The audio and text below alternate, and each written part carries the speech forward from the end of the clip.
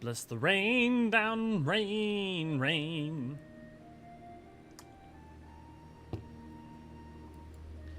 And we are live! Hello, everybody! Oh, fuck, the update didn't work. Okay, well, that's fine. The banner will hopefully be updated in the middle of stream. Yes. How's everybody doing? I will say hi in just 1 second. There we go. This should do it.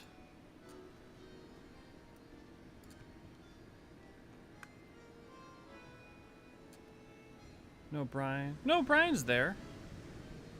Okay, well, the banner should work.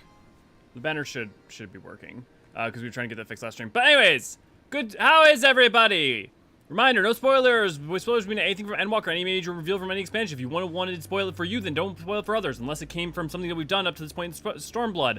Hey, Ray, good to see you. Glad to have you, and thank you. Lolly ho, Jellybean. Also, Ray got before you. That's a rare time when Ray gets there before the beam. Jolly, good to see you. Glad to have you. Doing good. Auroria, good to see you. Glad to have you. Hello, Jubilant. Good to see you. Glad to have you. I hope that those of you identify as American have all done the voting. Speaking of, I voted. So should you. I don't care for who, but go vote. So I have a friendly reminder all stream going on. There we go. Just in the UK we don't seem to bother with that anymore. It's just musical chairs at number 10. Yeah, our thing is you kind of get stuck with who you get stuck for, but there's pros and cons to that. Elias, good to see you. Glad to have you. No, but it's not musical chairs in the US, guys, because who we get voted in, they're fucking there for a while. It's not the same form of government everywhere else. So, like, for instance, with coalition governments and stuff, it is not the same as it is in the United States. It's very different. Sarah, good to see you. Glad to have you. Astriel, good to see you. Glad to have you. Oh, thank you very much. Yes, that was a good cosplay. We have more cosplays coming up. Let's just say we have a certain, we have multiple sad boys, let's say, coming in our future. One for Shadowbringers, and one for Endwalker. We'll see. We'll see how those go. So new form of Garlean, the I voted third. Yes, this is my true Garlean form.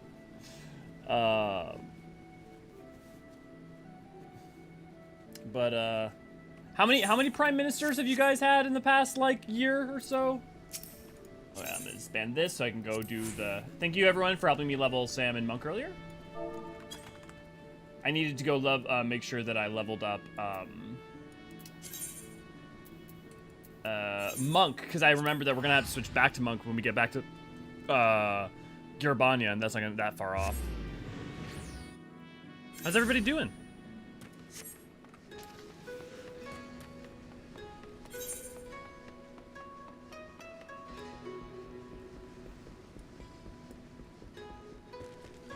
Do these tell you if you're unattuned? Doesn't look like it.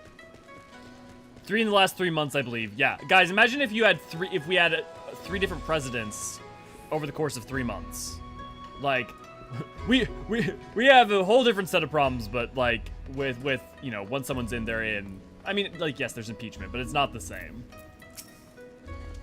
But not to make this a politics stream. That the enemy should know our plans. The loss of a comrade pains us, but we are grateful for Mokoto's preservation. She has told me all. As Master Musosai's pupil, your blade would be most welcome in these dire times. Elio, pray allow me to confirm your intent. By your coming to Kugane, may we take it to mean that you will aid us in our fight. From the bottom of my heart, I thank you. Our cause is much bolstered for your blade. Without further ado, I would introduce you to our captain. However, there is one thing I must ask of you. Pray, keep the fact that you are Master Musosai's pupil to yourself. It may make little sense to you, but that you shared a master with a wanted criminal would mark you out for suspicion. That is simply the way of it in our culture. Lieutenant Shiden alone knows the truth and understands, but few are as open-minded as him. Ah, it occurs to me I have yet to introduce myself. As Makoto says, I am Shiden, Lieutenant of the Seki Segumi, and I apologize for our orders penchant for procedure. When I sent you to find Makoto in my stead, I could not leave my post due to prior duty, tending to the whims of a visiting dignitary.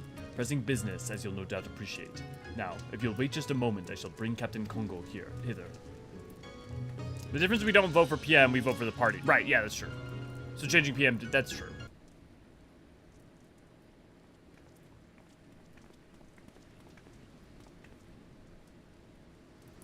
May I present to you Raen, who has journeyed from far away Eorzea to aid our cause. Though he is not of our land, I have witnessed his skill and arms firsthand, and every confidence that he will prove an invaluable ally.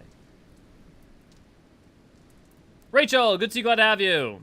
Well, we're glad to have you here. I'm glad you can make it for this first time. Oh lord, I'm under attack. Captain? You would have us trust our lives to an outsider. For all we know, he is one of Ugetsu's, or even Imperial spy. Captain, please, Elio is a good man and true. I personally vouch for his identity, and shall assume all responsibility for his actions. Should his origins give you cause to doubt, you would do well to doubt us all, the sons and daughters of nameless farmers and laborers, and the kami knows what else. To cut out of that music. Very well, but mark my words, outsider. A single misstep and I will cut you down. What a lovely individual. Forgive the captain, my friend. He holds himself responsible for all our losses as we fight a losing battle. In spite of our best efforts, we are no closer to ascertaining Ugetsu's whereabouts, nor do we know the full extent of his operations. And in light of recent ambush, I fear there's a breach in our security. As if we had not problems enough, His Excellency the Tairo, one of our nation's most powerful men, has chosen this juncture to come to Kugane on an embassy visit. Ugetsu will surely look to wreak further chaos, and it falls to the Sekisegumi to keep our honored guest hale and whole. We will be out in force providing security, and I pray that we can rely on your blade as well.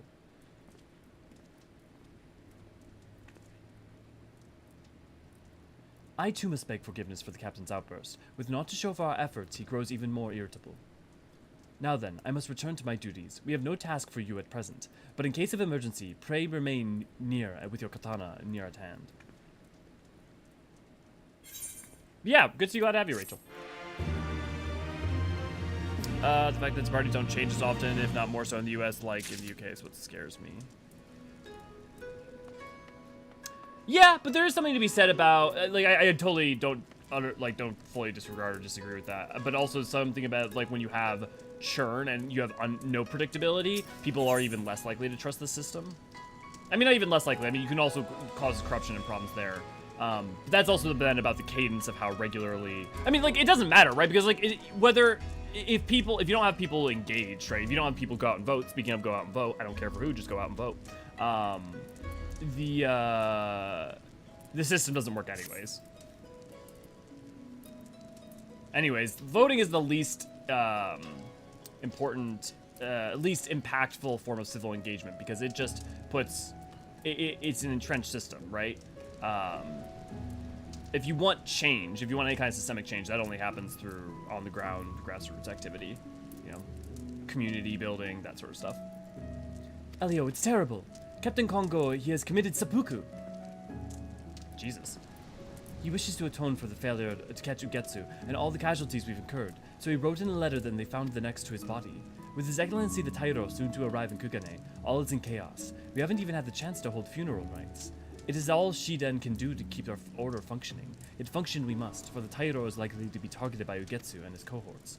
As part of the security detail, I am tasked with patrolling the short pier area. I should be grateful for your extra pair of eyes, Elio. I am in your debt. If aught strikes you as suspicious, I ask that you notify me at once. Smashes that like button. Thank you, John. Good to see you. Glad to have you. And yes, I appreciate it whenever you guys smash that like button. Like and subscribe. Don't forget to comment. Whoa, whoa.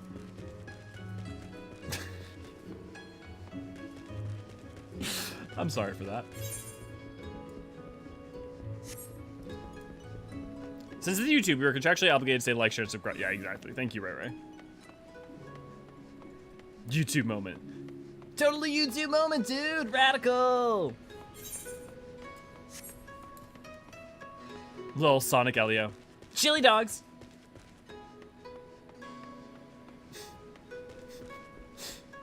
Now I'm just trying to think of like a Sonic line from Adventure 2 Paddle. You're too slow.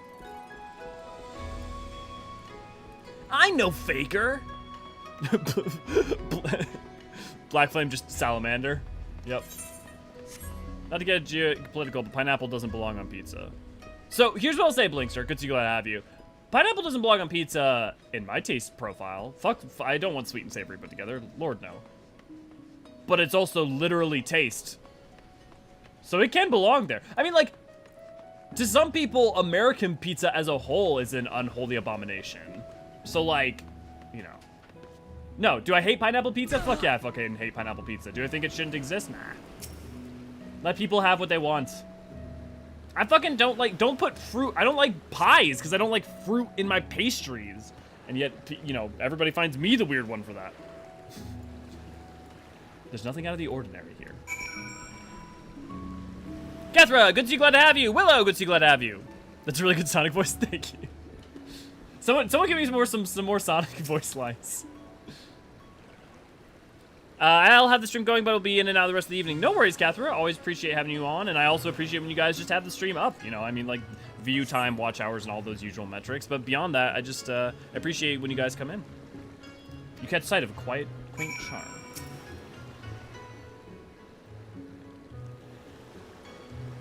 I like pineapple pizza. Sweet savory is just fine, okay? Jeez. Jeez, Rick. I don't even know what kind of Morty that was. Oh, jeez, Rick. Morty. It's pineapple on pizza, Morty. Pineapple goes on pizza, Morty. No, but let people enjoy what they love. Holy shit! It's to me, Mario! Gotta go fast. I don't know why my Mario always sounds like he's a little bit like dollar store Dracula, but it always does. There you are. Did you observe aught suspicious?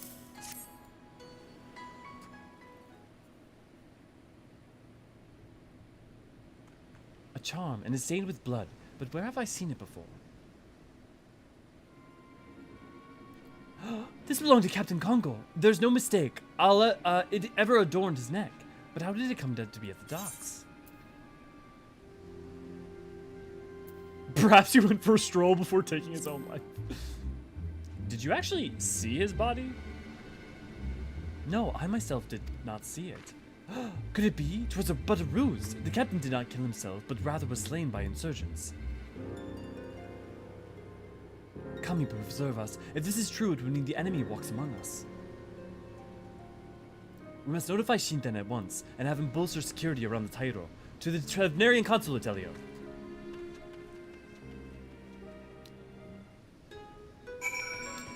I like pineapple. Nap life had me, but I made it. Well, Willow, I'm glad that, I mean, you sacrificed nap life for me. Man, you're making me feel loved over here.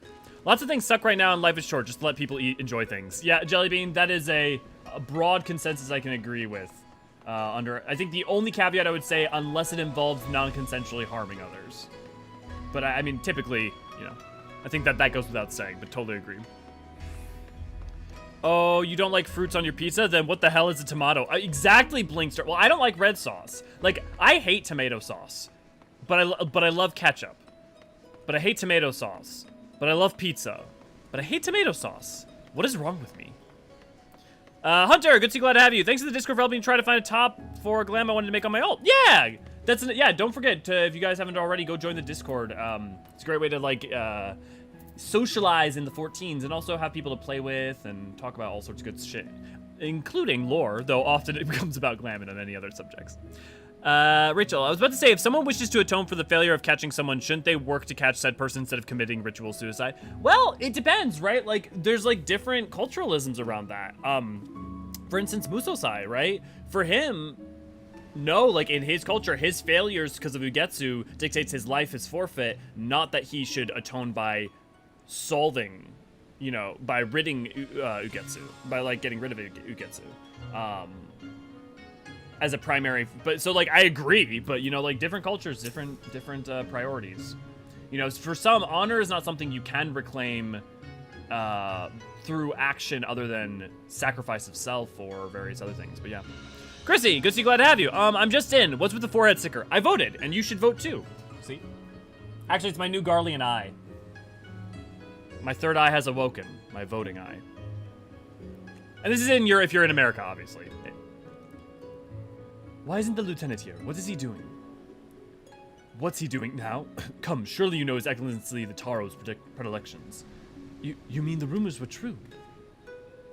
It is whispered that the Tairo is wont to indulge in his voracious appetite for pleasure houses under the guise of official duty. If this is the case, then it will be Sanjo Hanamachi, and so too will Shinden. Let us hurry. I voted by mail last month. Good job! Awesome, John.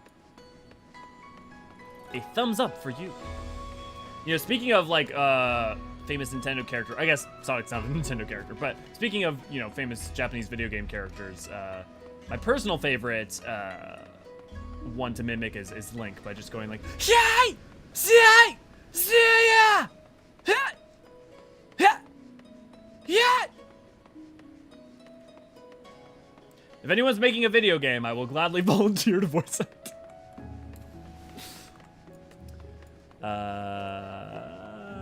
Leslie's I'm in Northern Ireland. Oh! Well, glad to have you.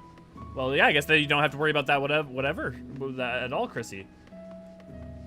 I also, man, I freaking, two of my favorite things about having you guys around, right, is not just also, I mean, obviously talking to you guys, but the fact, like, having random people from the Philippines just getting to talk to and hang out with. I mean, hell, Naniri's over in Singapore, but, you know, also people, so many of you guys are, like, varying age ranges, like, from 20s all the way to 70s. Gotta vote after work, hope line won't be too bad. Hopefully it won't, Silver. Especially because it's, you know, midterms rather than presidential. Usually the lines are a lot shorter, sadly. I mail and voted 3 weeks ago because, you know, I hate people. Understandable. I heard it was this new Curly and I.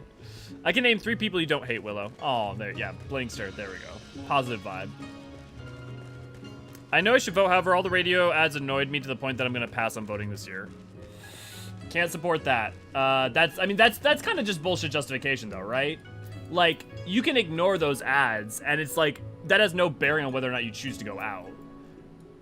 Like, are you doing that because the radio ads annoyed you, or are you doing that because, like, really, it just kind of feels inconvenient?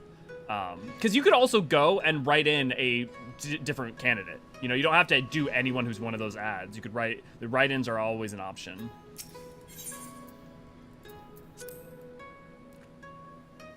There's also policies to vote on, not just candidates. Yeah, well, that also, yeah, it depends on where you are, but yeah, definitely there's some, like, what are they called? Not measure. Trust me, I hate the childish is the way the person sucks ads too, yeah. Shinden, what are you doing?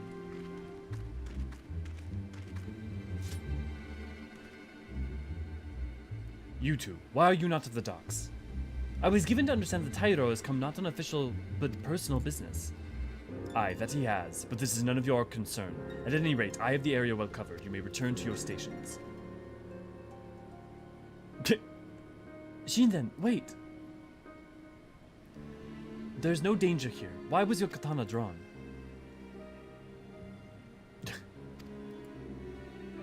You're too clever by half. More's the pity, we failed to finish you off on Sakazuki.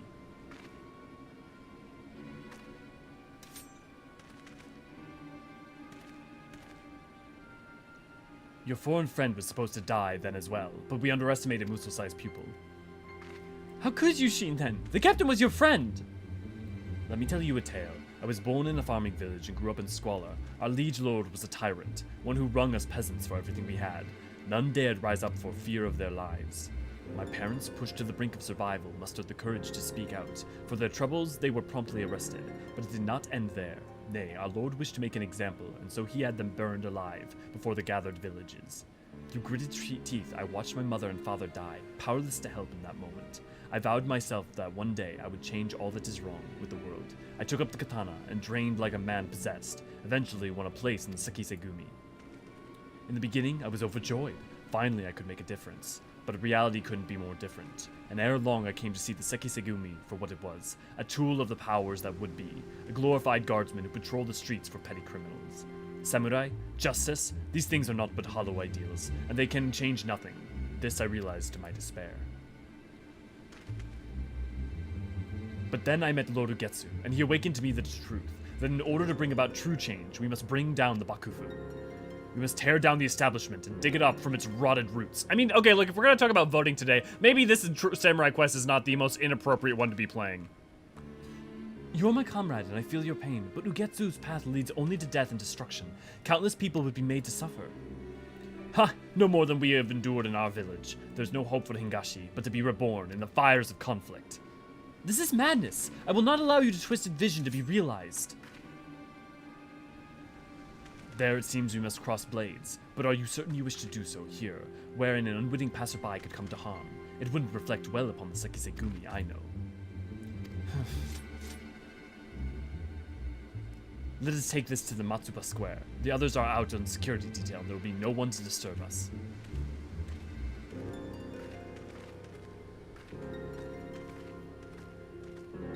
I don't know anything about the bloke's policies rather than not send in random votes. Well, yeah, but you can literally...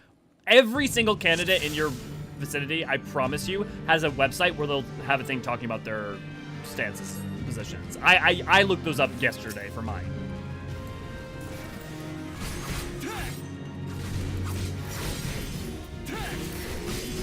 I knew that we needed to be rid of you, but I had not expected to do so myself. You were my favorite, Makoto. This gives me no pleasure. And I respected you, Shinden. It is not too late.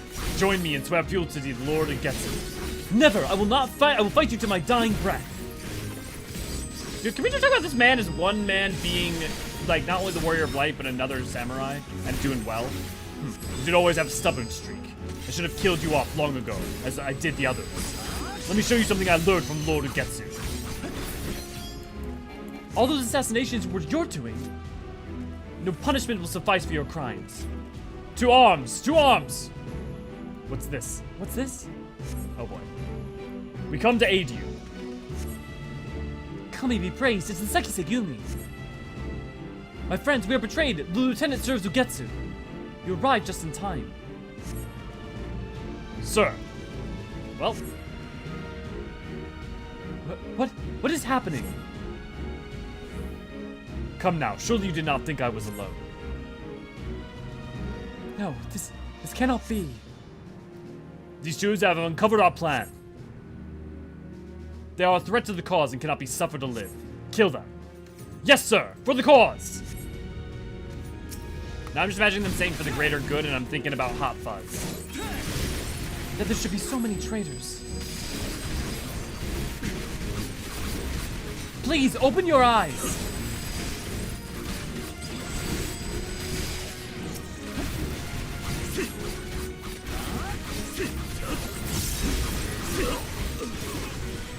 We are Sekisegumi. We are sworn protectors. What you're doing is wrong! Kongo, quickly, this way. That voice, could it be?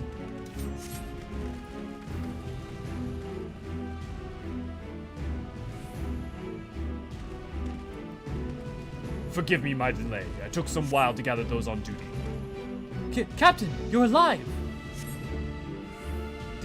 There are traitors in our midst, and the lieutenant is among them. I know. 'Twas he who tried to kill me.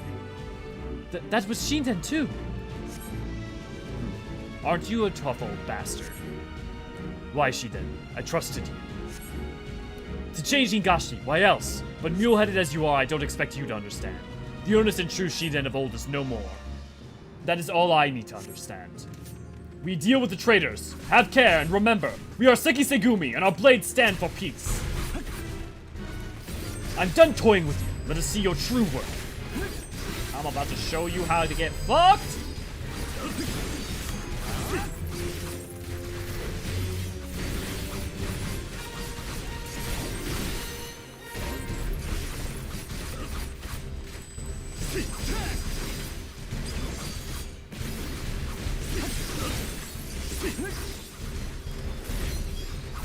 It really is a problem that you don't really get to practice positionals unless you're in multiplayer content. Because this would be a great time to like get more into the habit of it.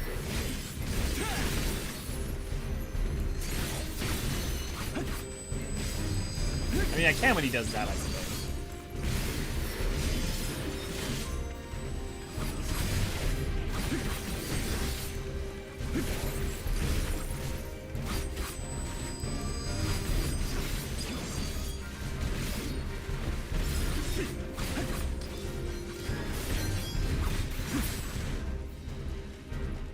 My brilliant blade pierces all.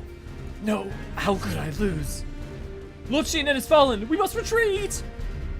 You'll not get away. Leave them. We cannot risk endangering the citizens.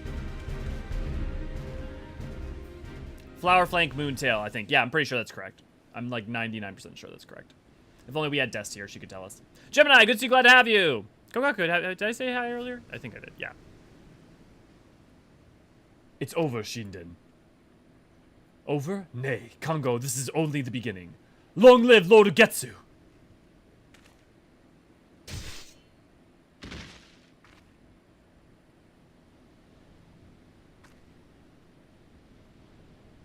Farewell, old friend. May we meet again in the next life.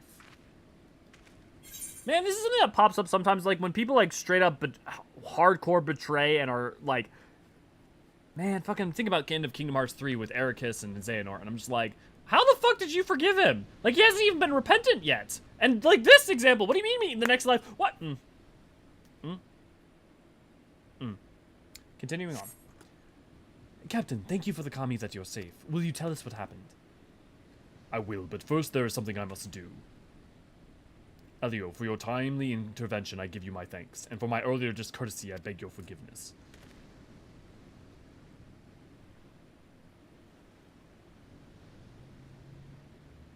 Allow me to thank you all. Were you not on hand, there's no telling what might have come to pass.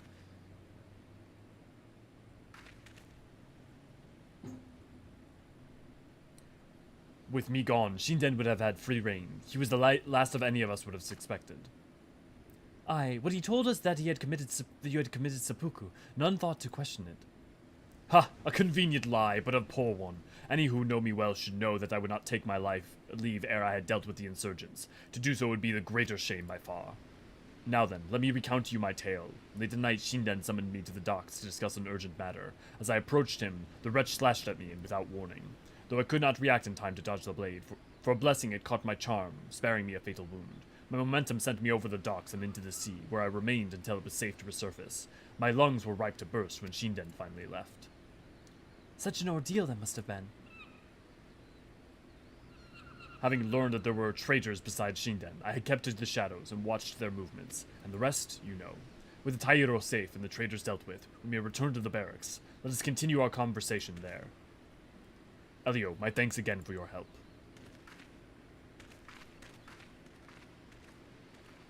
Oh, is chat not updating? Here, we'll refresh it.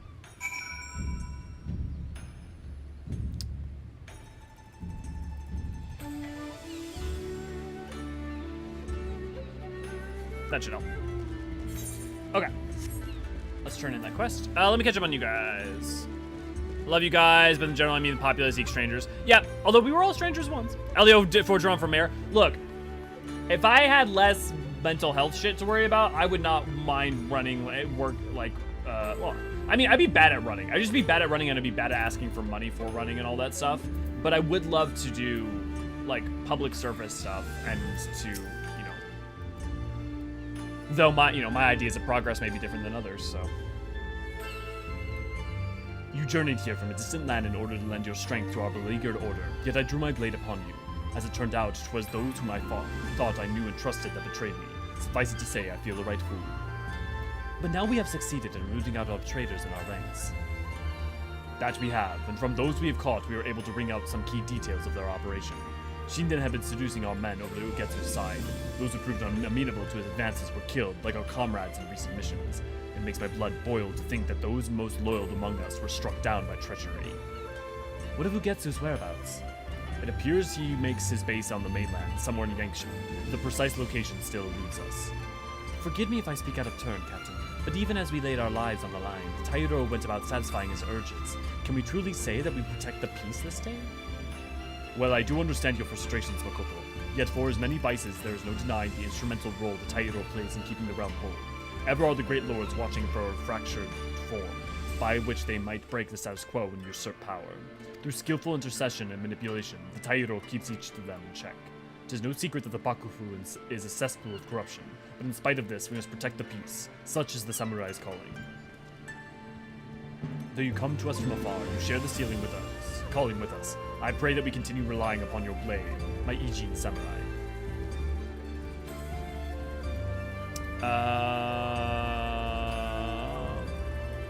Allow me to add my voice to the captains. You are a stalwart ally to our cause, and the samurai true. Master Musosai was not mistaken in choosing you.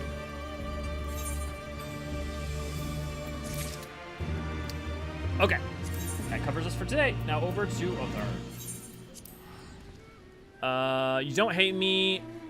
Our favorite archon over here and any of all of our Rajas, yeah. I just don't know anything about the blokes, yeah. Let's see, random votes are statistics that do matter. Can I say a lot more that stayed at home and we don't know, don't know why, shrug, yeah.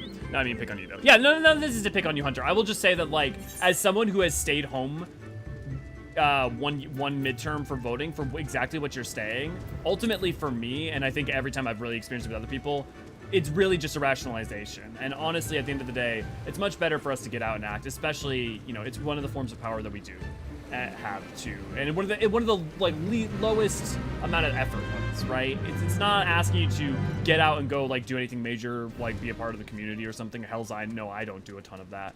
But, and if you don't know enough about people, any of the candidates, I mean, like I said, like you can go check it. That's the thing is, that's on you to go. You can just go check, be informed, right? There's a certain amount of personal responsibility to be informed. And if you don't support any of them, go and like write in someone, right? Someone you do support, because if even if only a small amount of people vote for someone, that is telling, and that can also become a block in and of itself. Son of a bitch just slid on some snow. I really like the Sam animations. Yeah, they are really good. The Sam animations are very fluid. I will say it's worth remembering that they updated the Sam animations and some other animations during, I believe, Endwalker. Or it might have been 5.55 or something like that. But a lot of the like animations for a bunch of classes actually were recently updated. Some folk don't like the fact that the moral of this questline is somewhat opposed to the general theme of Stormblood expansion itself. Thoughts once this questline's over? Yeah, Chrissy, great point. So I would point out that the Samurai questline is also kind of a broader conversation with Japan's history of upholding the community over the individual. And I think that, I don't know that I would say it's completely against it, because the thing is that the idea of Stormblood, right, is the revolution when you are downtrodden, when you are under boot and heel, rather than an imperfect and corrupt system that is flawed and needs to be changed over. Because, like, if anything, I think it is within the lines, because part of the whole theme of Stormblood is not just fighting, or now is the time to fight. It's all, a big part of it is, when is it okay to fight? Why do you fight? How do you fight? What is the means by which you fight? When is, action or inaction okay? And so to me, I think it actually is an expansion on those same themes. And I think you get different perspectives from different characters. And I don't think, as much as Ugetsu's, I think, revolution is shown to be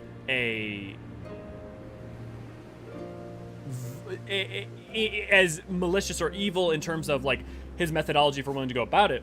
I do think that the story actually gives you some sympathy towards the reasons and cause for people to act. I don't think that at any point the Samurai questline hides away from the feeling and vibe that the institution, that the society as a whole suffers from corruption, but it's the balance of weighing whether or not revolution is the only means by which you can improve that. Whereas I think it comes away with the ideas that you improve with people improve groups like the Sekisegumi to win small victories that end up mattering for the broader, morally righteous broader victories that affect the whole. And I don't think that I'm saying, I don't think you have to agree with it. I don't think whatsoever you have to agree with it. And I think part of the thing is, because you're an outsider, you have no direct obligation to be like, I'm the Warrior of Light, I'm coming in here to like change the entirety of Hinken society to be this way because I think it's the best way. You're allowed to be a certain amount of taking action to preserve a certain level of peace or people or lives, but without necessarily having the obligation to be the one who's going to, there's no one person who can fix everything, right? And yeah, I think it's complicated. 9 vs 2, some Warrior of Light would like those odds in that fight, yeah. Gemini, good to go. This quest bothered me because the bad guy's point of view doesn't make even a little sense to me. Maybe I missed something, though. Well, Gemini, so Ugetsu's point of view is effectively, this institution is corrupt. There is a swath of people who are at the bottom who are suffering and can be taken advantage of, and the entire fundamental institution that exists will not change itself because it works well enough for the majority that why would it care? Why would it ever shift itself? And that he believes that the only way to change that It's revolution. The only way to change that is to bring out another Age of Blood. The only way to change that is to like, to actually cause. The only way for things to really fundamentally change, in his opinion, is to tear everything down. And I think the thing is that you could absolutely see that in the real world. And I don't care. They're not talking right or left. I'm talking. You can talk about everyone. People. That's absolutely true. People bring that out. And the question is really Hingashi so far gone that the only way to fix it is revolution, or is incremental change and systemic change possible by the actions of people within that society to just improve what is and build it up and change it and make it better? I think that's like kind of the heart and quotes. That like the problem is Ugetsu's point is rooted in real suffering and reason. But his methodology, it's not even just his methodology, but the thing is that ultimately what he will do is start a war to tear everything down to start again, because he thinks the thing that will be built from the ashes will be better.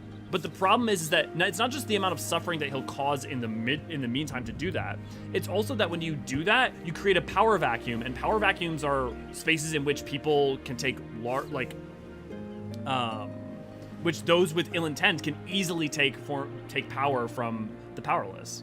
But again, like, it's more nuanced than that. Also, revolution sometimes can lead to better outcomes. Like this, the war against Garlemald was not going to change without revolution. Right? Garlemald was never going to treat individuals who weren't Garlean as anything less than lower themselves. And you see that because literally characters like Fordola's father, right, were trying to do incremental change. They're trying to make a better world but still within the box of what the Garleans wanted, of the Garlean totalitarian control of everybody else and of placing themselves above everyone else. And so so you see that there. You see characters, you see people trying to make the best of a bad situation, but also trying to create incremental systemic change without revolution, and they fail, right? And there are certain times where revolution does become your only recourse in order to cause change. But so I think there's a lot of side quests, main quests, and job quests and stuff going on throughout.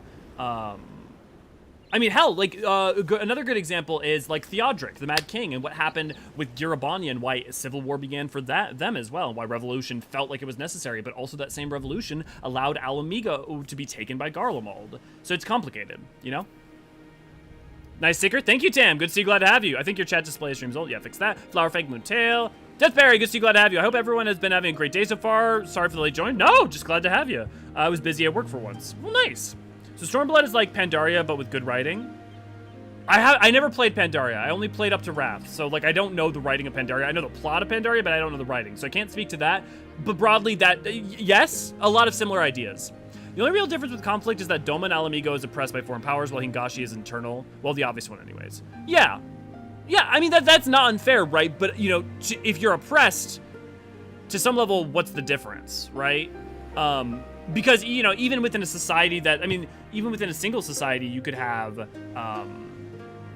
people on the merit of, creed, economic class, race, whatever, still have that same issue, even if you were all still Hingans, one group of Hingans could still control that power. I mean, they do. It's literally, basically, it's their caste system, effectively. Yeah, Uldal's one of those places that could use a refresher. I don't know. No, because if you cause a revolution in Uldal, what would happen? The monetarists would all take over. The monetarists would have all the power, all the money, and then they would be able to concrete their power even more. If you just cause a mass revolution, unless you manage to actually kill them all. But also in doing that, you're gonna remember, Godbird is a monetarist. Remember that it's not, especially once revolution begins. Innocent people suffer when revolutions happen. I'm not saying that doesn't mean that they're never potentially necessary to enact change, but innocent people will suffer. And also you don't get to selectively choose. Things spiral out of control real fast. Thinking on it like that makes it a lot more sense now. Good, Gemini. I'm glad that provided at least some thinking. And also when we go through the quest next week, the last part of the quest, we can also talk about it then. The Romans conquered Japan. What culture do you think the groups from Eorzean are based on? Wait, the Romans conquered Japan? What? What? What culture do you think the groups from Eorzean are based on? I mean, Eorzean is pretty simple, right? So not pretty simple. The thing is broadly, if you look at the world map, Eorzea is Western Europe, New World is Americas, Ilsabard is Eastern Europe, Othard is, Asia. You've got Hingashi, which represents, loosely, Meiji Edo period Japan, especially Edo period Japan. You've got Doma, which is, Sengoku period Japan mixed with China and Korea. You've got the steppe, which is, your Mongolias, your, stuff like that. Nagsha is, your Vietnams, your Singapores. You've got, honestly, the burn doesn't have a good parallel. But you've got, your Middle East areas with places like Baja, which is has some, Turkish elements and stuff like that. You've got your Razathan with, your Thavnairs with your India. Ilsabard is very rooted in a lot of, different Central and Eastern Germany stuff, Europe stuff. Not least of which is a lot of, the Russian elements that also show themselves and in Ilsabard, or the northern sections of Ilsabard. When you come here, right, it's interesting because it's a whole hodgepodge of a bunch of different things. Because, the Shroud, for instance, is a combination of, Druidism and Shinto, very much fused together, which is, a cultural idea more than it is a specific geographic one. So it's, rooted in both, a lot of, traditions of both, the UK and the places surrounding it, but also of, the forests of Japan and Shinto and those ideas as well. You've got places like Kurthis, right, which is loosely inspired by certain places, in France, but both culturally, but then geographically, you could liken it to places maybe the Pyrenees or elsewhere. Lenosia has some elements that are very Mediterranean to it, especially with the rock formations. You've got Hydaelyn, which, is Hydaelyn a little bit northern Africa, maybe? It doesn't have perfect... Garibani and Hydaelyn don't have perfect one-to-ones. Yeah. The Burn, Bikini Atoll, devastated by nuclear testing. I think you can make that point. I think you can relate that is... Especially, even Crater Marked, right? I don't know that was the intent. I think you can make that connection. But I wouldn't necessarily say that was... I think the idea, though, of devastation wrought by human hands is a repeating motif, right? And definitely of all the places, countries to, talk about that in a mass sense, Japan makes a lot of sense. Oh, I forgot about the Montrous. Yeah.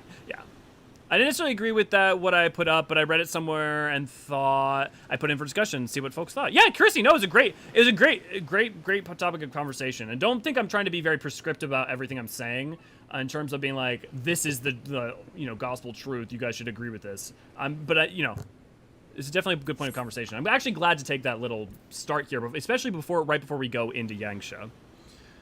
This is why I love lore talks, because I tend to miss something in the story. Yeah, I mean, look, if these conversations are providing any level of benefit to deepen your guys' enjoyment of this narrative in the game, I feel like I'm doing my job. I meant since the Garleans are based off the Roman Empire. Okay.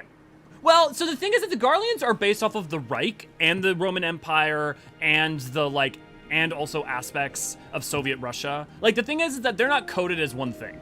Their use of Latin, right, and a lot of aspects of the Roman Empire hold true, but there's multiple levels to which they are coded in a couple different ways. But definitely Roman being one of the main ones, if not the one. I wonder what it used to be in the Burn nation-wise. Yeah, in prior ages. Well, I mean, I guess before the third, you're only going to see you're not going to see much, because Othard, how much Othard was populated in those times is kind of a little ambiguous. Maybe Alri, you might see Alri there, potentially, depending on when the first Alri ended up in the steppe. Primals pretty much are weapons of last resort nukes. Yeah, and you know what happens when you make people desperate? People do stupid things, and they use weapons that maybe they shouldn't. Alligans, yeah. What was summoned in the Burn to even cause it to be such a deadline? Azizla. So Azizla was torn from the Burn, but and its energy was used from it, but also it's important to remember that, and we'll get to this in the patch content, I don't mind talking about this now because this is important. The House of the Crooked Coin is continually diverting Aether from the Burn, which means that the Burn was never able to recover. So it wasn't just that an enormous thing happened, it's that the Aether from that area itself also wasn't able to be. But also, Solus Zoscalvis lied and pretended like the reason was primal. It was primals as a justification for his actions. And if you know Solus, you know why Solus would lie about that. I mean, Garland became the Reich when Solus took over. Otherwise, it was more Roman Latin. Well, I mean, before Solus took over, they were not really Roman Latin. If anything, they were, in some ways, you could almost look at it more like the Jewish Exodus. Like, they were kicked out of Locus Amenos and were, like, barely surviving. I don't know that I would say Roman then. You did well, Elio. Were it not for the tremendous strength and bravery of you and yours, many innocent souls would have suffered terrible fates. Though I knew the Confederacy would be loath to meet the Imperials in battle, I also knew that if any could win them over, it would be you. Truly yours is a heroic spirit that inspires men to rise above their circumstance, to strive for something greater. It will be an honor to travel with you again. It was Solus all along. What a bop. What a great bop. Now then, let us not squander the Confederacy gift. Yangsha and my countrymen await. There is a tunnel in the southwest. We need but follow it to reach our destination. With me. I hope they let us explore the New World eventually. I'm a big fan of Native American cultures and like the Wallach we really have a feel. We're going to, Gemini. I have only very loose, scant evidence to suggest what I'm about to say, so take it with huge grains of salt. But I don't think New World will be 7.0. If anything, I think it would make Mericidia would make a lot more sense on just a bunch of levels for what's happening in 6.x currently, as well as kind of drop hints and stuff beforehand. However, if you've done the melee world quest for Endwalker, as well as the Blue Mage quest, you know they've been setting up the New World. It's gonna happen. We're gonna get there. It's just a question of when. Meanwhile, on the shores of Othard. Primarily E-Machine, yes. Blue Mage, Encyclopedia Eorzean Volume 1, and the Melee Roll Quest from Endwalker. We cannot rest here for long. This place is not safe.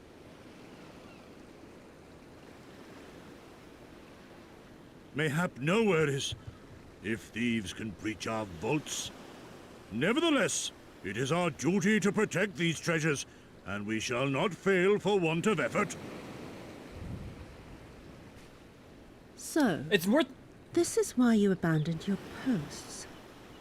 And without a word of explanation at that. Rather thoughtless of you, was it not? Lady Yotsuyu, pray forgive us our absence, but our home was under attack, our vaults plundered by outsiders. Did you even pause to consider the possibility that it might be a diversion? What is the point of contracting your services if you are not here when they are required? It is my solemn charge to bring these vermin to heel. To torment them, body and soul, until all they hold dear is as bitter ashes in their mouths. And then you go and ruin everything!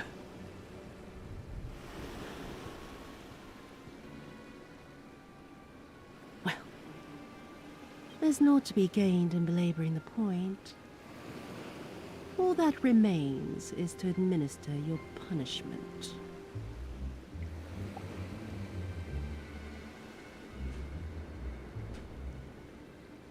Wait, my lady!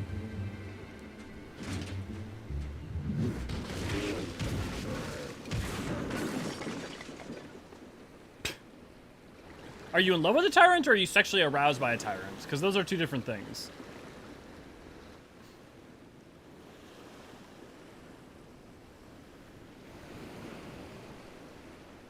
No, it's no good. There's just no joy in it. No release. There needs to be some investment. There were negligent imbeciles deserving of punishment, but it was hardly personal. 10,000 such Korjin could not satisfy me half so well as a single doman.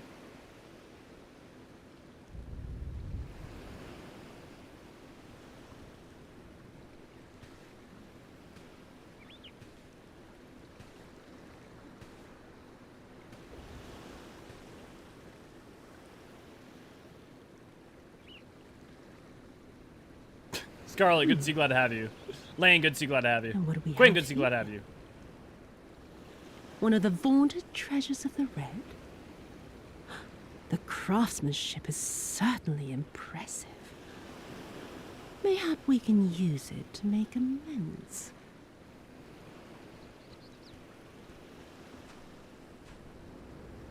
How long before Lord Xenos reinstates me, do you reckon? I've got unfinished business back in Eorzean. Is serving me really so unbearable? At least pretend to enjoy it, you witless lump! If you are so desperate to earn a way back to Eorzean, then be quiet and do as you're told. And bring that sword while you're at it.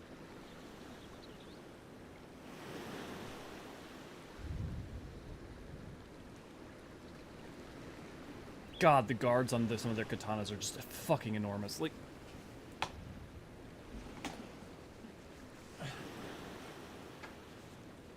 this is what the size of, like, a guard. Like, they fucking make them, like, this fucking big. It's just insane.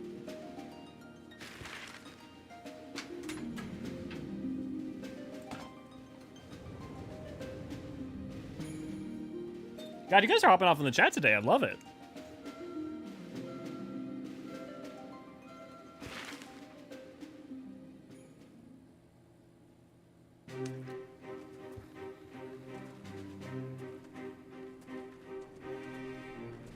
I remember the silence. How the talking stopped when we first set foot on the plains of Yansha.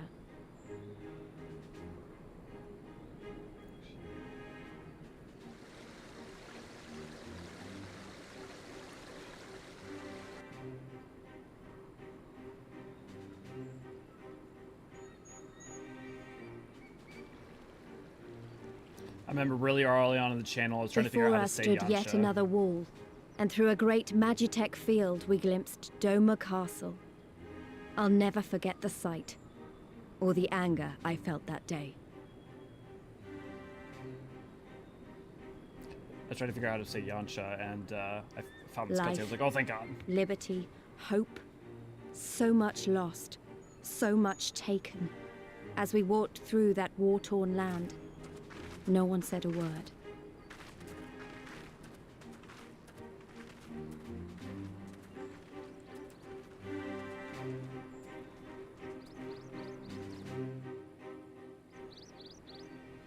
All right, we got some questions and here's some good lore topics. So I thought, as law pulled lands from places in the chairship. So remember, so the aether of the burn. That's also why there's like the installation stuff that you find in the burn. The Alligans were using aether from it for projects like Law. Law also ended up pulling lands from places like Mericidia and elsewhere, which is why the different the quadrants are different things and come from different worlds, places. The burn is also foreshadowing for the empty and Shadowbringers. I don't know if it's foreshadowing, at least not intentional foreshadowing, especially because like the burn and the empty are two fundamentally different things, because the burn is aetherless, the empty is umbrally aspected aether. They're very, very different things, even though they visually seem somewhat similar. Yeah, please not Evil East again, math. I mean, honestly, expanding Evil East more could do a lot to make Evil East more interesting to me. Also, I just need to replay Tactics again, I guess, even though I played it recently, and try to see if I can get into it more. Step on me, please. Indeed. Glares at my rice cooker. 7.0 will probably either be New World or Mericidia. I would suggest it's probably more likely Mericidia, especially with a lot of how that ties into a lot of fucking things that are going on right now, as well as have been going on the past two expansions. I think that's probably what's gonna happen. Although maybe they'll do something like Mericidia and the New World, or what have you. Also, I would not put to bed the idea that cross-reflection travel, but I don't think that's gonna be 7.0 because I think they won't want to do a terrestrial expansion. But they might do like, hey, we go to Reflection and Mericidia or something crazy. I'm so close to hitting the Endwalker now, just still at 5 point. Nice, Silver Kogaku, awesome, making great time. Even not the same Le Mans and Vagrant story, the new thing they could do. Yeah, I mean, I'm not super desirous of it, but I will fucking gladly take it, especially if it could get me more interested in it. I mean, honestly, I would want to go to Volnane more than anything. But with Matsuno not necessarily doing anything with them right now, we'll see if we get any stuff like that. Let me catch up on you guys. Yotsu's perfect. Look, again, you guys can be attracted to her, but you are literally lauding and lionizing a genocidal, I don't know, a sadistically cruel individual, even if that person you can pity and have like some sympathy and empathy for. You know, it's the same lesson you learn in Shadowbringers, as it were. Yotsuyu is great, but she has done a lot wrong, but that is why she's good. Yeah, totally agree. There's no joy in it in release. Yeah, she can step on me. I always thought the sword was hugely significant. Yeah, Ame, we were talking about that yesterday. The Ame no, what was that, Habakiri? I swear a lot of people want to be him. Yeah, yes, ma'am. Love Yotsuyu's writing and the VA performance was great. Still hate her as a person, which I guess is part of the point of the villain. Exactly, Deathberry. I mean, that's a great character, right? If you can hate them and also think that they're phenomenal. I also can't type today correctly. No worries, yeah. Yangsha has real chill vibes. Yeah, I love Yangsha's a good time. Tracy, good to see you, glad to have you. The squad and Lise, yeah. I love the rainbow water area. It's just listening, yeah, the rainbow area. I believe you're talking the Valley of the Fallen Rainbow over in there. There are multiple burns. No, there's one burn, but there's also the empty. The empty is on the first. And the empty we will talk about when we get there, but the empty and the burn are separate things. Tactics, War of the Lions, or the OG game? I played War of the Lions. Was the only one that I've ever played. I haven't played the OG. I don't know what the difference are in totality. Love-hate War leveling system is cheesable. See, but to me, that's one of the reasons that I was able to get through that game, because I just didn't find the combat that compelling. And if I wasn't able to, like, cheese it or, like, grind and do, like, stuff like that way, I think I would have had a lot harder time enjoying it. Because just, for me, tactics games usually just feel so solved, but it's the same issue I have with turn-based combat, which is not it's a fundamental problem of that fundamental underlying mechanic, but it's not a problem with it in terms of like any kind of mass issue. It's just like, for me, it feels less fun. I feel like one of the few games that's like a tactics game that I've really enjoyed in recent years was Three Houses, but that's because Three Houses had a lot of different ways of engaging with that system. And also, it also rewarded you for playing in some interesting ways. Stormblood suffered a bit from squishing two major questline locations together. Yeah, we talked. Yeah, let me get going, and we'll talk about that. Yes, this is far enough. Ere we proceed further, I should speak of Yansha and what has become of her, of what lies beyond the Great Wall at the heart of Doma. And we should be glad to hear it, but it is wise for us to have this conversation here on the road, out in the open and the pouring rain. Once your cautions would be warranted, but no longer.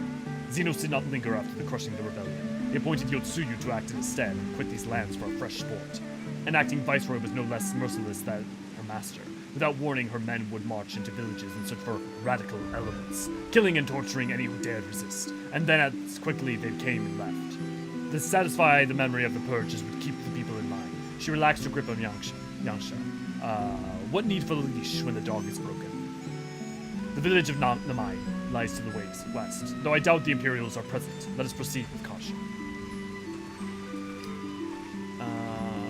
So yeah, we've talked a lot about Stormblood and its pacing issues. I think like the thing is, I think it suffers from that, but I think the thing is the way to which that expanded the world is good, and I don't think that joining those two quests together is inherently bad. I think the biggest problem with Stormblood is that thematically, the strongest thing you can do is make Girabanya and Doma reflections of each other and like meaningfully have a conjunction character. And the problem is, because this game fumbles Lise in its first third and doesn't do her amazingly in its second third, ultimately a lot of what the strength could be done. And this is not me a dislike on Lise. This is me talking about less about a dislike of Lise that is, and more of the handling of giving Lise the proper amount of attention and time she needed to be a linchpin. And it doesn't all lay on her, it doesn't all sit on her, but it is a big part of it. And because of that, I think reflecting the conjunction of those two things, of Girabanya and Doma, actually could have been a really big strength, but instead it ends up being a weakness because of the stopping and starting pacing at the beginning, when you slow into rising action, and then the rising action just gets to get started, but you don't get a time of rising action, you immediately go back down, and then it's flat again, and then it goes back up and only starts to build up again. And it even takes time to get up both through Kugane, but also Ruby C isn't even that high on action. But it's telling that you get that scene with Gosetsu and Yotsuyu in that cabin. It's just literally like a cabin scene, and it's like one of the best scenes in the game so far because it's character. Like, you get a lot of, like, you get a voice acted scene with characters that are developing this character that's nuanced, that has layers, and there's just not enough of that early on in Stormblood. And I think Stormblood has some of my favorite types of those scenes later on, especially when we get to the step. It has one of my favorite scenes in all of 14, and is with this motherfucker right here. But there's not enough of it early on, and that's part of the problem. Rishi's a victim of the circumstances. I can fix her copy. Okay, Rishi. The burn is what was left after the Allagans made Az's Law. It's not clear if the entirety of Az's Law's creation caused the burn outright, or if the redirection of it through the House of the Crooked Coin makes it's more ambiguous than that. But it is part of it for sure. If not the central thing. It wasn't primals in the same way that Solus suggests historically.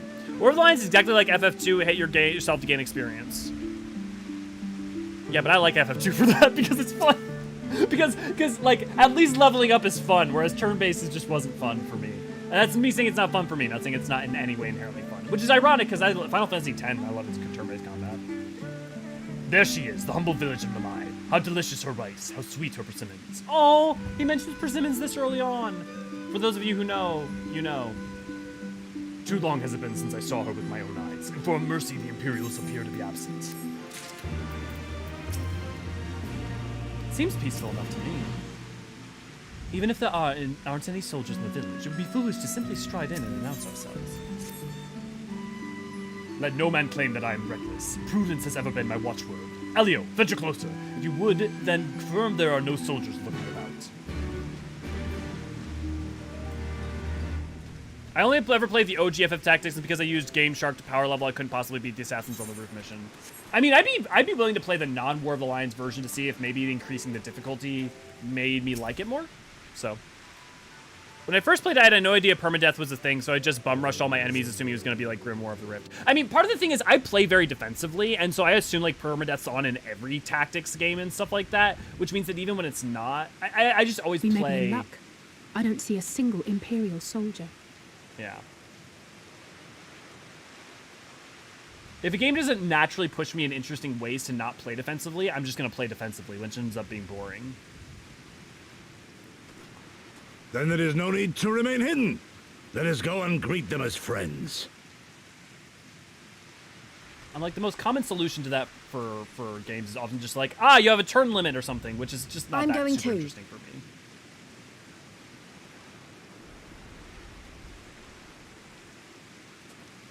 Yeah, I definitely wouldn't say terrible execution, Rachel, and I would say more muddled in certain places and stronger Good in people others. of Namai, hearken to me.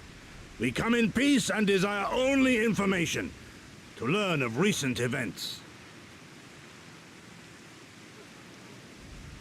But broadly, I wouldn't fully disagree. Isn't that the general? Did that Ali say Lord something like that? Gorsetsu.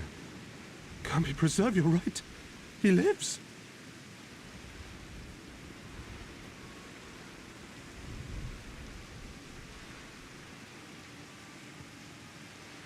I say, brothers and sisters, is aught amiss? Why do you regard me as one with a wild beast? Why is there fear in your eyes? Why do you tremble so? Ah, but of course, you fear me, a vengeful spirit of the dead. Rest assured, naught could be further from the truth. For am I not corporeal? Are my feet not firmly set upon the ground? He just Killhall. He literally just explained why they're not being safe. Like they literally explained that though. So one, also the it's not written zone by different people, but also he literally just explained. He said, and Ruby C, they need to be cautious because the Garleans are patrolling it. They're in super control of that. He literally just said when they got to Yanxia, they have left. Like they're not hanging out here, and we know they're not hanging out here once they crush the rebellion. So it's okay to be a little bit more out in the open. Like they just gave us dialogue explaining that. So that's not a failure of writing. That they actually like it makes sense and they explained it. Like there are plenty of reasons to critique Stormblood. What should we but- do? If they catch him here, you know what will happen. Of all the times for him to turn up. Has the old fool lost his mind? He's been away a while. He does not realize that they've come back into being more a part of things.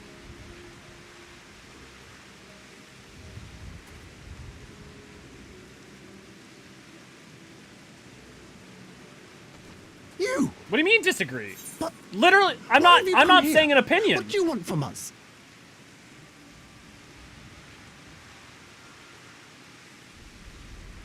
You said in Ruby C they're intimidated and likely to spy. What do you mean I said intimidated and likely to spy on them out of fear? I'm not stating an opinion on that. They did factually explain this just now.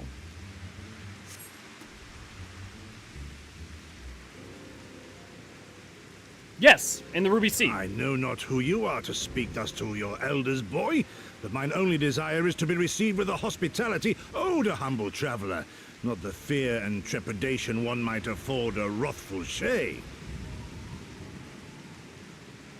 What? What you going on about? Actually, never mind. Just come with me. Now!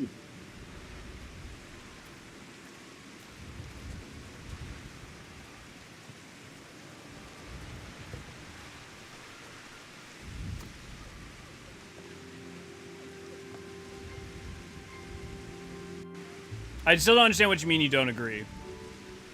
Like, I'm not stating an opinion on this.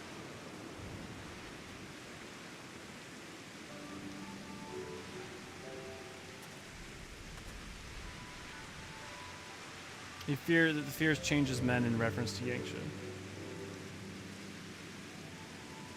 Yeah, but that's very different than saying that they're a threat to, those aren't the same thing. Jan, good to see you, glad to have you. Good evening, glad I made it to Yangsha. It's still one of my favorite zones to this day, especially this secluded Plum Spring. Yes. I also don't know which plot threads you mean, which don't go anywhere. Yeah, keep your feet. I always assumed that he was trying to give people hope, kind of like a rallying cry. Yeah. Here, like let's pull up. Let's pull up this point that Keelhall's making, right? Let's go to Garland Tools. Let's go back to his dialogue. So that's in the prior quest, right? Which is like our quest currently is Life After Doma.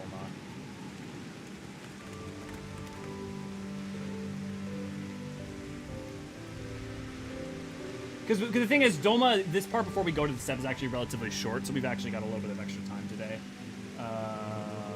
Life at Doma, we want to go to the one before that. Silence in the parts. So let's talk dialogue.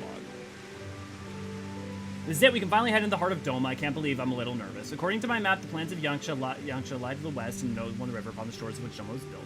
You did well, Elio. Were it not for the tremendous strength and bravery of you and yours, many innocent souls would have suffered terrible fates. Though I knew the Confederacy would loathe to meet the Imperials in battle, I also knew that if any could win them over, it would be you. Truly yours is a heroic spirit and inspires men to rise above their circumstances to strive for something again greater. It'll be an honor to travel with you again. Now then, let us not surrender to the Confederacy's gift. Yangsha, my countrymen, await. There's a tunnel to the southwest. We need but follow it to reach our destination. Ere we proceed further, I should speak of Yangsha, what become of her, what lies beyond the Great Wall at the heart of Doma. Once your caution will be warranted, but no longer. Okay, is it earlier than this then that you're talking about? Because here, let's go to like an earlier quest. Tycho's an Imperial. Let's go out.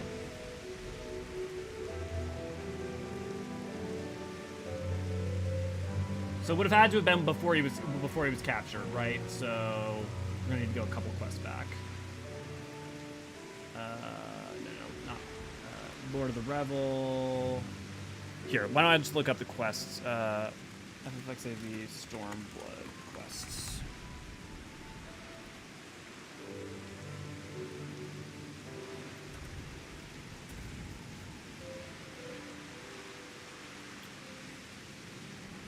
Sorbonne we trust. No, it's gonna be before that. Once more to the Ruby Sea will get us.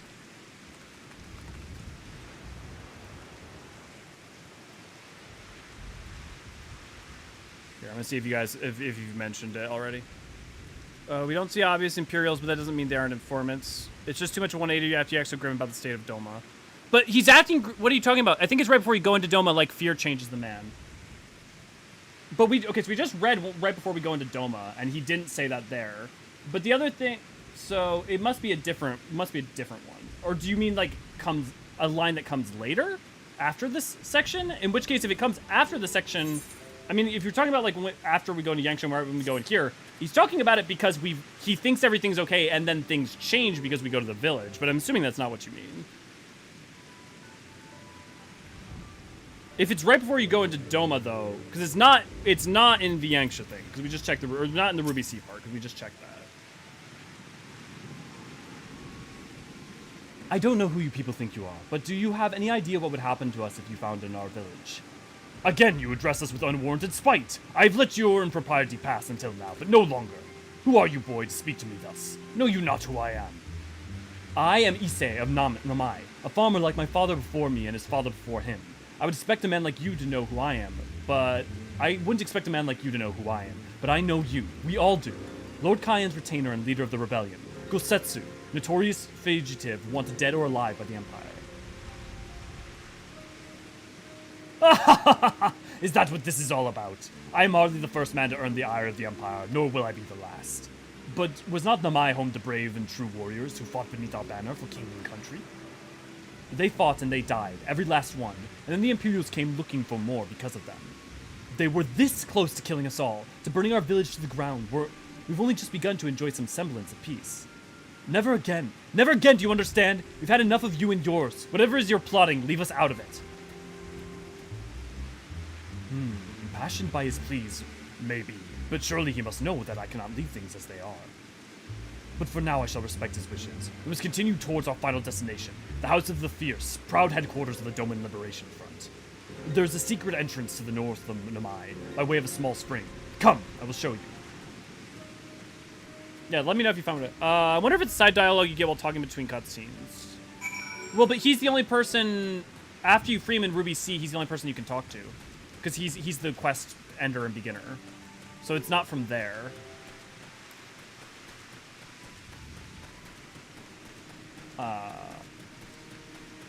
And also, I mean, that lines up with his behavior when he arrives in Eorzea and everything. Like, he's more tentative with the Ruby Sea, but he believes that the Confederacy and stuff will act.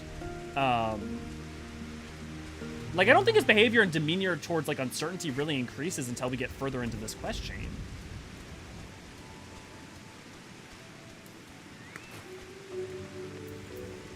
I'll keep an eye out for it, though. And there I was thinking our swimming days were behind us. This way, we must dive into the water. Have no fear, Elio. It is but a short distance. You need not hold your breath for long. Bitch, I can hold my breath forever.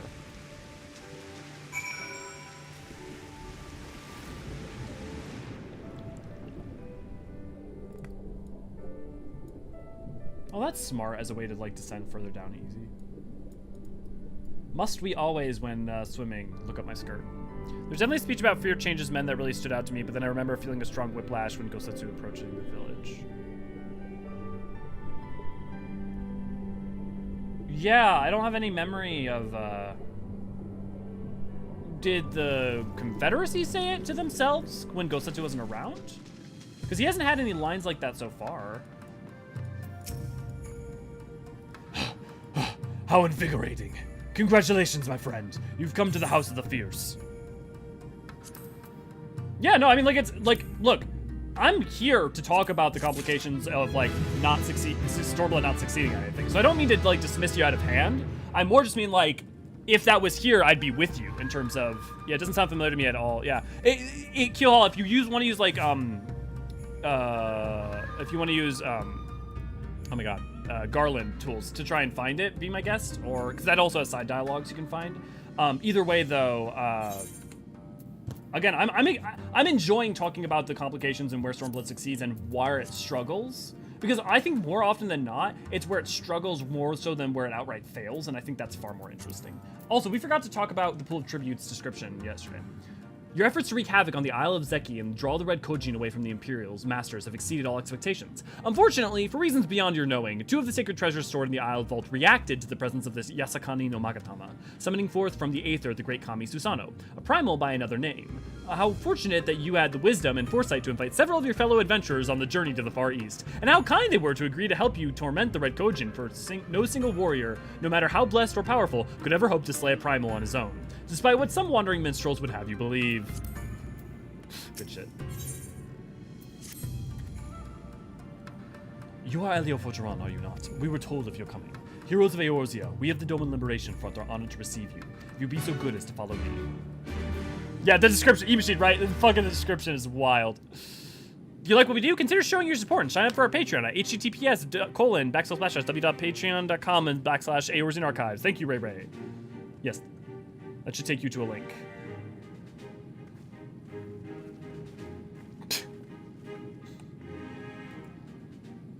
This is the House of the Fierce, but there are so few of them. Many kindred spirits remain in hiding following the rebellion. Many others gave their lives for their nation. We are a stubborn remainder. Even accounting for our comrades in the field, we are at a fraction of our former strength, 'tis true. Yet we few are patriots. Brothers in arms, prepared to fight with every fiber of our being to set our people free.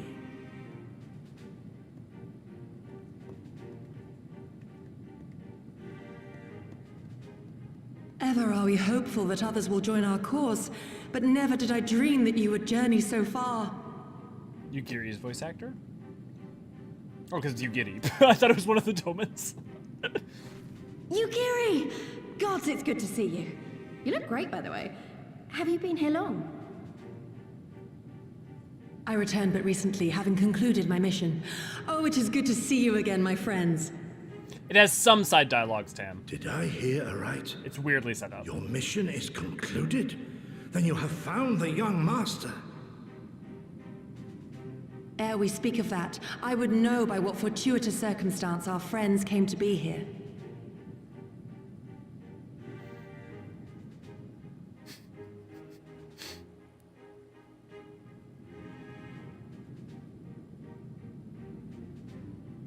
The Empire's crimes are all too familiar.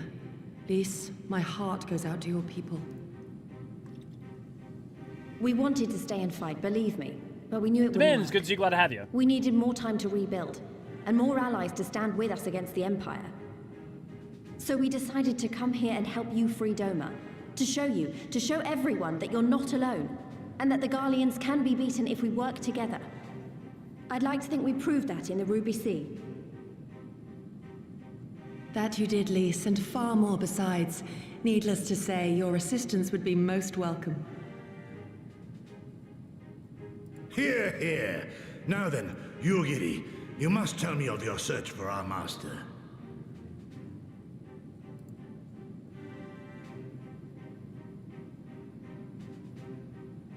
Lest you wonder, he speaks of Lord Hydaelyn, son of Lord Cayenne, who perished during the rebellion. When it became clear that all hope of victory had gone, Lord Hydaelyn bade us deliver as many of our people as we could to safety beyond our borders.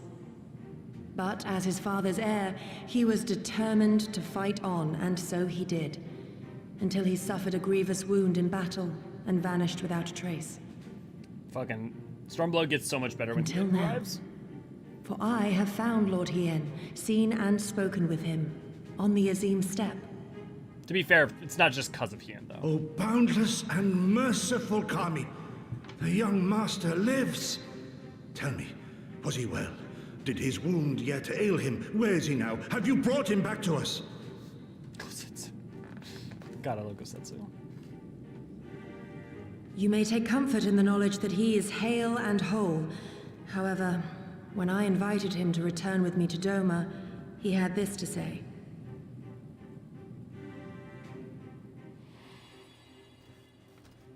If Doma yet thirsts for the blood of patriots and tyrants, I shall offer unto her my blade. But if she has had her fill of bitter draughts, I shall offer unto her conquerors my head. See, this is like... Thrice did I declare to him that no true son or daughter of Doma would ever accept such a sacrifice. But for all my passion, he would not be swayed. This is Learn exactly the what truth all of the her samurai heart and quests we're return to talking me, about. he said. And so I left him.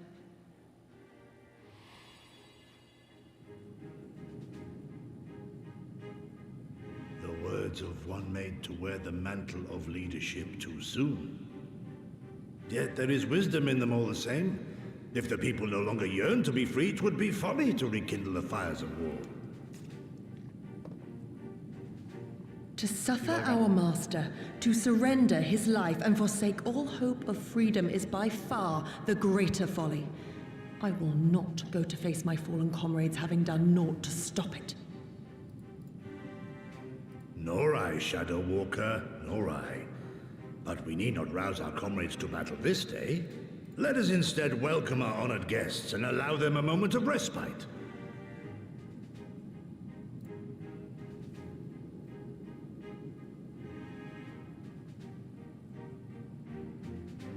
Yeah, I have thoughts about it. That's not, I'm not mistaken, that line isn't until the patch content though. But I would like to talk about it because I think I have thoughts that might be different than some people's. But I find that I've gone over that scene multiple times, and I think the only way to see that scene as Hien utterly condoning it is to be the least possibly charitable of like reading of what he's saying in that scene, as well as to ignore literally the preceding scenes in which Hien's talking about how he thinks and how he acts. And also, like, that scene to me is not a language of Hien condones what was. It is a language of Hien understands the reality of what happened in the past and does not pretend like it did not happen and just accepts it. Rather than, you know, so like to me, he's more passive than some people would like him to be, because Hien is slow to anger and slow to immediately like rise to action immediately. Like that's not the character he is. He is one of the fiercest combatants and one of the strongest actors upon the stage if he takes to action. But he is very even keeled. And so we'll get to that scene later, but at least after all the times I've reviewed it, I think the only way to read that as Hien being flippant or condoning is to be incredibly uncharitable towards his character in a way that I don't think the narrative really supports. The Nomen cast is wonderful, Hien and Gosetsu especially, yeah. I wish Yugiri had some more great moments, but Gosetsu has some of my favorite moments in the entire goddamn game. To think that warriors such as you journeyed across the seas to aid our cause. We cannot thank you enough. I have not read it in Japanese, but here's the thing, is that if you say that you have read it in Japanese because you go read the Japanese and then translate the Japanese, that does not mean you read the Japanese. Because what I will tell you about Japanese is that not only does translation fall through sometimes, because sometimes you can't translate particularly well, like sometimes you can't literalize, but the other thing is that there's connotation both in word choice and behavior that does not translate over to English unless you not only speak Japanese but understand the cultural context around it. So for instance, Hien may use language that if you take and translate it out literally seems like he is condoning something, that what he's actually doing in Japanese is passively acknowledging it without accepting it being good or bad, or just accepting it as is. And so I would say that it's not like the Horsefant where like the Sekuhara, the level of the Sekuhara going on with Horsefant is like very clear, just like you don't have to understand a bunch about Japanese to understand, but like it's a very nuanced scene, so I should look at it in Japanese, but I don't have the cultural context to its totality understand all of the language to know for sure that there isn't a implication that I'm just unaware of. The other thing to remember is like that's why localization matters, because if you literally translate things from one language to another devoid of cultural context, you end up in a situation where the meaning is actually completely lost, whereas localization might say something different but the meaning is far closer. You know, there's multiple places where stuff like that happens even in 14, where what they say is very different but the meaning is way closer than if you just literally said it. And I used to have good examples, but I'll try to remember some of them. Yeah. He's choosing to not show that kind of face as a leader. Yeah. I'm sure, like, if he was an individual, he would be fucking way more wrathful. I think you get to see plenty of that at certain points. But, like, even in Castrum... oh my god, I'm forgetting his name. But let's just say later on, like, his stance is clear, even if he's reserves a certain amount of action. Yeah, translation treble 2, Yangshin. Yeah. I gotta go. Have a great night. Yeah, have a great night, Hunter. Localization is so much more than just translation. Yeah, Dark Knight as an example of localization. As in the job, or like the like dialogue. I haven't looked at the dialogue in Japanese, so I couldn't speak to that very specifically. I love jelly-filled donuts. Brox is holds around. See, that's an example of bad. See, that's part of why localization has a bad name, is because of things like 4Kids dubs and stuff in the 90s, because those were localization choices, but they were bad localization choices that weren't handled well. Anybody want to talk about invisible guns? Pew pew pew. We should hear this, Elio. He was just telling me about Xenos and the rebellion. There were certainly choices. What you have to understand is that it was not a simple matter of numbers. The bulk of the 12ths never even took the field. It was Xenos' stratagem that won the war. They were unlike anything we had ever seen. His formations were unorthodox, bewildering. We honestly thought he had him on the back foot. One moment, we were pressing home our advantage. The next, we were surrounded at his mercy. And then he stood before us, his cornered prey, alone and unarmed. He beckoned us to come forward and fight for our lives.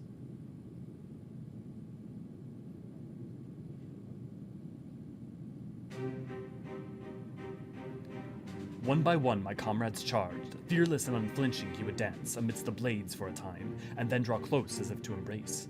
One after another, he made us watch. Do you understand? He made us watch. What kind of monster enjoys killing people? I do not think there was any joy in it, nor justice, nor morality, nor meaning. To him, the weight of one life is no different from that of 1,000. A challenge that had been issued and was accepted.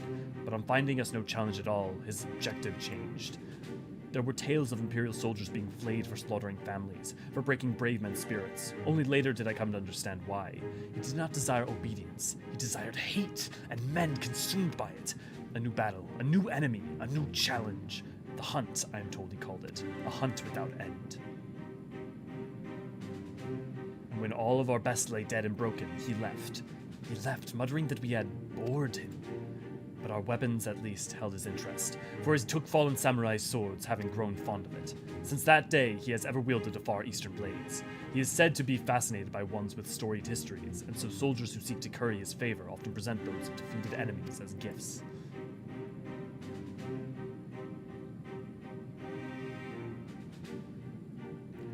It's all a game to him. People are suffering, dying, and he's collecting swords? We all feel the same, but my lady, you must understand. On the battlefield, reasons do not matter. The victor is not the just, but the strong, and the strong become the heroes of the tale. We were not the strong. We were not strong enough. It is not sufficient to be right, to be just. Without strength, our path has but one end. A donut Pokemon? 4 kids giving anime a bad image since 1990-something. I mean, but also... True, but also at the same time, if it wasn't for 4 kids, the popularization of anime in the West wouldn't be a thing. Like, we can say all we want, but like, the poor job they did. But if they had not syndicated a lot of the shows that they did, I don't think anime, you see the like boom that you see in the mid-aughts, you know? So, yeah, that would be awesome. I hated Xenos originally, but liked him more in the second playthrough since I had acknowledged that he was pretty consistently throughout. Yeah, like the thing is, you should hate him, right? And I think you can also be like, Stormblood doesn't characterize him as much as you might like, but the thing is that Stormblood is a really great base for what they end up going on afterwards, and I think, yeah, it's very consistent. Totally agree. Probably have somewhere in Japan that sells Pokemon donuts. Yes, they do. I have literally got Pokemon donuts at the Pokemon Center once in Tokyo, in Sunshine City, I think. I also have a Rowlet. I have a Ditto plushie from there upstairs. And I want to see if I can find somewhere here. Ditto nuts.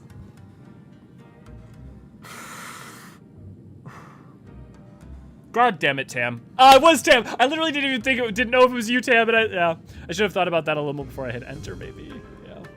True and real. Oh, I hated Xenos and Ranjit a lot. I just really hate those scripted to lose fights, and on second playthrough I realized they're actually kind of boring fights. I don't think so, and I think they're inoffensive and they go by really fast, and the other thing is like I don't hate those because it's okay to have fights in which it's only a problem if you need to die. If you don't need to die, you're just like out like lasting and feeling like, okay, this thing is an actual threat. To me it adds zest. It adds a feeling of like actual presence every now and then. It also makes the juxtaposition of when you encounter someone later all the stronger. But you know, I mean, reasonable minds may vary on that one. What about Ditto's nuts? Ditto needs nuts.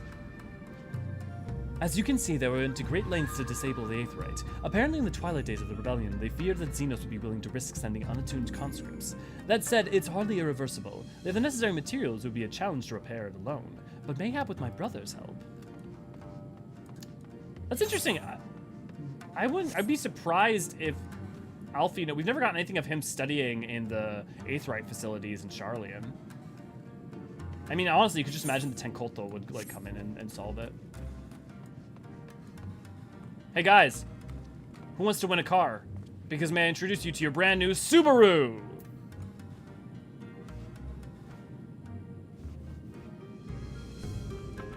Also makes you less OP. Yeah. I didn't like him as a character throughout most of Stormblood, to be honest. I think there's a very fine line games have to walk with intentional failures in fights. Yeah, I think there's a very fine line, and I think that the 14 doesn't overstay its welcome, personally, on that. I liked him as a villain because I saw the tragedy of him. I didn't think he was, like, I don't think he's the, like, most compelling. But, like, especially, I mean, the thing for me in 14 is even if I don't think, like, someone's incredibly strong on their first outing, most of the time 14 goes to great lengths to try and develop them further in interesting and meaningful ways. So I've learned a long time ago to also just be willing to see, like, where things go, you know? Not that you guys aren't, but... I don't mind it in 14 because they at least have down for the count debuff, which can be used before the fight ends. It bugs me more when you can outright win and then you still lose in a cutscene. Yeah, yeah. Price is Right theme plays, yeah. That's not a ride I need, but thanks. Look, I can't help if you don't like Subarus of the female persuasion. I may have brief respites in order. When I was 20 years younger, these wounds were not warrant a second glance. Alas, no samurai has the strength to defeat the villain of old age. But what say you to the House of the Fierce? Compared to the Rising Stones, I concede it may seem somewhat lacking. But it has been haven these past 10 years to allow all who would set Doma free. Regrettably, our efforts in that time have come to little and less.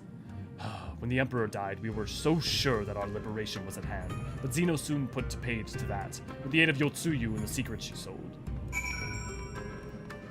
Problem for me was that after the first Xenos fight, I found them predictable. I don't know what you mean by predictable, though. They only show up, like, twice, and those 2 times, it's like... The game literally also shows you, like, the debuffs and stuff, so...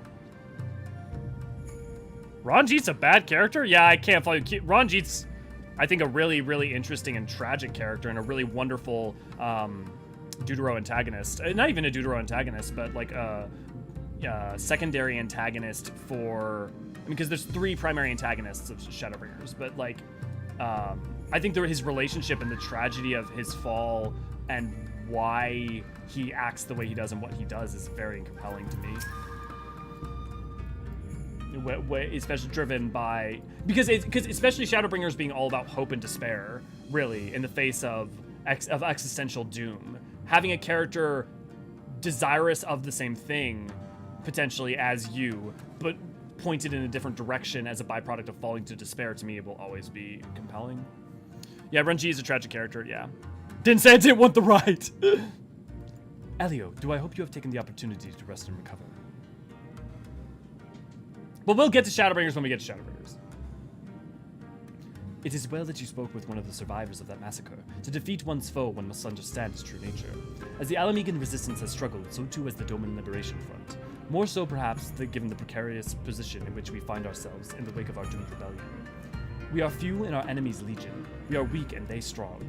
Yet with your help, I believe that there's little we cannot achieve. I only hope the depth of our predicament has not shaken your commitment to our cause.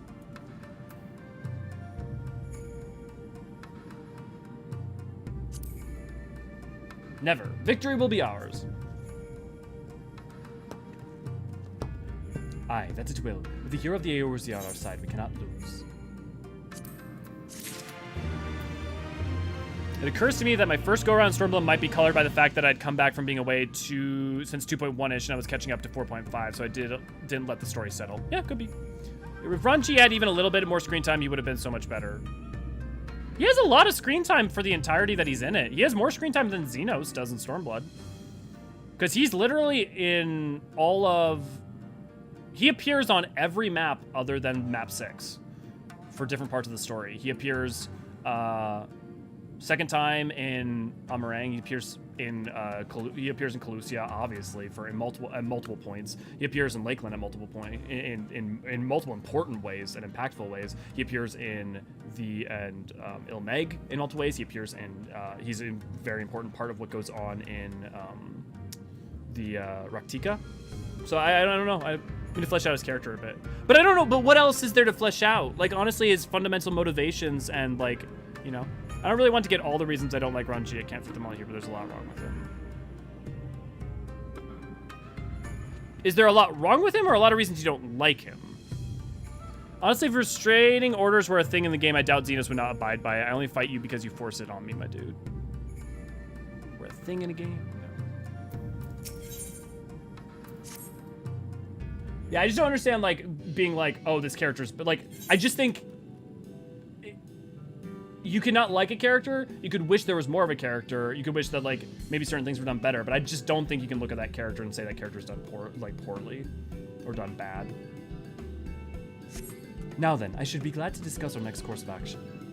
Though now that I think of it, I myself have been away from Doma for some time, and even after my return, the search for Lord Hydaelyn commanded my full attention.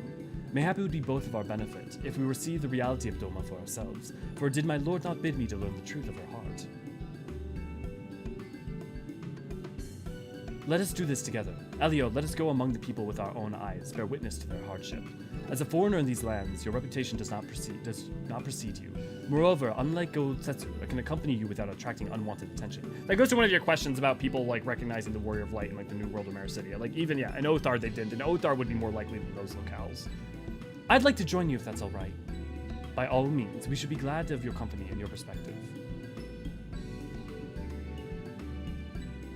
Namai is not far. I say that we begin there.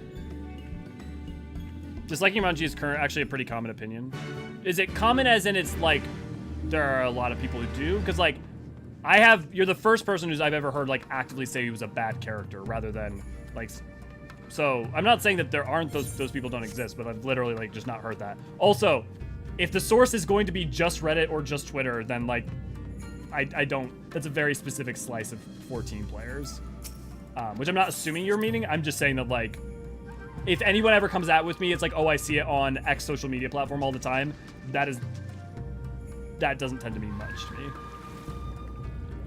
Yeah, I'm not saying he's a bad character, just want to avoid him. Yeah, that's totally fine. Raen, good to see you, glad to have you. But also this is Shadowbringer's talking, we're in Stormblood, so we should cut it up before Ray puts on the Hammer House, yes.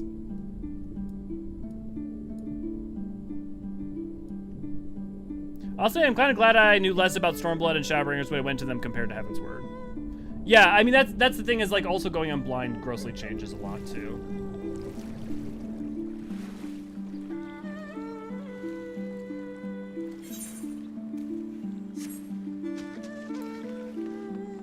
I guess just liking a character for the personality, but saying they're a bad character because it makes no sense. I mean, it can make sense. Let's be fair, Warrior. There can be characters that are just done poorly. Like,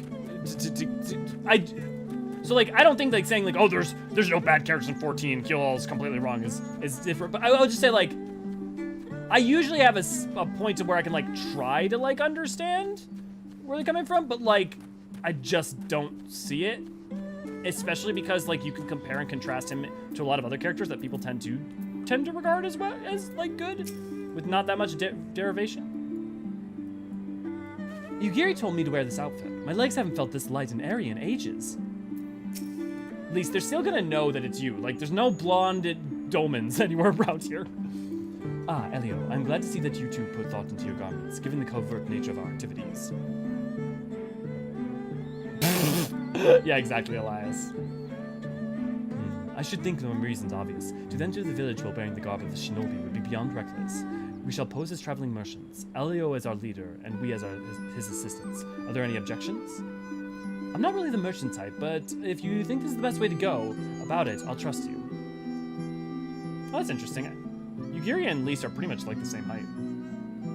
Then without further ado, let us begin. Like, they're on a slight incline difference, but not much.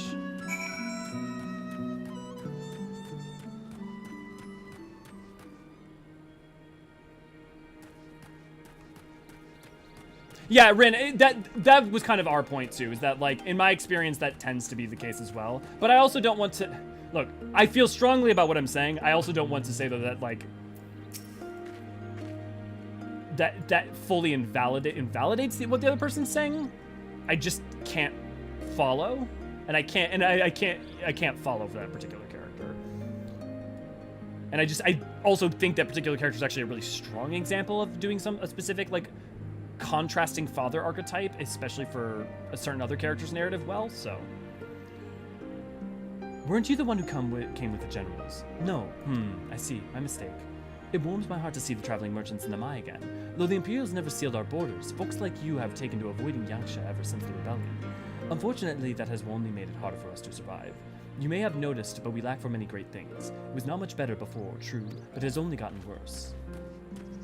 The more generous criticism of yours are usually more like he was misused and get used correctly. His motives don't fully track. I'm not sure I follow why his motives don't fully track.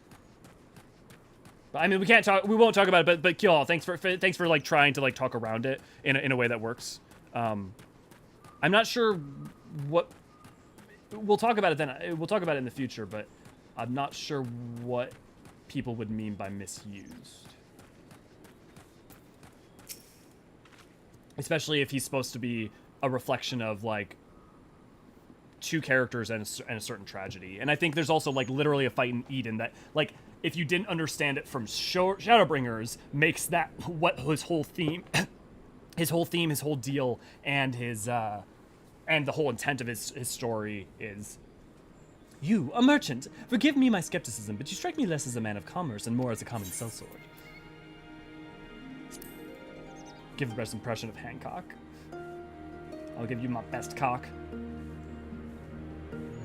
Tam, I'm blaming you for that one. That does little to assuage me and my doubts, and if anything makes me clutch my coin purse tighter.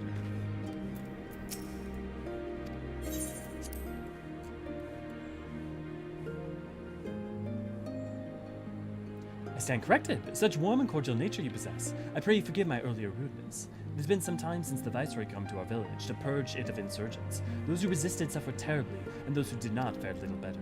We who remain know better than to risk her ire. If the Imperials demand laborers, we might comply. If they demand conscripts to send soldiers to other provinces, we obey. Ours is a difficult life with little in the way of luxuries. I know not when you sell what you sell, merchant, but I doubt that I nor anyone else here can afford it. I'm blaming you for making me offer her my best cock.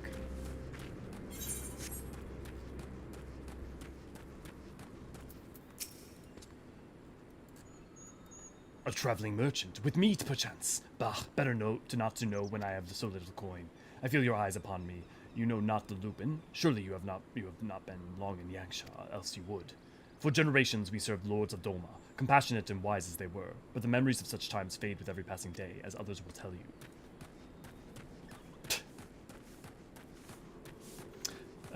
On the other side, there's characters I absolutely love, like Handsome Jack, who's blatantly evil and unkillable, unlikable in a sense, but he's well written and makes me like him as a well written character. Yeah. Yeah, like I think for what the thing about Handsome Jack, right, is I think you could also be like, oh, he's annoying. This is to your point too, Rin, right? You can be like, oh, he's annoying and grating, and it's like, yeah, but that's also what they're going for. So like, they're succeeding, you know. Shadowbringers was daddy issues mixed with light and darkness. If you want to be really overly broad and generalize, you're not fully wrong. There are more elements to it than that. I would also argue, you know, hope and despair is a major aspect. And honestly, in a certain sense, it's not even just light and darkness, it's also passivity and change, which goes along with hope and despair. Foreign peddlers in Namai, whatever it is you sell, I have no money to perhaps you should go elsewhere. Saying that, I know of no village in Yangsha that has fared any better. Once I would have directed you to the samurai's lords of Monzen, and had they not all died in the battle or in the purges. There's the Doman Enclave, of course, but that lies beyond the Dairyu Moongate. Needless to say, the Imperials are disinclined to let any but their own pass. Dairyu, well, okay, I don't know what the kanji is, but I'm assuming that the kanji is the kanji that I think it is, which means that the Dairyu Moongate probably means the Great Dragon Moongate. I'm surprised they don't use like the, oh fuck, I actually forget what the onyomi or kunyomi is for like gate or like, but like I'm surprised they don't just call it like the like Dairyu Getsu. No. Hami? Elio, what have you learned? Everyone's fucked, and the situation's only getting worse. Lise and I encountered much of the same. They've been pushed beyond the brink. I expected frustration and disillusionment, but not so much that they would come to question the wisdom of opposing Imperial rule in the first place. Unless we can convince them otherwise, I fear I cannot convince Lord Hydaelyn to return, and without him...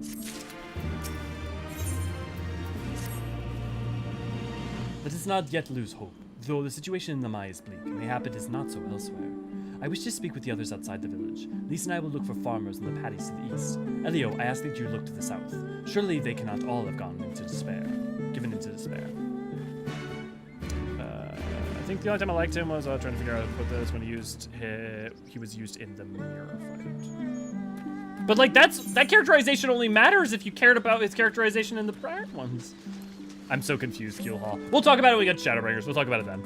As I sit here trying to get my controller to pair with my PC again because I messed it in the end. Yeah. Or if we want to use FF as an example, I love Arden because I personally feel he is well written and highly interesting, but I know a few people who hate him simply because he's too dramatic. I don't hate him because he's too dramatic, and I don't think Arden's poorly written, but I think the rest of the narrative construction around him ends up falling so fallow and doesn't end up giving him the time he needs to be built up properly. But I don't see that as a failing of Arden. I see that as a broader problem that's true of so many characters in 14. It's true around Lunafreya. It's true to an extent around even some of the bros. It's true about Highwind. It's true about the problems I have with Arden aren't really a problem I have with Arden whatsoever.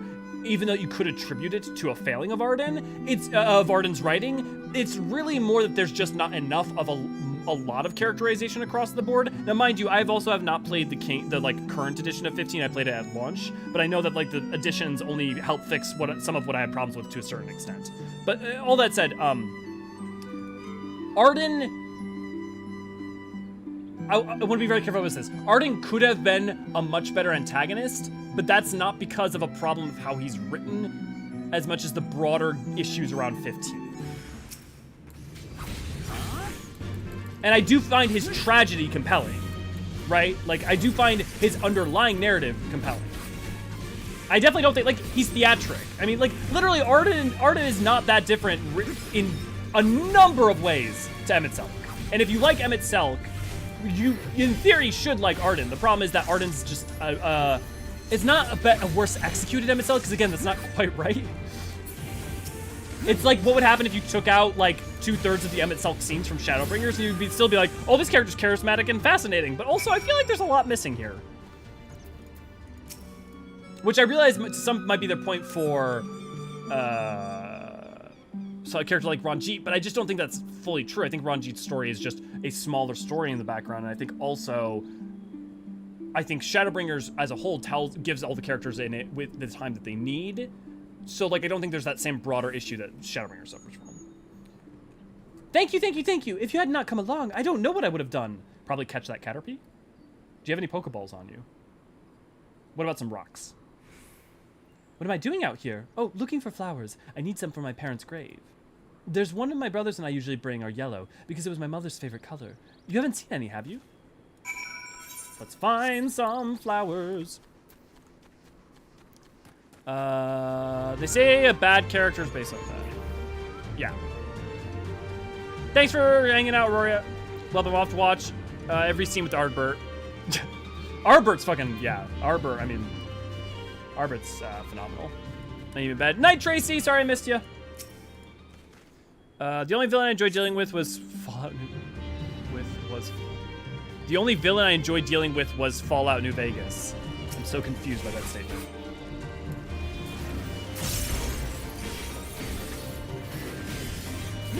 Is Fallout New Vegas the villain? Are you talking about the villain from Fallout New Vegas?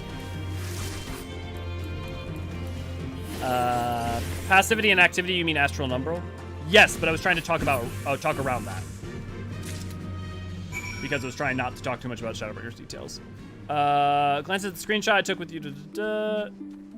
So, Elio, what are the people of the village doing? What's the mood? Everyone is having a snack attack and screaming inside. I don't know what fucking I said that caused that, but you're not wrong. Find hard to everyone see I was a villain in New Vegas. Everyone was just a product of surroundings and entire predicament of the world. Yeah, but I think you can say that ultimately. I think you can. I mean, some stories emphasize that more, right? And have either true or less evil. But I think you can absolutely argue that about every villain in 14. I think the only villain that you can't really argue that about, in some ways, is Thoradin, because Thoradin, you don't get a real sense that there's a reason why Thoradin, theologically, other than just for the sake of power, was bent on the path he was. He doesn't even really seem to care that much about saving everyone from. It wasn't even I have to do this in order to save everyone from Nidhogg. It really just seemed like personal power. So Heavensward's the only one really with a villain that's just not like doesn't necessarily even seem like a product of their surroundings. I mean, like you could assume that he is because of growing up in Ishgard and the legacy of Ishgard and the knights, but like you don't get that sense. You don't get that, or not even you don't get that sense. I don't want to say that. It doesn't explicitly ever convey that in any meaningful way. That doesn't mean he's a bad villain, mind you. I'm just saying that like how much that he's a tragic byproduct of his surroundings is unclear and never made clear. Only yellow ones will do. Mother wouldn't have wanted anything else. Those look like dandelions. Not just the flower, but even like the... Ah, you found some. Thank you so much, sir. That's twice you've saved me now. If you have some time to spare, maybe you could come with me? I'm sure Mother and Father would want to meet the man who showed me so much kindness. We buried them on a cliff to the west of the village. There's a path through the terrace. I'll show you. Was 15 really as boring as everyone said? I know. It's boring. Gameplay's not boring. I think it can become a bit spammy. But I don't think it's boring. I think it's unrefined. I think it's a good first attempt at something they were trying to go for, and they don't execute it perfectly, but I super don't think it's boring. I think the vast majority of other Final Fantasy games with turn-based combat are way more boring. At least it's like action and engaging and teleporting and moving, and like there's like a lot of elements and interesting zest to it that aren't necessarily... I would definitely say it's not boring. I just wouldn't say it's their best outing, and especially for action combat. I think 7 Remake has improved. I think an improved version of something similar. I mean, it's still more of a hybrid, really. And I think 16 is going to be a huge, huge step up, ultimately.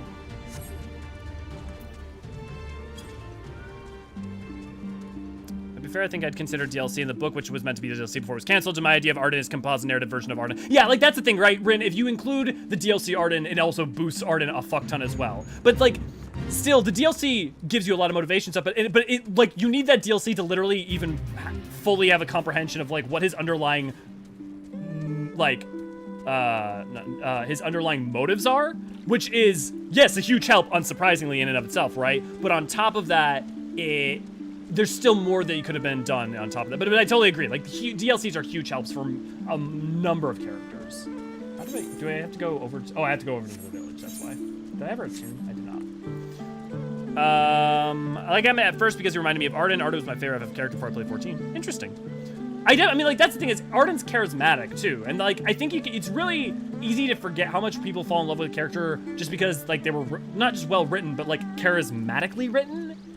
Which means that, you know, and not to say that about you, that's towards you, Raen. Just, like, I think broadly, I know a lot of people that didn't really process the fact that the reason that they love Emmett had less to do with, like, any of Emmett's motivations or actions, more than it really ended up at first was his charisma.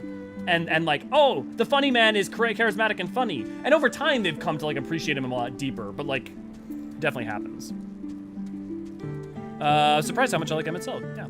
I mean, he's one of the better written villains in like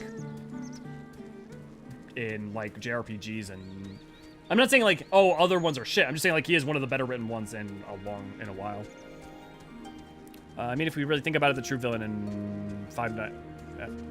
I was surprised by how much I liked him. Aha, my controller's working again. Good. Grass isn't tall enough for Caterpies. The thing that don't matter, I liked 15. I didn't think I was boring at all, but then I don't know I'm the best at it. I have problems with 15 that only really are rooted in... I'm disappointed because there's a lot of ways in which 15 feels deeply incomplete, and which it was deeply incomplete. Like, we just know developmentally it was, and kind of a mess. And I think there's so many things in it that could have shined so bright and don't because of the development hell issues more than anything else. So like my heart hurts for 15 more than I think like 15's bad or anything. And I think that's even true with the combat. I do think it does. Like, the fucking summons in that are still to this day some of the coolest fucking shit I've ever seen. Just because they actually fucking get scale. Like, size and scale really well. We're here. Just give me a moment to put down the flowers and I'll introduce you. Samurai super effect. If you enjoy the stream and aren't a member of a Discord, why not come join us? They love to meet the travelers and hear tales of the faraway places. Maybe you could tell them one about your homeland? Thank you, Ray Ray. Azami! Azami, are you there? Azami! What in the... You should not be in here. Get away from my sister. Don't be so rude. He saved me from the monsters, brother. He even helped me pick flowers for mother and father. Go back to the village, now. You're scaring me. I said go! Stay inside and lock the door until I return.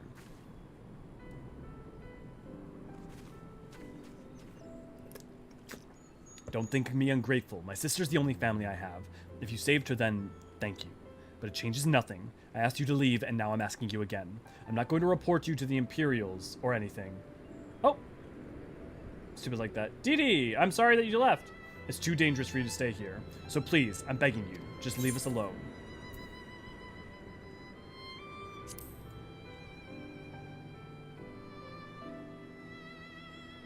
She told you, did she? Yes, that's right.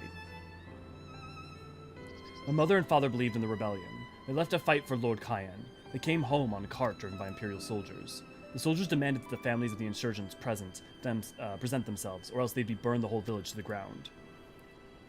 So we did. What choice did we have? They beat us in the village square, with their hands, with sticks, with anything. They kicked us while we lay on the ground, begging for mercy. They made us denounce my mother and father, call them fools, call them traitors, say they deserve to die. I heard them laugh, but I dared not look up. One leaned close and whispered in my ear, what do you do to my sister if they had to come back? They're gone, but they've never far. All it takes is the wrong word in the wrong ear and they'll return. And then I'll have to dig another grave if I'm lucky. Whatever you came here for to do, leave us out of it. If you want to fight the Imperials, go, and fight them on your own. You can't help us. No one can. And this is all we've got, so just, please, don't take it from us.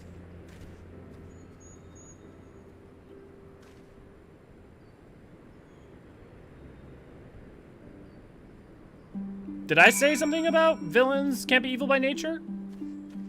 Because I'm not saying that, because that was never, unless someone says that, I never.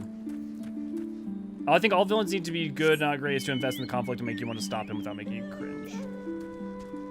I think there's a lot of different ways to write a villain. I think there's a lot of different ways to write an antagonist, you know? Why does a small child ask you to bring flowers from remote locations, raise all the hairs on my arms? I don't know. When everyone's a villain, well, I won't say nobody is, but you get what I'm saying, yeah. I don't care, that makes sense. Treasure Island was one of the first books that really tackled nuanced topics in children's books. I don't know if that's true. I mean, I would just, like... there are a lot of books before Treasure Island. Long John Silver's an evil man who was sometimes generally kind and selfless. Like, I still love in a nutshell video of Arden DLC, the anime, and the start of the DLC made Somnus out to be an asshole and then did a simple apology to make him sympathetic. Yeah.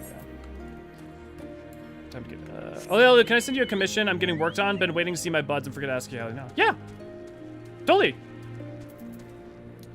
Do a super chat. Make it always say weird shit in a silly voice because it makes Deadpool happy. Yay! Maybe say shit for Deadpool. Also, if you do super chats or give money, it means that we'll get to the main thing. And if you're talking about what I'm writing about, currently our funding goal is an audio and a maid outfit. And I don't just mean audio, I mean this audio. I will stream an entire stream in a maid outfit. It will be crazy. I mean, it won't be crazy, but it might be sexy. At least a little sexy? I don't know. I'll go with Deadpool in a bit. I think he's sleeping upstairs right now. I don't want to wake him up. Did I ever attune to this? Random question. The song for Yangsha, A Father's Pride Day and a Mother's Pride Night, do you know what's reference to against parents, he says? I would have to look at the kanji for him to, I wonder if those tell us anything, because if they're like an archaic one instead of like ototo, you know, like a haha chichi. But I think with the multiple references to parents, I think you could absolutely argue Hien's parents. I think you could argue these parents here. I think you could I think it's supposed to be very broad in terms of all those lost. It could be, you could argue, I think, anyway, unless there is like a specifically stated implication for that, but not that I know of. You are coming at a good time, Elio. We but recently completed our inquiries. What of yours? Random questions are always good. Well, I'm assuming there's at least pseudo-topical. I mean, it can be very tangentially topical. I was not aware of these events. The boy, Issei, he told you all of this. Such disgraceful, despicable crimes. If I knew the men responsible, I would not hesitate to hunt them down, and... No.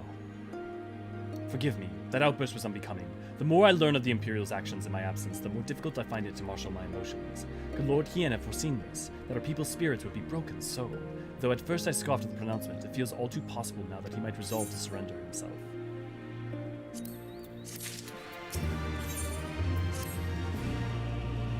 Despite everything we have seen and learned, I refuse to renounce this cause. We should return to the House of the Fierce and consult with the comrades.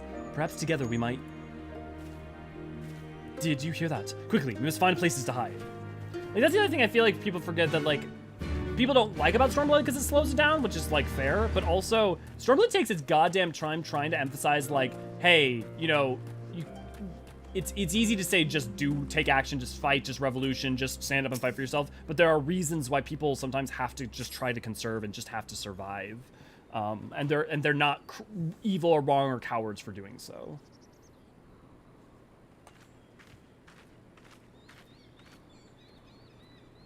Yes, I have multiple scripts done for lyrical videos. I just have to put them out. I've got In the Balance, I've got Scream, I've got Oblivion / Return to Oblivion. I think I have one other and I'm forgetting it. But yeah, I've definitely multiple ones coming out. Imperials. Yeah.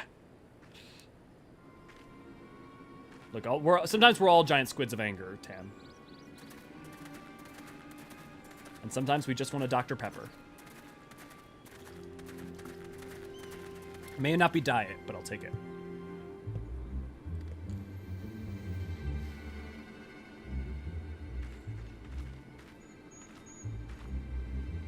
Okay, I was saying that because something I heard people say. Villains need to have sympathetic backstory. Why are you milling about like a pack of slack-jawed mongrels? Form a line! Now! Okay, fascist Thancred. But yeah, no, Raen, I agree with you. The complex is not necessary to tell a good story for villains. It just depends on the type of story and what is needed. Finally. Although I think Sauron's nuanced too in interesting ways. I come before you today to deliver an announcement of the highest import. So listen well. While on a charitable mission to Isari village, the acting viceroy and her personal guard came under attack from Confederate forces. This brazen, unconscionable act cannot and will not go unanswered. As loyal subjects of the Empire, who enjoy her safety and prosperity, you have a duty to defend her as well.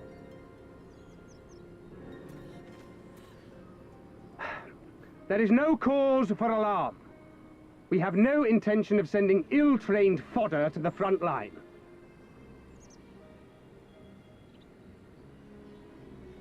Those who are selected will be expected to perform rudimentary tasks, cleaning and maintenance and so forth. You will serve only as long as you are needed. Afterwards, you'll be free to return to your homes. You first.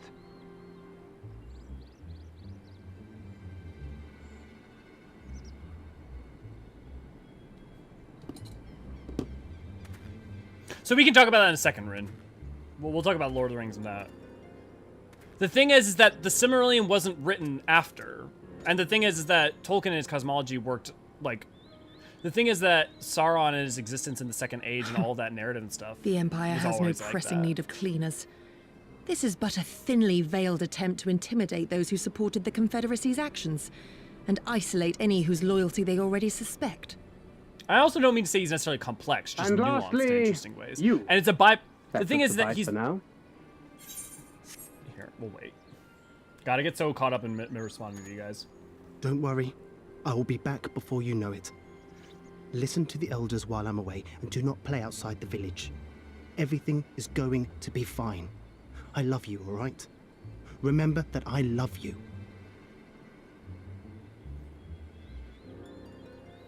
You say, man. Just trying to do his best. We thank you for your cooperation. Rest assured that this will all be over very soon, once the Confederacy has been made to pay our own ruby tithe.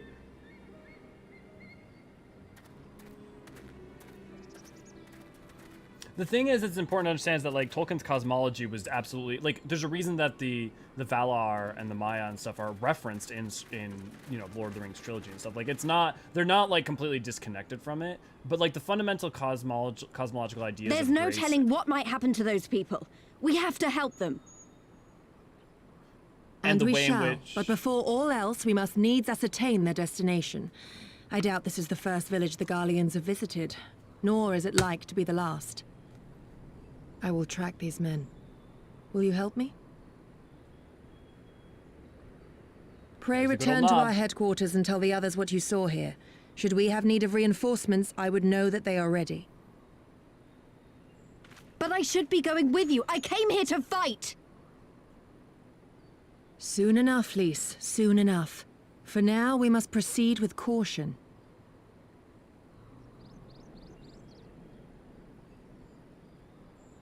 I know that, I do. It's just...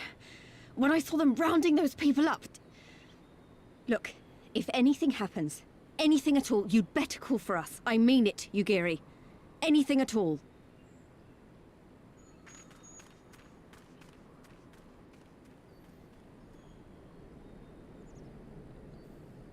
Like, the thing is, like, Morgoth and as, like, an entity, right, existed beforehand. And, like, the nuance of the repetition and idea of Sauron is, like... It's more than, you know, just, like, big bad evil guy want domination. Like, the whys and what fors of, like, why, you know, within Eru's plan and all that is fascinating in and of itself. But the point I'm making there is that you don't have to make a very super, like, human, nuanced, complicated, complex antagonist or villain to be good. But, like, part of the reason that it's good is because the surrounding cosmology of Arda is fascinating, which enhances and enables and enhances what is a relatively universal or simple figure into something more interesting. Regardless of what the officer claimed, I fear that they have crueler designs for these people. With me, Elio, we must hurry. Okay. But yeah, so Tam, I definitely, that's one of the reasons that we're probably gonna have a short out tomorrow, but why I may be taking most of this week off is I think I just want to put a bunch this week off in terms of putting out a full video. I just want to take some time to, like, get out some, like, banger videos. And I just don't have enough, like, mental space. I'm constantly, like, dealing with, like, other life stuff and tired, where, like, I just don't have enough time to do it to get an entire banger video out each week. So I'm gonna keep getting stuff out, but the schedule may be a little wobbly for when it. But I definitely I'm excited for more lyrical lores. That's why I've been writing the scripts whenever I've had the chance. Let me catch up with you. I was fine with Stormblood slowing down mostly, while some parts of Gearbond retiring, but I think only the Confederate quest actually bothered me. That's interesting. It's interesting because I'm not totally not with you. I'm potentially actually kind of with you. But what's interesting is that a lot of people I know feel like that's the point where, like, finally started picking up a little bit for them.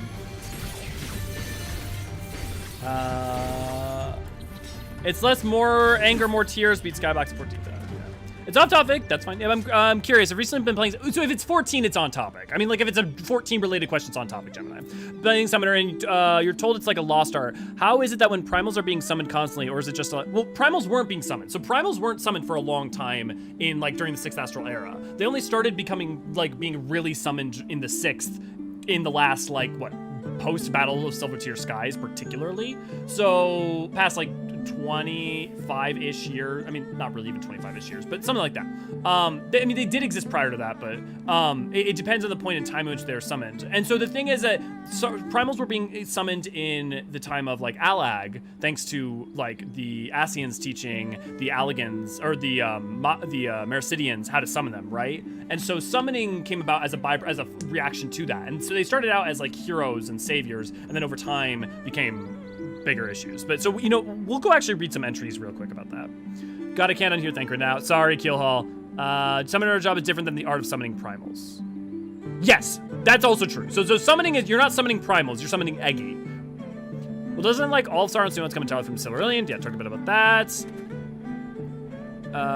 You will serve only as long as you're needed. Afterwards, you'll be returned homes. I bet you say that to all your subjugated people. Jabari, Jabri? Omari, good to see you, glad to have you. What was that website again? Which website? The website of Garland Tools? The website of... You'll have to let me know if you're still around. Yeah, that's true. I only said it because I'm not sure if the average Lord of the Ring viewer reader has read the Silmarillion Tolkien letters and stuff. Yeah, so most people haven't, right? But the thing is, that doesn't mean that wasn't present in, like, when Tolkien was writing it, and or that it's not a background element. Like, the ideas of eucatastrophe are absolutely in The Hobbit and Lord of the Rings, right? So, such a good big brother. Tolkien's cosmology is quite literally genius world building, in my opinion. Yeah. I mean, it's the foundation for it was the foundation of Western fantasy for the better part of a century, effectively. Pray return to the war flashbacks. The origin of Summer Job is in Alag and was started to counter icon summoning, I've recalled. Yeah, that's correct, Tam. Yep. Yeah. Understandable. What was that website again? I still don't know which website. The one from yesterday with the hard mode unlocks.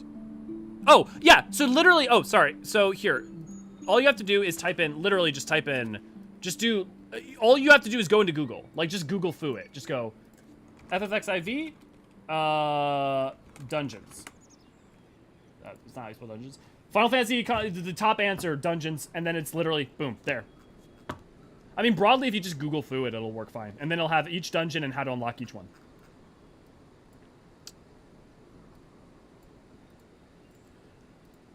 Oh, I accidentally minimized you guys. Okay, cool. Yeah, no worries. Totally therapist, make sure to take care of yourself, LU, get burned out, it's not good. So the problem is I'm not burned out. The thing is I'm really not burned out. I love hanging out with you guys. I love making some videos for this game. I love that. It's really not burnout. I suffer from chronic depression that makes sleep really hard and means that I get very few good work hours of the day. Luckily, when I like stream and stuff, I feel really good, but I can't just stream because it doesn't make enough money, frankly, and then, you know, we don't have enough people watching to like make it work out time-wise and stuff. But so it's easy to be on when I'm streaming, but afterwards, you know, my hours of work are relatively smaller. And for those of you who are watching this and do not care, feel free to skip ahead like a minute or so. But so because, and we've talked about it a lot, so because of that, constantly trying to find like new help. Like currently I'm gonna go be trying new like strategies. I've tried like all the traditional, you know, like SSRI and stuff, but I'm potentially gonna be trying some like being part of some studies and stuff. So because I'd love to, because the problem is not burnout, and it's not, oh, I hate this, or I'm tired of this, or I'm unhappy, or it's I'm unhappy because I can't work as much and focus as much as I'd like. Yeah. But thank you, Deathberry. I really appreciate the sentiment. What happened in the Battle of Silvertear Skies? I've heard in old lore the seal was broken, explosion went off, and primals were released. But is that still canon? Not really. Effectively, the current canon is something broke, Aether was something either in and around or under Silvertear Skies caused a chain reaction which released a large amount of Aether, and the release of that Aether is what now allowed that excess amount of Aether in the environment seems to allow for more primal summonings, but it also may be allowing for primal summonings, because the thing is that primals they're creation magic, so they don't exist as individual entities. So we still don't have a firm answer on what actually happened at Battle of Silvertear Skies. I would pay attention to the Omphalos and everything involving Mists of the Realm. We may get a satisfying answer from that. I wouldn't be surprised, potentially. But it's a little bit unclear. We just know that primal summonings began in earnest after it. Whether that's because Ascians started reteaching people more, is that because something in Silvertear actually was holding at bay primal summonings thanks to the intervention of Hydaelyn or something? It's a little weird. It's a little funky. What was wrong with Rings of Power? I like the show. I'm just curious what hate towards it was. I mean, Astriel, that's an entire conversation we can have. Like, I'll do like another like Island Sanctuary stream or something, and we'll talk about that. If you care about my opinion, and you don't need to, I really enjoyed Rings of Power. And we can talk about it for other reasons later, because I think there are warranted reasons for criticism towards it, and then there's like, I mean, here's the one thing. If you actually watch this show, if you didn't watch this show, I just want you to know I don't care about your opinion. If you watch this show, I do. But if you didn't watch the show, I don't care what you have to say about it. And that's just broadly true for things. If you haven't played it, if you haven't watched it, I just don't care. If you haven't at least engaged with the material, I don't particularly care what your opinion is. But man, the one thing I will say on that, fucking love Durin and Elrond. So, that bro, so the bro ship is so good.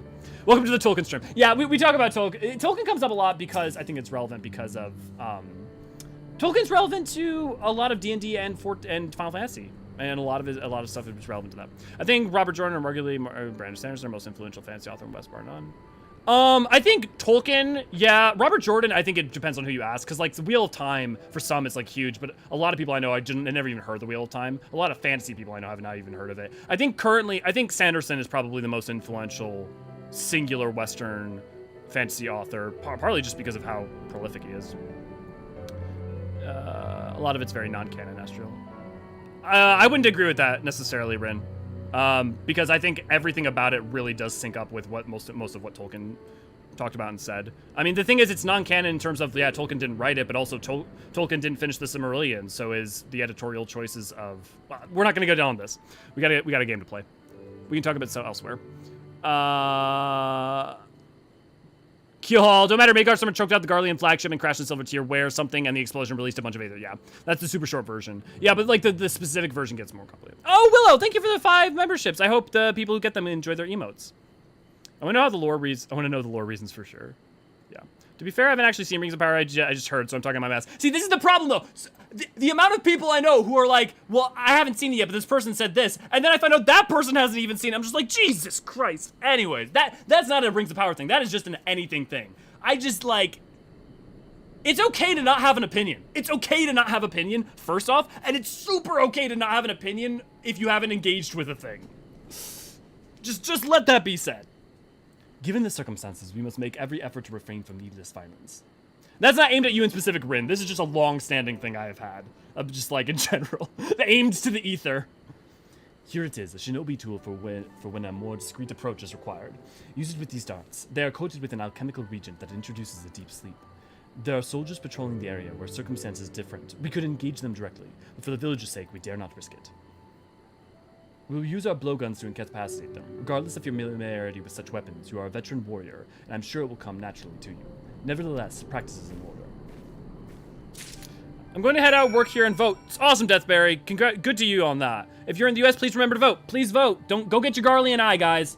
I want you to go. I want you to vote. I want you to turn to that 60-year-old lady who's the one person manning, sitting there and asking, would you like a sticker? And I want you to turn around and yes, I would like my Garlean eye. I want you to take it out. I want you to put on your fucking forehead, and I want you to walk out. No explanations. If you send me a picture of that, I will... I don't know what I'll do, but I'll be very happy.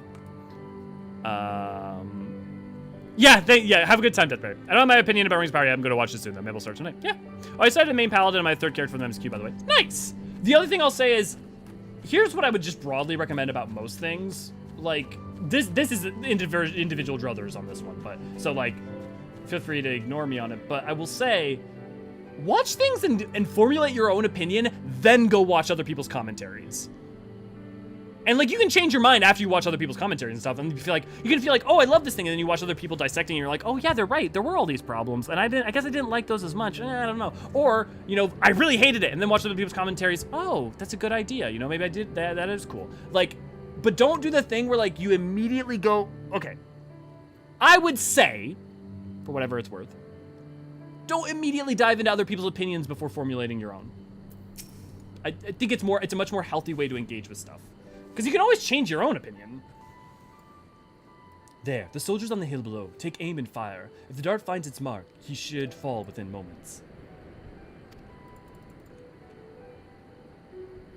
Yeah, but I have 0 opinions on Rings of Power because I haven't seen it. Silmarillion tried reading it and just couldn't get past the wall of big outs. Yeah, I mean, the thing is that the Silmarillion is a history book. The Silmarillion is like, okay, that's not entirely fair because it is like very narrative oriented. I will say, I really fucking love the Silmarillion. Not even just like the Hydaelyn, but the stuff in it. But like why people bounce off it is totally understandable. But I think the thing that people misunderstand is it's not like, oh, he made Lord of the Rings and then went back and said, oh, I'm gonna make a lore now. It, like, the Silmarillion he was working on before he ever even started working on the Lord of the Rings. Actually, he was working on the Silmarillion before he was working on the Hobbit. Well done, my friends. Now give me your map. There's a vantage point from which you may observe the fire upon the other soldiers. Worry not, I shall be with you every step of the way, keeping watch for other patrols. We shall speak again on the other side of the river.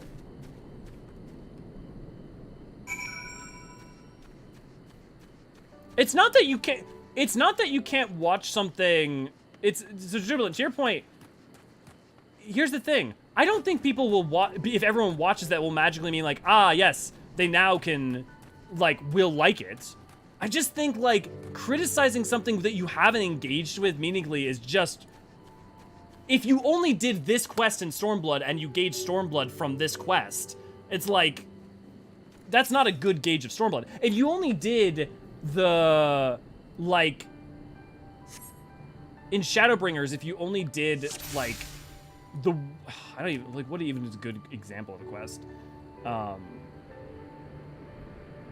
If you only did, like, the Ondo Cups, one of the Ondo Cups quests, and then that was all that you experienced with Shadowbringers, like, you know, you don't fully understand Shadowbringers, you know? It's just how I am about, like, holistically about stuff. And the part of that's also because then a lot of people can jump on. The thing is that you can't necessarily tell if you have a swath of people who are negative or positive on something, but those people are informed purely on someone else's opinion, not on their own, it's like, well, you know, then... Can I hit that guy? Oh, sweet. Yeah. I'm sorry I can't vote this time. I'm in too much pain to stand in the line of booths. I have severe leg injury right now. Yeah, look, you don't have to rationalize to this. If you are able, you should. If you're, I would argue, if you're able, you have a responsibility to. That is just my morality compass, right? If you know, if you have the means, then you should act. But if you're injured and it's hard right now, and like it would be a major issue, hey, you make that choice for you. And I only said it was because I mean, you don't have to be sorry. You don't have to agree with me. I may be vehemently in disagreement with someone else if like you don't agree with me because I feel strongly about it, but I'd like. You don't have to be sorry. Because my good friend who seen it was saying a lot of non-canon material, not the thought of it was bad. See, but the thing is that here's the thing that's horseshit about the non-canon material stuff, is like, Jackson did so much of Lord of the Rings. I'm not even talking about Hobbit, I'm talking about Lord of the Rings films, which people laud and love, have stuff that's just made up from scratch that is like an interpretation of some of the things Tolkien wrote. And the other thing is that the non-canon things people are talking about, a lot of times what they're talking about is like, well, Tolkien wrote this. Like, for instance, the origin of the orcs. And the thing is that, no, you know what he did write about the orcs? 3 separate origins. And in his letters, like, never fully was sure which one, like, was the right one, because each one introduced different fundamental moral dilemmas.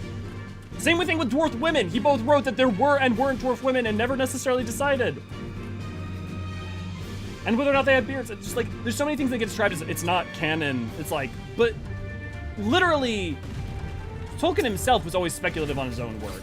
But beyond that, is like, what are you deigning not canon? Are you deigning it because someone else chose to pick up his works and make something from them? In which case, we must criticize. If that is, I'm not saying that is people's general critique, but if that is the general point that people are making, we must criticize Jackson as well.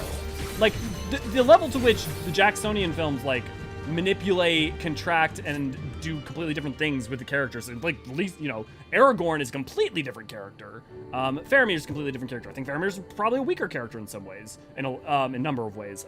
But, you know, even just the details, like when Gandalf leaves the Shire and comes back. Excellent work, Elio. They appear to be none the wiser. The villagers are being held in the castrum to the south. Fulminus. Once it was the base of operations for the Garlean occupation, until 10 or so years ago, when they relocated to Doma Castle. Now, the castrum serves as little more than a storage facility. I spied 2 sentries near the gate. As you have proven yourself to have impeccable aim, I would ask you incapacitate them. This very hill should afford you a clear shot. Fantasy authors love their world building. World building is a huge part of the process. I guarantee any fantasy author could write an entire lore book or 4 based on their complicated expectations. I mean, the thing that's interesting about that, though, is like that's a world building disease that only really harkens and comes about in a post-Tolkien world. Like, you don't see that really in like fantasy narratives as in pre-Tolkien. I mean, it's not that like Tolkien was the first person to ever do it, but like that popularization of it is kind of a byproduct of the last 50, I guess last 70 years, really. My voting place was in my apartment complex, and they didn't have I voted stickers. Aw. Instead, I was handed a Republican. That's fucky. I was just poking fun. Yeah, no, Jubilant. Sorry, I didn't mean to. I know you were poking fun at me. I agree with you as far as critiquing. There's also a nuance. Yeah, me and you have talked about this a little bit, and I think we're mostly on the same place with a little bit of difference in terms of like that point, because you know you were talking about watching the clips and stuff. So yeah, no, I totally feel you. There's some nuance around regurgitating others' opinion. That is a thing, or good or ill, but it's funny, fuzzy line for sure. Yeah, like here's the thing. The thing is, if it's someone else, here's the other thing. On the pro, if there's another person, you've thought about your opinion about a work, and you know how you feel, and you like it, or let's say you don't like it, either or, and you have someone you watch, and you feel like they articulate the point that you are trying to communicate and want to communicate, but don't have the language for, then it's like, to me, that's not really a regurgitation of another person's opinion. And I don't know that this is what you're saying. I just want to say that there's a value to this. To me, that is an articulation of someone else's words for the opinion you already hold and know you hold, right? I think that's a valuable thing. Oh yeah, so when Arwen summoned the river. Yeah, because it's Glorfindel. Yeah, but I think I think making Arwen is much better and makes a lot of sense both for the films and also makes Arwen's character, I think, stronger, especially with her immediately, you have the scene before that where she meets Aragorn and you see their connection immediately, and it does a lot to explain, like, without implicitly explain their relationship and their chemistry. Dwarves just spring out of the holes in the ground, yeah. Which is, of course, ridiculous, yeah. Lots of reasons for changes, mostly adaptation related, not making... Yeah. I think he was saying non-canon in the same vein as, like, Shadows of Mordor. And that's bullshit, because Shadows of Mordor is a terrible... Okay, Shadows of Mordor is a fun game. It's a great game. It is terrible Tolkien. It is, like... You can even like it, but it is some straight up, like... Here's the problem with Shadows of Mordor. Shadow of Mordor is non-canon, not just because... because it does things that actively do contradict. Like, no, Shelob is not a sexy lady spider. And it's not the fact that, like, oh, Shelob's a sexy lady. It's the fact that the purpose within, like, Tolkien's work is explicitly about the nature of corruption and what the existence of Shelob and Ungoliant and those are doesn't line or connect with that. So, like, to me... I realize that some people are going to be like, well, rings of power is like that, and it's like, but it's really not. Like, it may not work for you. You may not like it, but it really just doesn't disagree with the spirit of what most of Tolkien. It doesn't disagree with the spirit of, like, what he writes about when it comes to the time in which, in the early first ages, with characters like Galadriel. Like, you think about what happened with her when she was a part of things with Fëanor, the Hel Caraxa, like all that stuff. Her disposition doesn't actually really mismatch. It kind of lines up pretty well, especially when you think about the Sindarin elves that in the early part of the first age, and the first and second ages. And stuff like that. I think there's the weird critique lore is that more than one Durin existing at a time is kind of weird because that kind of goes against Tolkien. That's fair, but it's like, is that really a warranted reason to say that the show's like bad? Especially when you contrast that with the fact that like the Jackson stuff like goes wild directions in different ways, and people love Jackson, so it can't be that. It's got to be something else. And for some people, like one of my partners, Galadriel doesn't connect for her. She likes Rings of Power, but Galadriel as a character just doesn't connect for her. And it's like, okay, that's sometimes some things just don't work for you. But like the level to which it's been lambasted is just, frankly, even if it was lambasted, like the level to which it has been is just kind of unwarranted and just weird. Yeah. I think you were saying the non-canon same vein, which is the fact, just the idea, like, according to Shadows of Mordor, Celebrimbor helped create the rings, but that's... Yes, Celebrimbor did create the rings. That absolutely is... No, Celebrimbor... just in, like, the idea that according to Shadow of Mordor, Celebrimbor helped create the rings. Celebrimbor did create the rings. That is, like, one of the things that Tolkien... That is explicitly true. I can tell you that for sure. That's, like, in the Silmarillion that it is... Or... Pretty sure it's either the Silmarillion or the appendices. Yeah. This is his opinion, though. I've yet to watch the series. I'm quite excited, too. Yeah, and if you don't like it, that's fine. You can fucking hate it. Here's the thing. Individuals fucking hate it. I mean, it'll be like, oh, that sucks and may not have much left to say, but, like, it's yeah. Fine work, Alio. You have the gift for the ways of the shinobi. The way is clear. Let us move closer and see what has become of the villagers. Apparently, this has become Lord of the Rings streams. I apologize. I need to do more streams that are just us talking, apparently, because I have apparently shit to say. For all, yeah. I always thought Tolkien needed more sexy monster girls, in my opinion. Then play Shadow of Mordor. There you go. And of course, Demins would say that, yeah. I think my friend doesn't dislike Rings of Power. He just thinks that there's some lore contradictions that bugged him. Yeah, here's my problem with people saying lore contradictions, is that I don't know about your friend. For your friend, that may be true. What I will say is that if you're gonna say Tolkien never said X, you better fucking know what Tolkien has said. Because a lot of times people say Tolkien never said X, and Tolkien actually totally said X. That is not aimed at your friend particularly. That is just a umbrage I have as I have had conversations with people about this. People are like, well, this character never did something like this, and it's like, yeah, they did. Yeah, I could go, you know. He didn't help create the One Ring. Oh yeah, that bullshit. Yeah, he didn't help create the One Ring. Well, okay, so that's.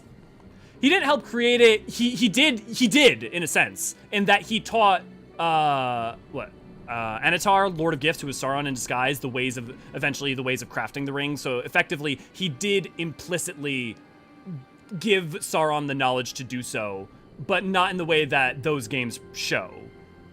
Yes, the way that those games show is kind of nonsense, but not going to settle for shit. But, like, he also is responsible in part for the creation of the One Ring because Sauron learned the art of it from him. In part. I mean, and taught him in part. It's kind of a two-way street. She was a monster girl, she was just a monster who turned into a girl. It's weird, when I read the book, I always imagined Shelob as one of those half woman, half spider monsters, but according to the movie, our other representation is just a giant spider. Yeah, in Tolkien, it's just giant spider. Like, if you want to be like Ungoliant's representations and Shelob's representations, it's just a spider. However, it's cool. It's not a terrible idea. Sir, the On from the other village are assembled for inspection. Very good, I will address them personally. Attention, shortly you will be transported to the facility on the distant shore. Your duties are, as you have been previously informed, will be rudimentary in nature. More specifically, you'll be tasked with the repair and maintenance of various arms and armaments, as well as magitech devices. Magitech, but we are farmers. We do not know the first thing about magitech. It takes us months, if not years, to learn how to do that kind of work.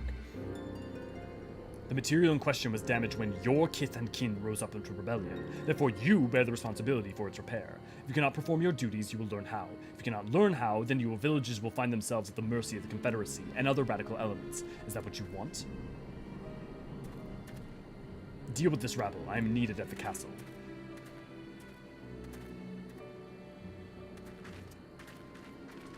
Drider. That's what I don't think I've ever heard that term. That's a cool term. There's no temporary measure. These men and women will die in servitude. Once they are taken to the other facility, it will be too late. If we are to intervene, we must do so now. Agreed? Then let us be about it.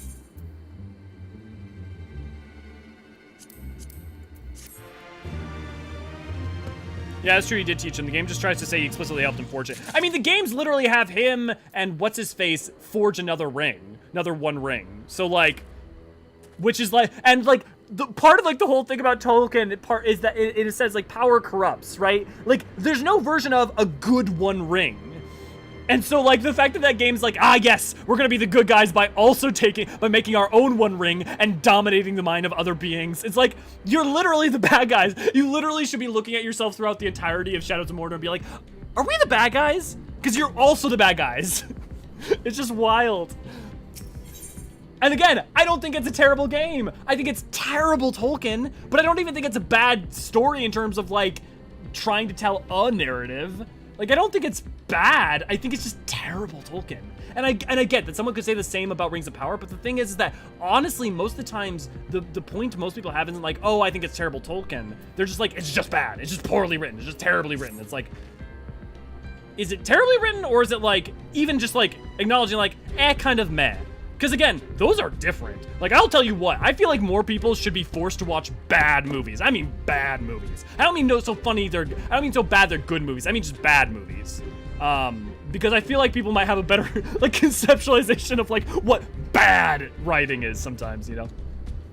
Despite the urgency of the situation, we must still proceed with the utmost caution to ensure the safety of the villagers. To wit, we must infiltrate the castrum without raising the alarm. I will deal with any soldiers near the entrance. Stand watch for others approaching from the north until you hear my signal. Are we the baddies? I read the books when I was like 10 or less, so I don't think I was like spoiled to the other ideas. Yeah, just honestly thought the book described her that way. Yeah, interesting. I wonder what gave you that inset idea, right? Because the books don't, with any language I can think of. But I'm trying to think, like, there's other times, right, where the books might have described something one way and I had to consider. I mean, it's also the way that, like, there's a lot, I feel like that a lot of time happens in fantasy, right? Like, a lot of us have a character where we saw one specific way, you know, like, we had an image in our mind of it being something. But then, like, you actually, like, go back and read the description as adults. Like, this description doesn't actually bear out any representation of what I had conceived of, you know? I wonder. I think I took the idea of Gandalf with the One Ring, where he would be oppressively good, and turned the idea into Bright Lord, which does portray Celebrimbor as a tyrant because of this ring.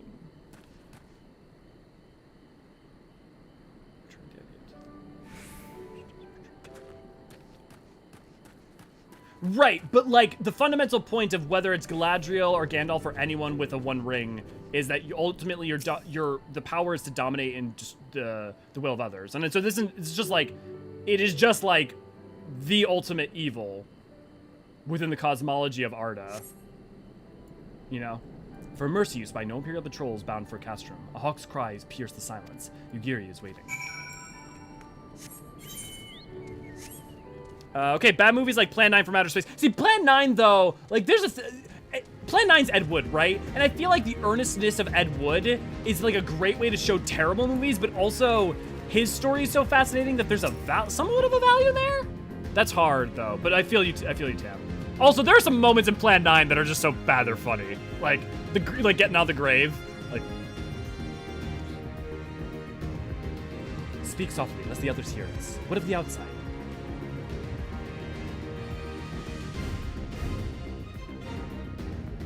That is good. We may proceed as planned. These ones shall not soon wake. However, the others are too close to the villagers. Incapacitating them as I did these ones is far too risky. Fortunately, a solution presents itself. I would have you disguise yourself in the Imperial soldier and convince them that the changing of the guard is in order. You have your pick of uniforms. They shall not protest. I love that, like, it doesn't make any sense. Like, we've seen no Lalafell or Rogadins, but they had to be like, okay, guys, we're taking the Lalafell outfit. Attempting to wear this uniform might force you to confront certain uncomfortable realities better left unexplored. Which one is it going to say I actually should take? Is it the Rogadin? Uniform is far too large for you to wear. I mean, but this is like the Hero one's not going to be... Oh, okay.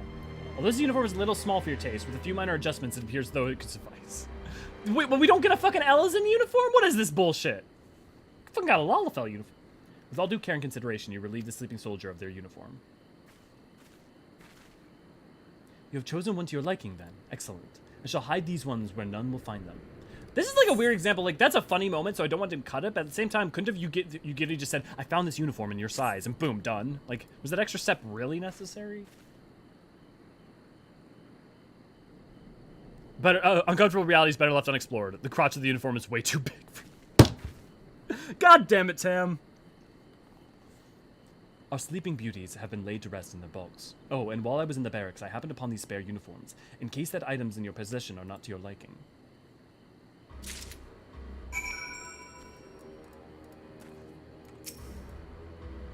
Sack appears to be filled with nigh infinite supply of Imperial equipment, though it would be best if you did not attempt to put that cursory assessment to the proof. The Kabuto and Teko should not watch the Uwagi and Hakama and Choka in your possession. Kabuto means hat, which explains the helmet. And with that, I have a full set. I'm sure the ones you changed will seem as though it was bespoke. You will need to give the soldiers guarding the villagers a proper Imperial salute to complete the deception and convince them to come here, where I will be willing to deal with them.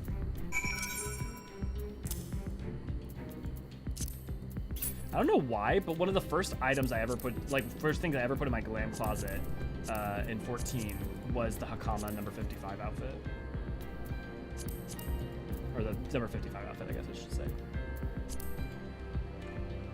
Oh, come on! There's no fucking Eorzeans around here. Someone's gonna notice, right? Okay, you know, whatever. Apologize if I spelled the character's name wrong. Dude, I'm terrible at spelling, Astriel. Don't you worry about that. No one worry about... You do not need to worry about spelling something correctly. Just be willing to, like, try to respell if I can't understand what it is. Because I like, phoneticize in my head. I'm a terrible, terrible speller. As Ray can tell you.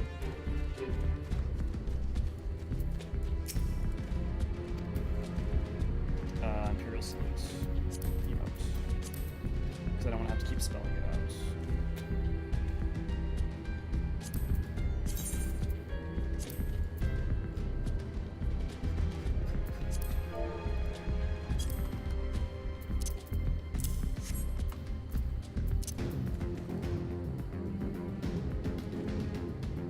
Is time already? Not that I'm complaining mine, but I thought the others would be gone longer.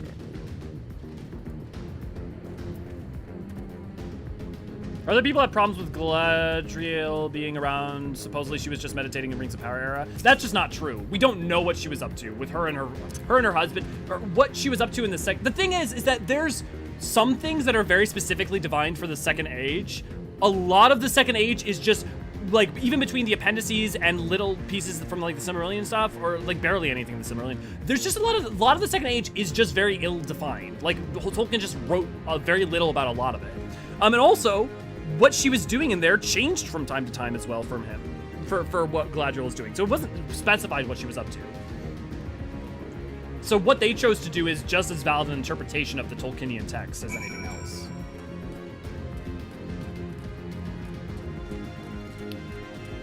Yep, that's why Gandalf refused to take it knowing he couldn't dare risk it. Yeah, totally. I think it was just female pronouns instead of it. Oh, for the Dryder. Okay, that she was once a woman or something, so I just morphed her into a hybrid in my head and it stuck. Cool. See, I love when stuff like that happens. Okay, but see, bad movies like Street Fighter 1994, it's a bad movie, but you have wonderful fucking lines. You know? For me, it was a Tuesday. Wings of Power is essentially Soul Calibur, Soul Edge. While both are supposed to be Dark and Light, the extended streams that represent the main event. Calibur wants to absolute order, no one free will. So no matter who wears the ring, it turns them into their extremes. Uncomfortable realities best left unexplored.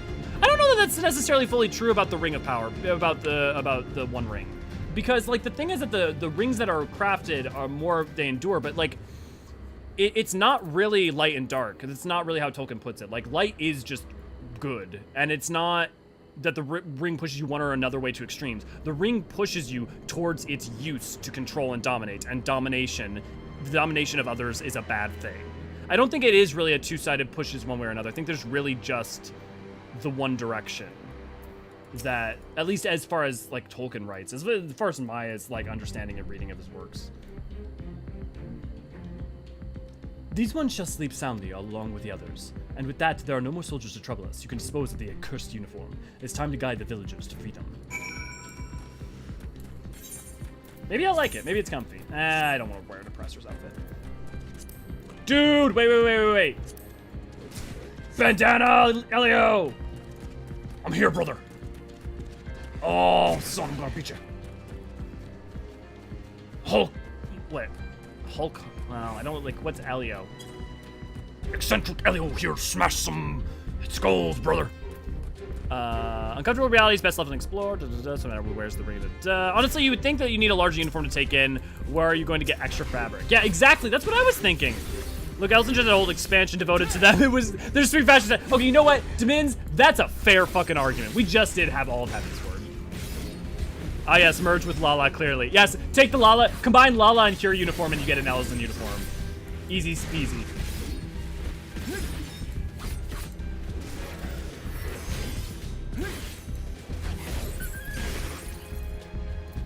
Okay, let me catch up on you guys real quick. Just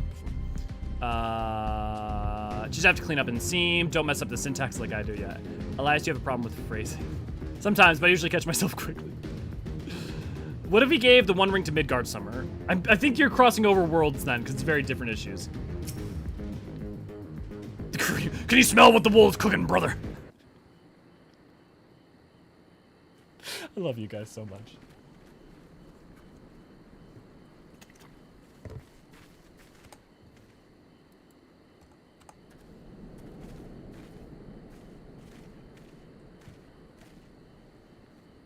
Listen to me, all of you. We have dealt with the Imperials for now, but you must flee this place quickly.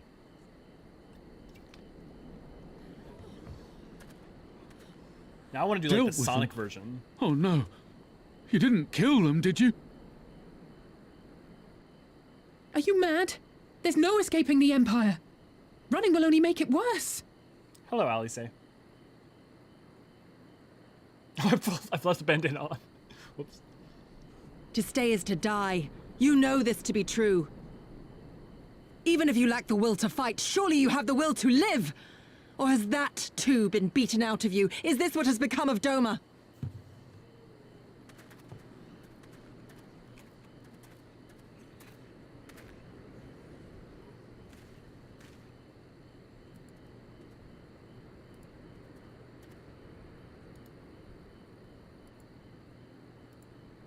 You were Lord Hien's retainer, trained to fight without fear and obey without question. Well, we're not. We're lost and afraid. We hate this, all of this, but we can't do a damn thing to change it, and trying will only make it worse. It's a pathetic existence, but it's all we got. And when people like you come here pretending it can be different, it doesn't help, all right?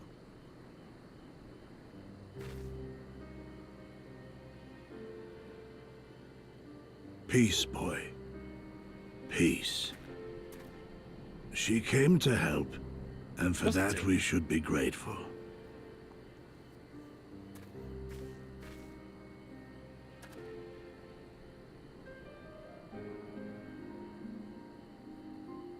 Elder, your face. We all have scars. Some too many to bear. Too many battles. Too much lost. Our friends, our family, even our liege. We who survived are forced to bend the knee, to sell our souls and surrender our dignity. He's not even trying to hide it. How are we to lift our heads when this shame weighs so heavily upon us? Your courage, your resolve, they are as salt in our wounds. It's scenes like this that are so important for Stormblood.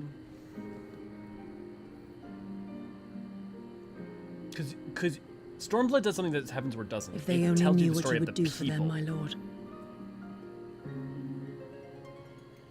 on You the have made ground. your plight clear, and I shall impose my will no more. But know this, brothers and sisters of Doma. Heavensward For all starts you doing have the three-point suffered, axe. for all the horror and the ignominy, you are still here. You are still alive. And Heavensward does it some. It does not that it doesn't do it at all. My lord, praise you value your life as highly as he does. As for me, I swear by all the Kami in creation that I will free you from this torment, no matter the cost.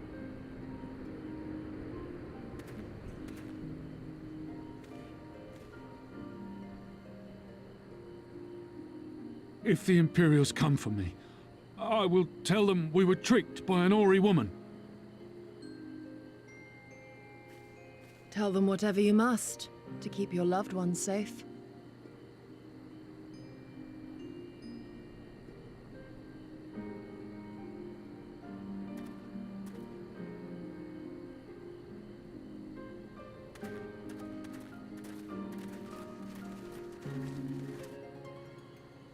This is also what I'm talking about, where I think like it fumbles the handling of Lys, because you give the scene to Yugiri, which is important to give to Yugiri. Why but would you? After everything.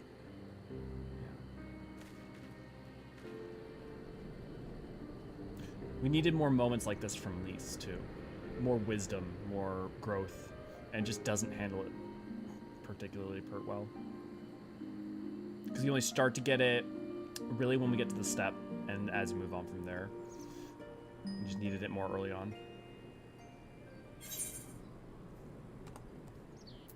It's fascinating, man. It's so I'm so appreciating playing through Stormblood a second time, and like really articulating and understanding like why I do love it, and also where I think it's weak. And I think so far Stormblood and Heavensward have both been, I don't want to say weak a second time around, because not at all, but like it is interesting how much I haven't been like deeply compelled, and I do think a lot of it's less cutscenes, like in a microcosm. I think like if I had to give like a singular example, I think it more than pacing, more than cadence, it is there needs to be more cutscenes with voice acting, and I bet you as we get to Shadowbringers, like the narrative, all that stuff, because obviously the intrigue's going to be gone, right? We're going through a second time, the intrigue's going to be gone. But I'll be curious. Yuri holds a special place in my ninja weeb heart. Understandable. I think we should give all the powerful artifacts to Midgard Summer. The fifth wall is crying at that sentence, Raen. What did Raen say? Yeah. Fictional wall. We give him TARDIS. Throw the Dragon Balls and why not? Okay, but Midgard Summer with the Dragon Balls would be pretty fucking hysterical. Turns out each of the first brood, they each actually were just one of the Dragon Balls all along. Yeah, Lys should be here.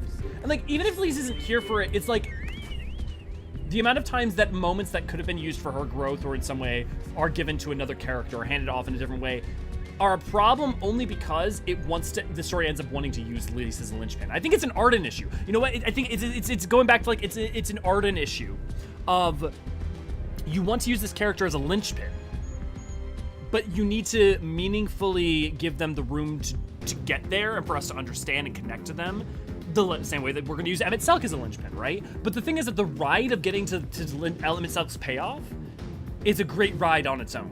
And I think Stormblood struggles with that. And I think the thing is that Heavensward isn't really doing that. It doesn't need that at all, because I guess you could say that about Estinian, but even Estinian isn't a linchpin under which a lot is going to, like, work. He's a mirror for Nidhogg. He's a Deutero protagonist. He's like, there's a lot of interest and he's important, but he's not being relied on in the same way. And so the fact that, like, there's a very small cast with a very specific aim and focus, I think part of why Heavensward succeeds and suffers from less issues than Stormblood does. So I understand why people have stronger problems with Stormblood, but I think of all the things that Stormblood does well, or the ways that it expands the world, or it's attempting to do things, and all the framework, and also that thanks to it, it's set up and does for going forward, that the expansiveness of it allows for deepening as we go forward, was something I always lauded it for, and now I see it still there, but it's interesting. It's very, very, very interesting.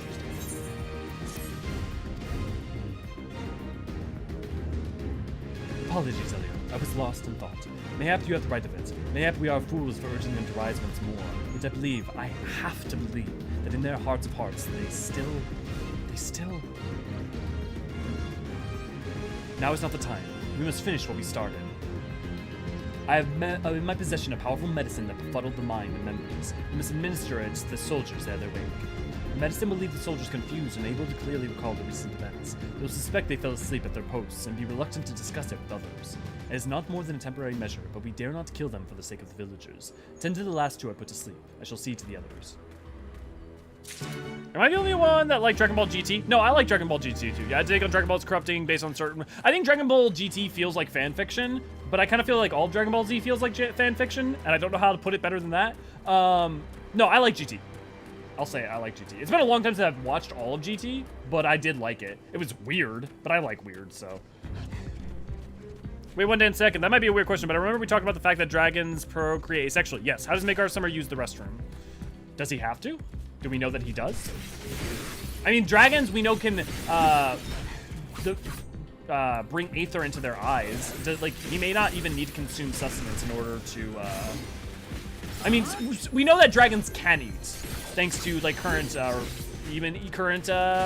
quests, current tribe quests. But the first brood and or Midgard Summer may be different. Also, maybe he owls it. Maybe he regurgitates it in a pellet, right? Maybe cloaca. I don't know. Maybe they don't have sexual reproduction organs, but they do have buttholes. Who knows?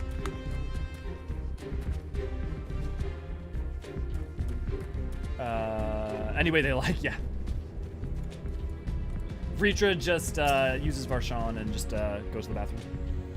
Seeing more spiritual leakage. He just releases the aether instead. You're assuming dragons have the same kind of digestive system as the creatures. We do know that they eat. We do know that they are capable of consumption of aether. But yeah, aether leakage could be something because we know that food is converted into etheric aether form. Maybe they're more efficient at converting that. And by being more efficient at converting it, they do not have to expel any physical matter. Father, is that you?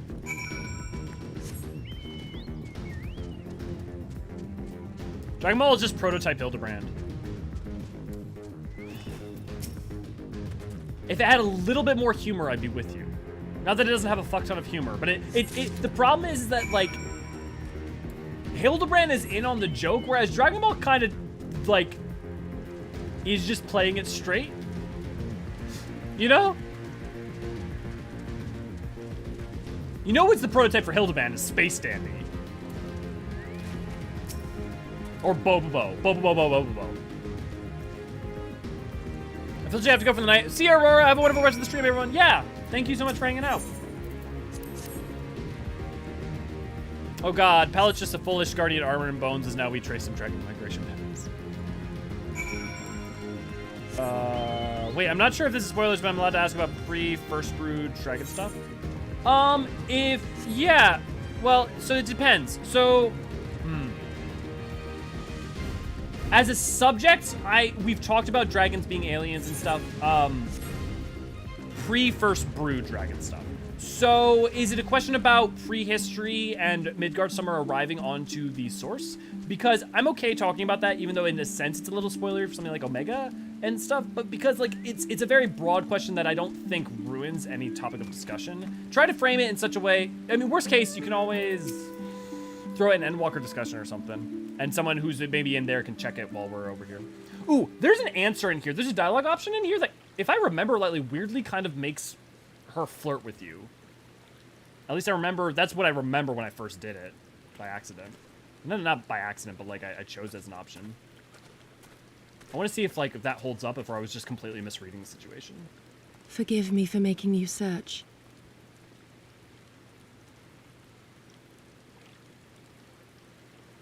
Draconic Urology 101, of course, with Archon Forgerant. Thank you, Demins. It calms me, the sound. It helps me to remember the sway of the ocean when I close my eyes.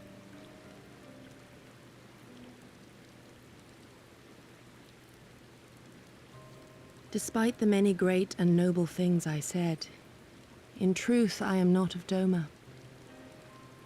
I was born beneath the waves of the Ruby Sea.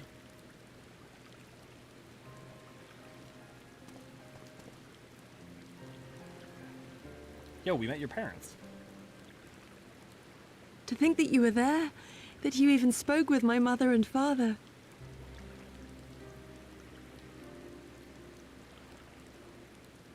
They are in good health, then. The knowledge is of great comfort to me.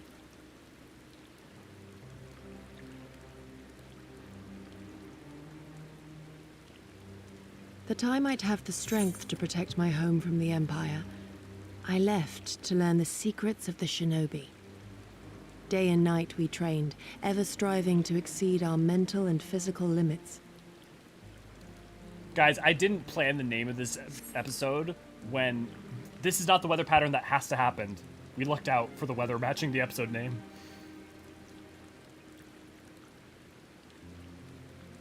Wait, you're joking, right? What do you mean, who's Yugiri?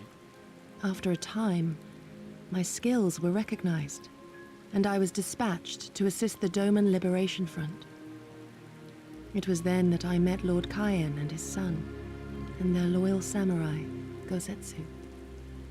Good men all, brave and true, so clear their eyes, so pure their purpose. Raen, I can't explain that to you in a would have been second. proud to serve them, and Doma. No, she's just from Suinosato. But, in the end, I will always be of the sea. Every day, I pray for my home and for the people I left behind, that they might be spared the wages of war and live in peace, untouched by this madness. Demins. Jade, good to see you, glad to have you. I confessed this to Lord Hien once. Do you know what he said to me?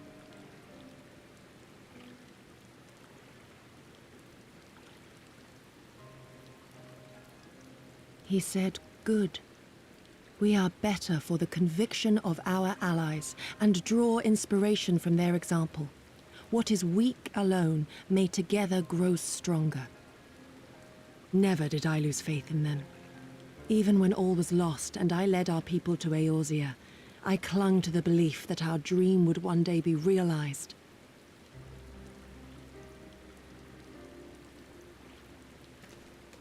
But when I gazed into those eyes bereft of hope, when those broken men balked at liberty, the dream was shattered.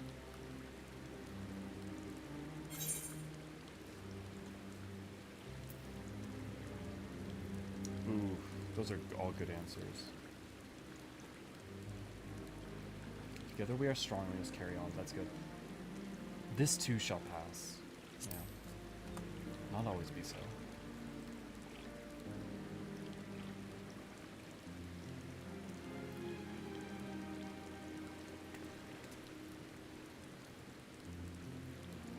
So I pray, and thus do I labor to see a new day dawn, regardless of my misgivings. When all is said and done, we can but carry on, together.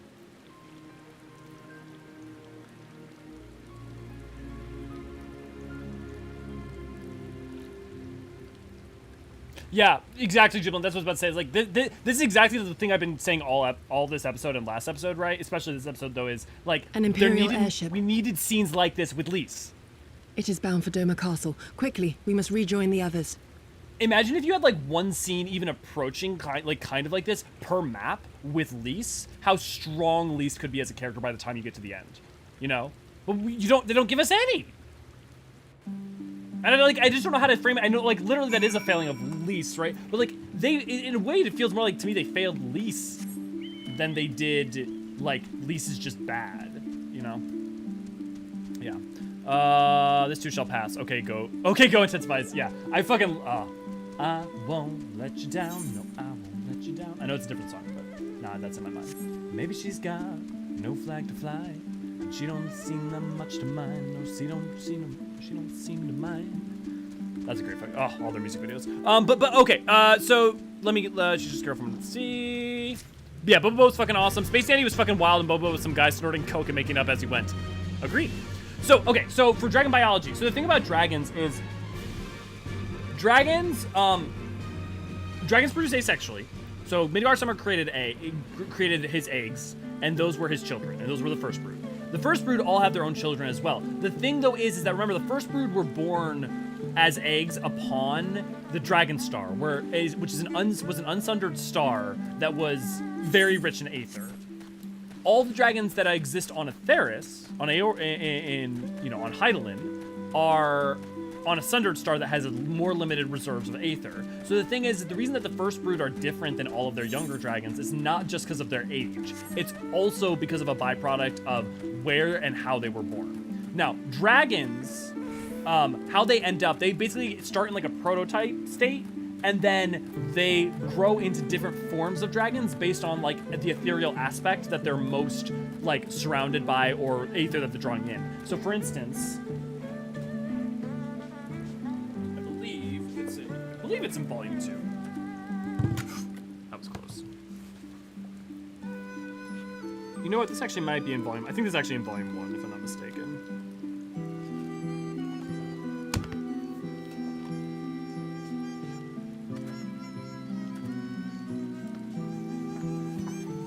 Oh, hey! Also open to Summoner. We should talk about that from earlier. I never actually went and read that, did I?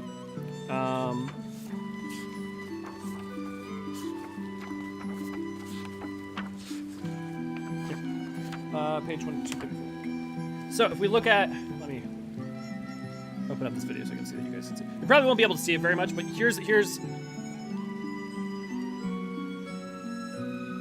That's a breakdown of how based on what aether aspecting they're like most closely associated to and like end up being around and absorbing, they like branch off into different possible things. They can branch, dragonettes, the children can branch into dragons, wyverns are lesser dragons, and lesser dragons if like surrounded by earth aether can go into carapace dragons, or I believe if lightning become brobonecks. And so like it's just like it's a whole thing. It might not be that, maybe it's a different element. But so the aether aspecting and nature of the nature of the source is what affects their appearance, not necessarily just their parentage. It's not the same way that like all the first brood can look different. Is also dragons can be unique. It also may be why a lot of the dragons that we see from the Dragon Star all seem to be one of a kind, or seem to be like uniform. Maybe because the aether on the Dragon Star was much more uniform compared to Atheris, so they didn't see those like derivations in the same way. I don't know. That's speculation on my part. Minfield needed this a ton instead of telling us how cool Minfield was in the background, then did not give us personal moments at least. Yeah, I forgot if she ever had a moment to speak of her sister or Papalymo. Kind of. You get some moments, but you don't get enough. Effectively. But yeah, basically you get moments in 3.x for her to do it, and you also get some moments in the first half of Stormblood that we've done, but not enough of her talking about those things about Ida and Papalymo and stuff. Yeah, but yeah, basically since it was mentioned they're aliens, my question is essentially are the pre-first brood dragons more similar to the first brood or the offspring of the first brood? The examples that we see seem to all be classical dragon appearance and nature, which means that their aether is balanced and seem to be like pretty uniform in scale and scope and size. If you've played Endwalker, you'll know why I'm suggesting that. We don't know for sure, and we know that Midgard Summer would buck that trend, but we also know that Midgard Summer was unique even amongst the dragons of the Dragon Star. And kind of like a special snowflake because of his kind of disposition in and of it. Because he was like one of the greatest, if not the greatest of them all anyways. So, I wouldn't take that trend. I would look more to what we see with those made of, what's it, and how we also, it seems to be that anything else made of what's it also seems to actually have been what those entities were like. However, I don't know if that also even means that the dragons would have been pale in the same way, so Is that clear? I thought the eggs were laid while on the Dragon Star but hatched on Hydaelyn. They did. Yes, that is correct. If that was what I tried to say. If it didn't come across that way, then I did not. They were laid on the Dragon Star, carried over to the hatch on Hydaelyn. Yes. It still makes me depressed to express that the Dragon Star is active enough that it can be read from another star whenever the brood of Horde is active. Why does that make you depressed, though? And also, I would recommend to do the latest tribal quest if that makes you depressed, though. Because I cannot talk about why, but you should definitely play the latest tribal quest. That's all I'm going to say. Come, come. We must tell the others of the airship, or hear what they know of it. No, no, no, let me take off my bandana. Oh god, it's still gonna be Elio, brother. Brother Elio. Requires gather level 80, but definitely worth it. But you can also, you can level a gatherer to 80 in like I will give you the items to do it and the money to do it, and it'll take you like 5 seconds. It's really not. Well, okay, actually, the ceiling up there is open, so I'm just gonna assume he did just super jump the fuck out of there. Are the villagers all right? We freed them, along with many others. Maybe, Raen, maybe. Could. Gosetsu, we spied an airship bound for the castle. Know you aught of it? Aye, that we do. The Crown Prince is come to Doma. Bahamut was an actual dragon. What we fought was a primal of the... We suspect this is a result of recent events in Girabania. Our defeat notwithstanding, there appears to be some concern in Garlemald that subversive elements may be rallying in other provinces. Okay, so Bahamut was one of the first brood of dragons. He and Tiamat were on Mericidia and effectively kind of pseudo-soft ruling it when Allag came during the Third Astral Era, came in and they tried to defend it and hold back the tide of Mericidia. Eventually, between Voidsent and Mericidian armies, they managed to kill Bahamut. And then, in her grief, Ascians came to Tiamat and showed her how to do a primal summoning. She didn't fully understand what it was going to happen, but she tried to resummon back her love, Bahamut, and when she did, it obviously was the primal incarnation that we know of from that existed inside Dalamud. Basically, what happens is that when that primal summon gets summoned, it starts going ape shit all over Allag, busting up the shit. Allag then Pokeball captures that primal's version of Bahamut, puts it inside Dalamud and puts it up in the sky. Then thousands of years later, Dalamud comes down, breaks open, and that primal Bahamut gets, is what we're dealing with. So we've only ever experienced primal Bahamut, but actual Bahamut was a actual dragon and was one of the first brood. Though Yotsuyu governs Doma, Xenos remains the province's anointed viceroy, and it would seem he has come to assess the current situation in person. If Xenos is here, we must seize this opportunity and kill him. Would that it were so simple, Lady Yugiri. You may recall that we encountered Xenos at Rolga's Reach. We have seen firsthand what he can do. His power defies explanation. He faced the Alliance, the Resistance, and the Scions, and he defeated us all.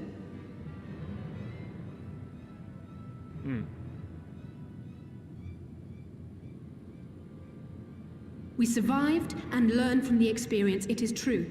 But if we are to defeat him, it will not be through simple opportunism. We will require... For fuck's sake, let Lise talk! He doesn't even let Lise talk! We know his strengths. A prodigious swordsman trained from childhood by the finest Imperial tutors, reputed to be without equal on the battlefield, which is why we must not meet him there. Nay, we keep to the shadows, the domain of the shinobi, and thence we strike. You need only give me the chance. Were this but a matter of personal revenge, I would not presume to bar your path, for I myself crave that same vengeance. But to draw steel against the Emperor's son is a grave decision, and one that will shape our nation's future. Do not forget Lord Hyen's words. What, that we should sheathe our swords if the people lack the will to fight? I will not squander this opportunity. If we do naught, our master's life is forfeit. Even should you succeed, Xenos' death will not win Doma her freedom. More likely, her doom. Can we defend our people against the Empire's retribution? We few against a legion? Do not be a fool, child.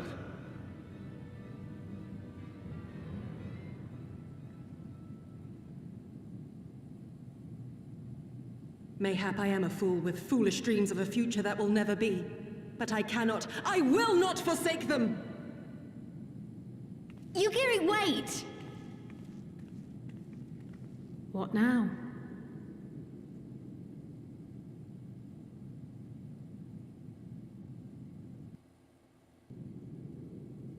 I cannot recommend doing the tribal quest enough. It has made me cry multiple times.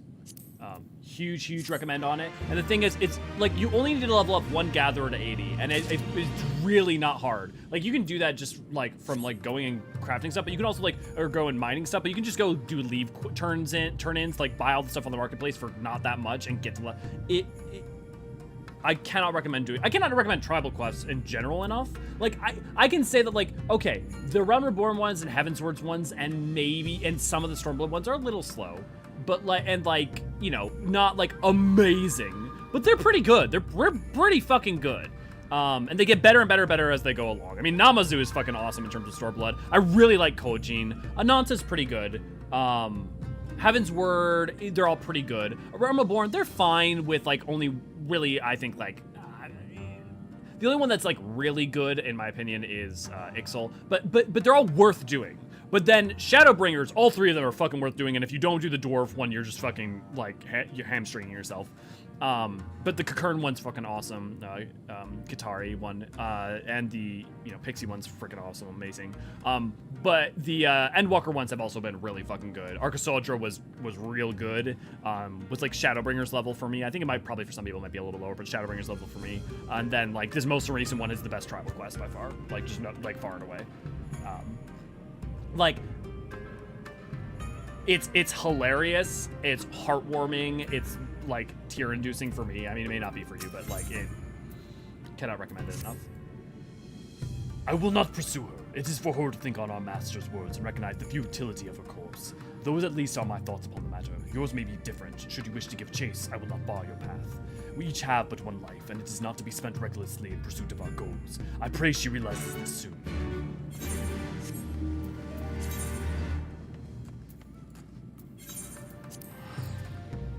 I really love the new tribe quest so far. I cried at the start. Yeah, me too. True, Gather, not Crafter. Yes. I also got one Gather from 80 to 90, and I'm not even max rank yet. Dude, I got all my Crafters all my Gatherers without even trying from 80 to 90, like the first 2 weeks of 14 being out. And I don't even do a lot of Gathering. So like, it's really not hard. My only problem with this one being Gatherer is that there's only 3 Gatherers. So by the time it came out, it's like everything, I already had level 90 and everything anyway. So it's like, the XP's just going to waste for me, but you know, it is what it is. I'd rather have it be a catch-up mechanic for everybody else. At least the nice thing about like Archosodra is that it's combat XP. Problem is I also have all my Crafters at 92, so next one was also not going to be helpful. Did Gosetsu send you to stop me? Then you came of your own free will. I should be surprised if you agreed with my chosen course. No one else did. But it is not as fanciful as they would have you believe. Scant moments ago I received the Crown Prince's itinerary from one of our spies in the castle. It would seem that Xenos has no desire to remain in Doma any longer than necessary. He wishes to inspect the moon gates this very eve. His impatience is to our advantage. He arrived without warning and gave Yotsuyu no time to prepare. The whole castle is in a state of upheaval. To avoid any delay, he has declined a full escort and will be traveling with no more than a handful of soldiers. The kami could not have blessed us with a more auspicious circumstance. I will kill him, Elliot. I will. Not alone. I know the odds. I know what he is capable of, and that in the open and confrontation I will likely die. But if I do not, if I succeed, then countless lives will be saved. Doma, Alamigo, everything will change. One life for the world. For that world is a price I would pay 1,000 times over. What? What is it? Why are you looking at me like that? Do you mean to join me? Thank you. Thank you. I cannot well express what this means to me. We have much to discuss, but we can do so on the way. Yuzuka Manor is some distance from here. We must hurry.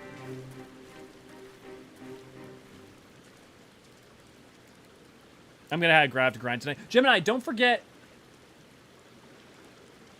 He says, stay calm. No one knows you are here. No one knows you saw anything. No one knows you overheard 2 rebels plotting to kill the Crown Prince. God, stupid! You know how this ends, and they only have themselves to blame. You have to tell them.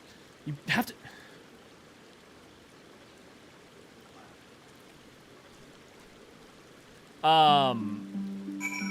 Don't forget Gemini. You can also do leaves. Leaves are an incredibly fast way to level it if you're like not wanting to grind. But the other thing is, if you want to like, while like listening to stream or something, like offhandedly just go grind stuff, you also make a bunch of extra gil that you can go sell on the market board. So like, you can make a bunch of money just from doing grinding too. Don't forget. I also find it funny there's a race named after a dude from Xenogears. Which race? Also, what year is the first Xenogear? Because they may just be shared inspiration.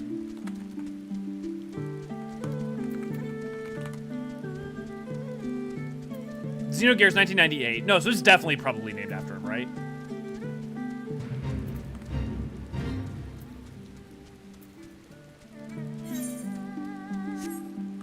Give us a fisher-only tribal quest. Please don't. I don't... One of my close friends loves fishing in this game. I could not care less about fishing. It's not that fishing's bad. It's not. It's just like, I just don't care that much about it. So like, I mean, you know what? Here's what I'll say, Jade. If it would make you happy, I guess I don't really care. So I would guess I would rather say, yeah, if it would make people happy, go for it. But like, why instead of just doing what they do, which I enjoy more, which is allowing you to use any tribal, any gatherer, and then like it's just different items, but they're all contextual items. I feel like that's cooler, you know? You could, I mean, you can play the current gathering quest as only a gatherer, as only a fisher, you know? What about the firmament, Elias? Firmament. I don't mean to bring up other games, so I won't say more than this, but I really feel that right now the future of MMOs is brighter than ever. Yeah, I mean, you can bring up other games. I feel like WoW seems like it's Dragonflight. I hope not just does well, but I hope like harpens a better future. The problem for me is that I'm not going to trust them development-wise until they like do that for a couple of years and can show that they can prove that they can do it consistently. Just because right now that's where that's where the will is earned. It's not even as detestment or anything. To say nothing about Blizzard as a company separately. I'm just talking about the developer specifically. Guild Wars 2, End of Dragon seems to be doing really well. They've been writing their boats. New World having its first expansion. A lot of it's going well there. So like, I definitely think in terms of especially classic MMOs, there's a lot of stuff. I know like people are super into Ashes of Creation and all that stuff, but like for me, I haven't been following, and the Riot MMO, I've been following that super closely. I've been following it a little bit, but mostly because I want to wait till we're closer to like having, you know, what the final form of those things really pans out to be before I yeah. RuneScape. WoW Classic is in a great spot. Yeah, I mean the thing is, but Wrath of the Lich King was always going to do well. So for me, it's like, I guess I'm just like, to me that doesn't, that, especially when we're going into like the people are like not super excited or looking forward to like a Cataclysm, or some people are kind of, but not to a Pandaria. It's like Classic is a little bit of a weird spot for me in terms of looking forward good in the future. It's presently good, but. And RuneScape's been RuneScape for forever. I mean, it's still doing what it does, you know? One life for one world. Huh, where have I heard that before? Yeah, Tam, I was thinking the same thing. When I got my last catch up to 80, they announced that Bolgia would give XP from 71 to 80. Yeah, I mean, that's how it goes.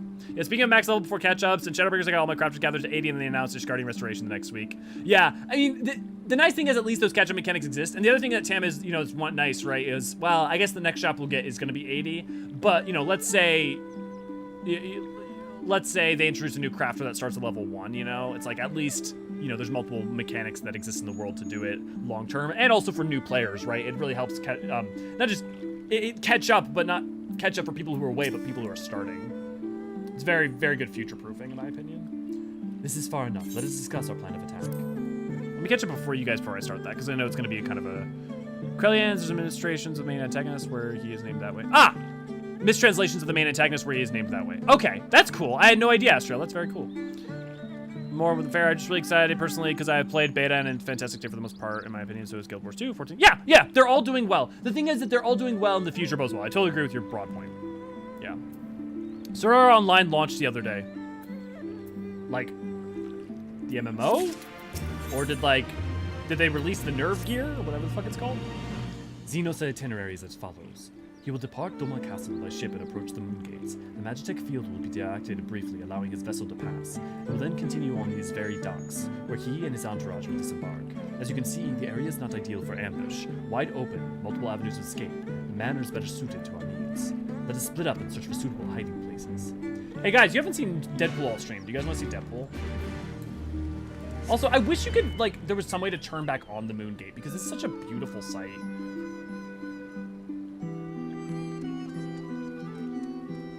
Terrible, but beautiful.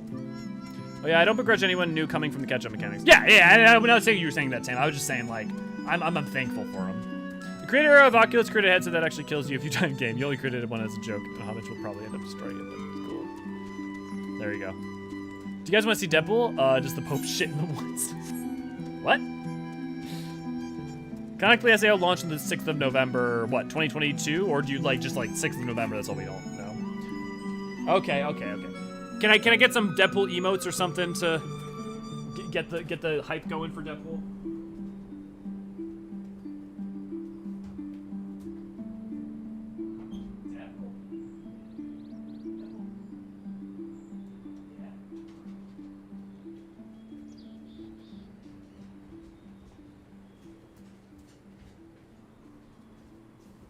Deadpool.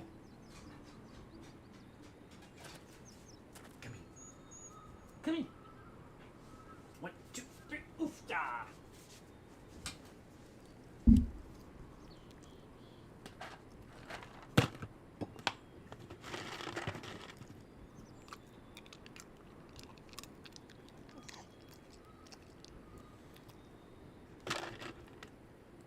Should I give him another treat? I'm gonna give him this one. Oh, the Big Lebowski, of course. Right. We're gonna let people decide if you get another treat. You gotta wait for it, bud.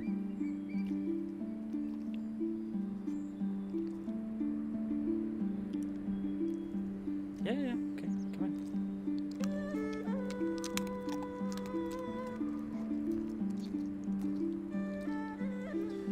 Okay, good job. Good job. Good job. Can you come here? Can you come here? 1, 2, 3. High five. Ready? 1, 2, 3. Hey, come on. 1, 2, 3. Good job. Can you sit? Can you lay down? Can you roll over? Wrong one. Sit. Lay down. Roll over. There you go. Good job, buddy. Excuse me. Excuse me.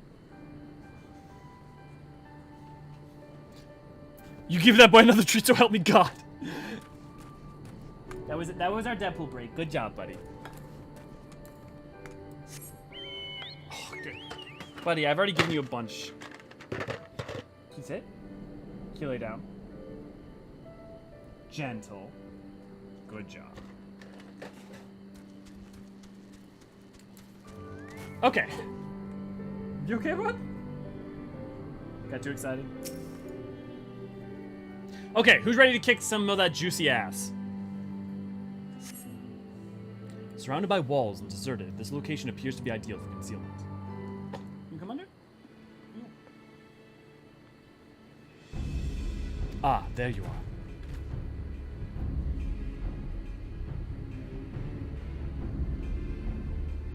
From the roof, we would have a clear view of the docks. It is settled. We shall lie in wait here until Xenos arrives. As discussed, if all goes to plan, he shall fall with my first blow. If not, then the two of us will have to engage him in open combat. His escort is of no consequence, which means that we will have 2-to-1 advantage. Nevertheless, he was not to be underestimated.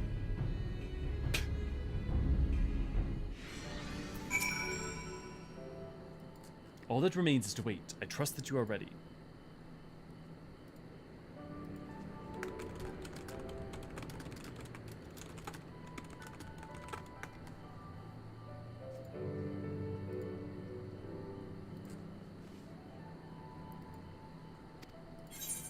Okay, guys, the time between the seconds.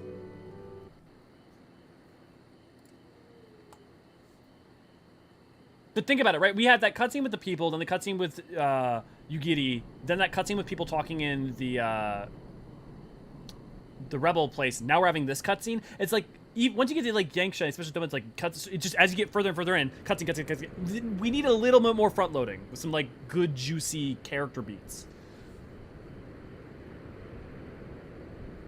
And I think the ill will that.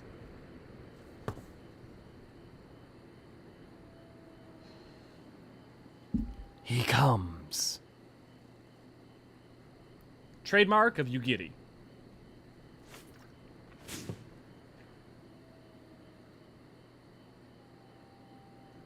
The village is not far, my lord. If it please you, we shall escort you there directly. Thancred, you already became evil once. Did you have to become evil a second time?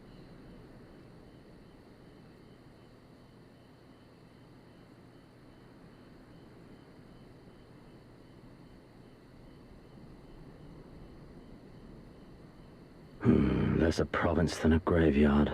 The rotting husk of a broken nation devoid of proper sport. But as his radiance wishes... Yes, of course, my lord. And may I say how terribly sorry we are that you had to come so far. I'm quite sorry that he had to come.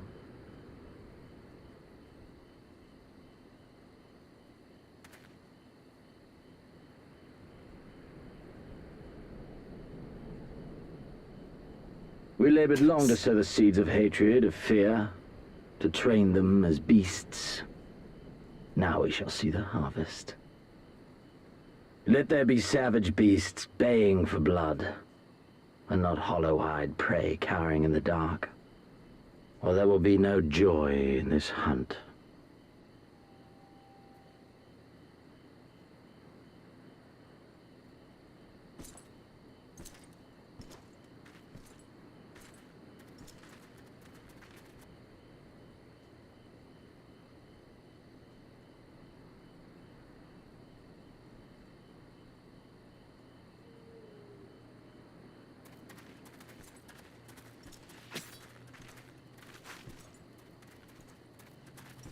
Skills.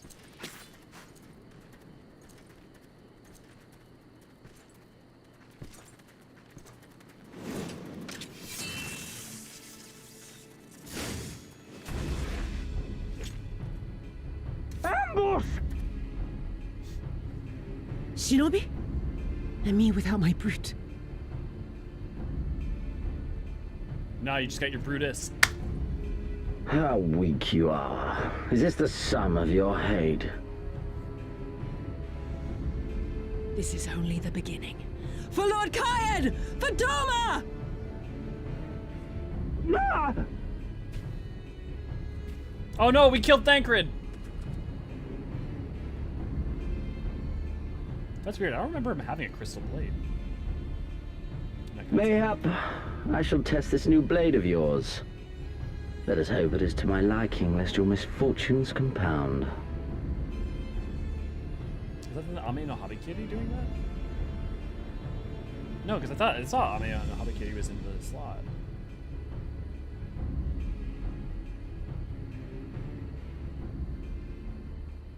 Then again, I am loath to expend such effort on the unworthy. Come, earn the honor.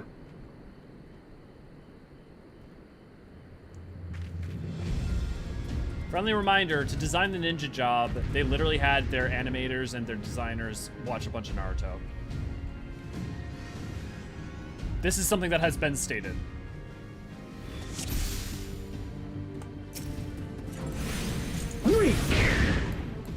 Xenosia Galvus, you will die by my hand! First, you must kill my men.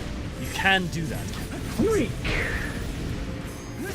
What are you doing, you fools? There are only two of them.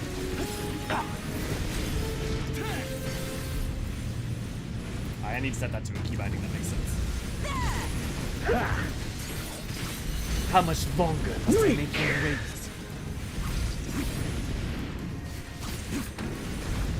Yeah.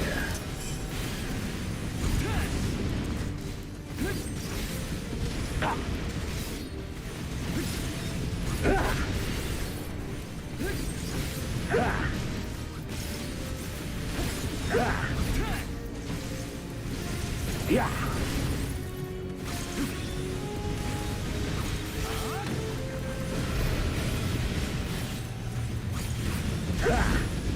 What am I pressing on? We're just gonna blow.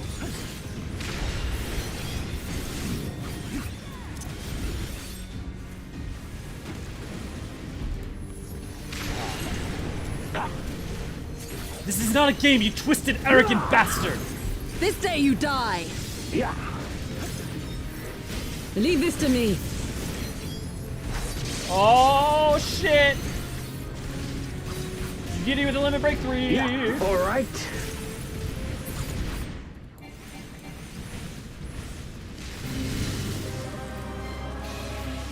Yeah! Well done, beast. You have earned your right to look at Ame no Harakiri. Let us put you to the proof. Weak.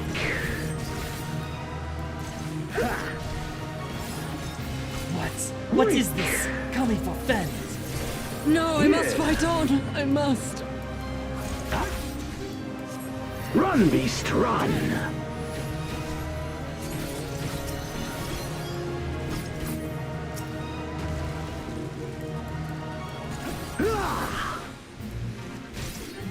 Yeah. Yeah.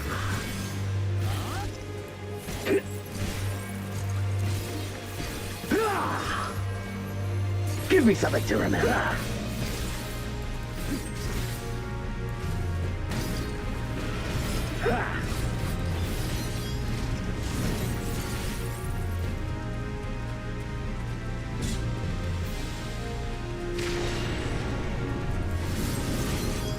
Yeah. Yeah. You're better than most, I'll grant you that. But not good enough. This ends now. I see.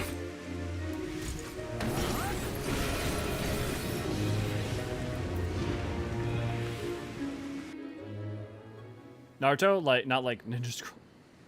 As a ninja main, I appreciate that level of effort greatly.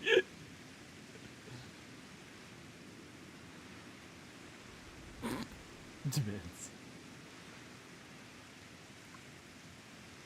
Ah, It's a Rain in the Rain. I remember you, Al Amigo, the champion of the savages.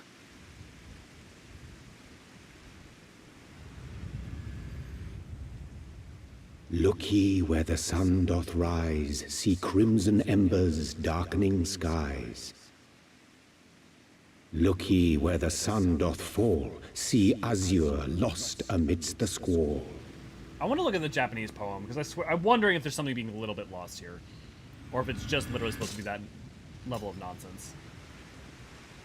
Because it doesn't really serve a huge function. It is kind of interesting, but it's like, it's not like it saves us or anything.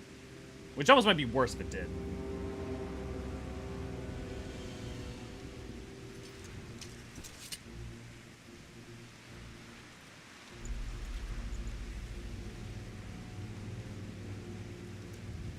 Oh, how right I was to spare your life.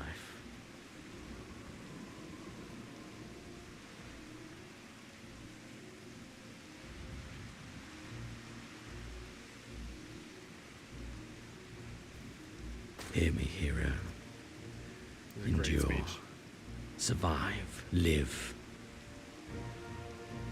For the rush of blood. For the time between the seconds. Live.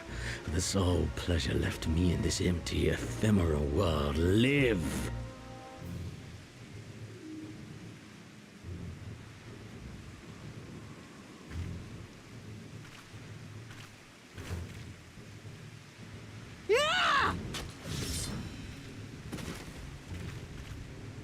Okay, but seriously, where did that crystal blade come from? You are not worthy.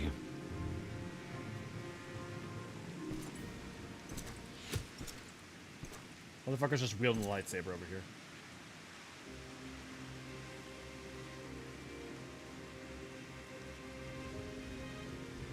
Sometimes you just gotta from stand them, up. you imperial dog!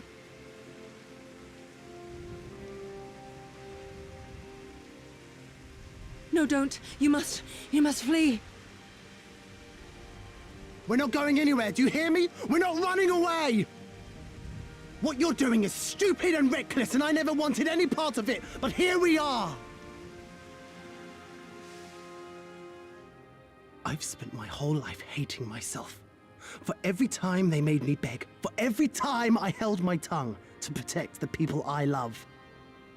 And then you came along and reminded me of all the things I never said and never did, and it was even worse. I would have given anything to forget, to walk away, but I knew I'd never be able to live with the guilt.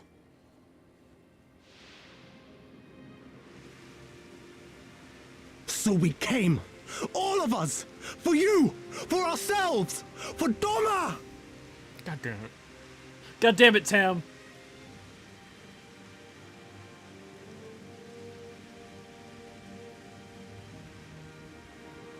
Death is death, regardless of the reason. Yet you seem determined to die, intruding upon this sacred ground, turning weapons you can scarcely wield upon me. Your lives will not even begin to redress the balance.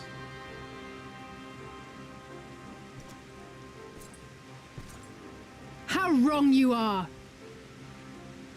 Like, give this moment to Lise, goddammit!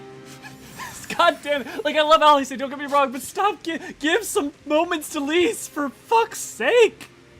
This could have been such an easy win. I feel like the irony that with the lesson I'm taking away from this... Gusetsu, see to Yugiri. The replay of Stormblood, the main lesson I'm taking away is needs more Lise, effectively. I can't see a damn thing. Someone stop them!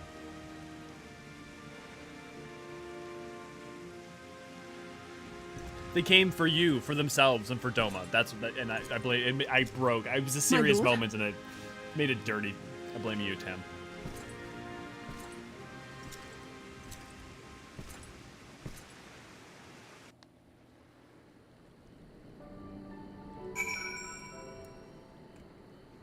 Okay, fair. Yeah, Jubilant, right? It's crazy. Like, I was talking to you a little bit a while ago about it. We were talking about, like, earlier on, and we was like, yeah, noticing that very much talking about it. But, like, it's even worse. It's, like, worse than I thought. Like, if I had to come away with one primary criticism of Stormblood, I swear to God, and I can't believe I'm saying this, but it really is, like, needs more Lise.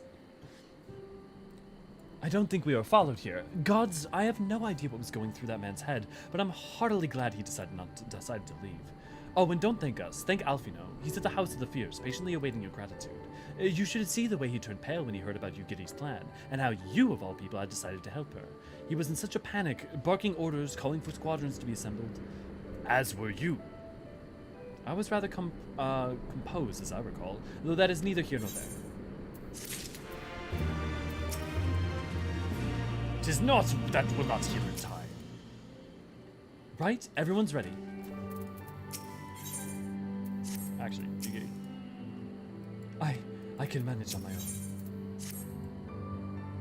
Can you believe it? We faced the Crown Prince himself and lived to tell the tale. You've no idea what this means to us. Everyone's talking about getting more weapons and armor, and we're not going to stop until we've taken back our homeland. All right, getting a bit ahead of ourselves, aren't we? We've got wounded to tend to first. We should get back to the village. That's the wrong way. But, I guess that's not totally the wrong way. I mean, you could have gone that way. Oh, hey! Oh, no, it disappeared.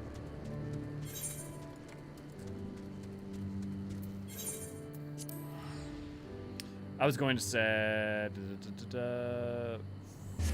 For it being her story, she's barely in it compared to the check notes as high school elf.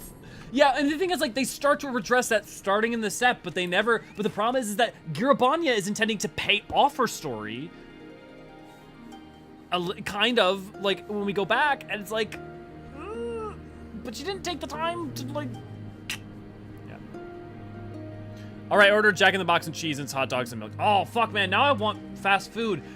Oh, win! I was so close to not... Oh, I also forget you order weird shit. But, like, I was so close to, like, not getting fast food today. But now, because I didn't have the hankering. But now it lives in me. It lives in me. It lives in you. How are you feeling? After fighting that demon, I can only imagine. I suppose I ought to apologize to you for, you know. Anyways, thank you for not giving up on us. The Shinobi too.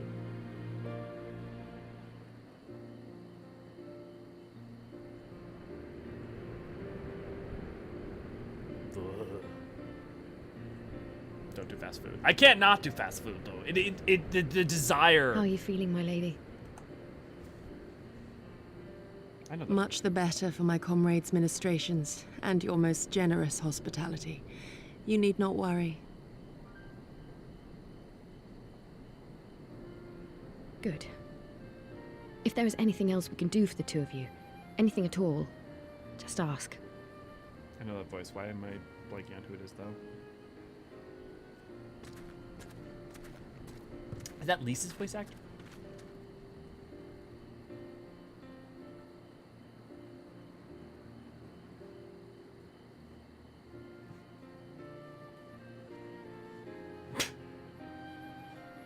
Stare any harder and you're like to burn a hole in them. Go and say your piece, for goodness sake. I've got nothing more to say to them. I'm going to find out how the others are getting on. It's not bad, Raen. I think it might be too normal for you, frankly.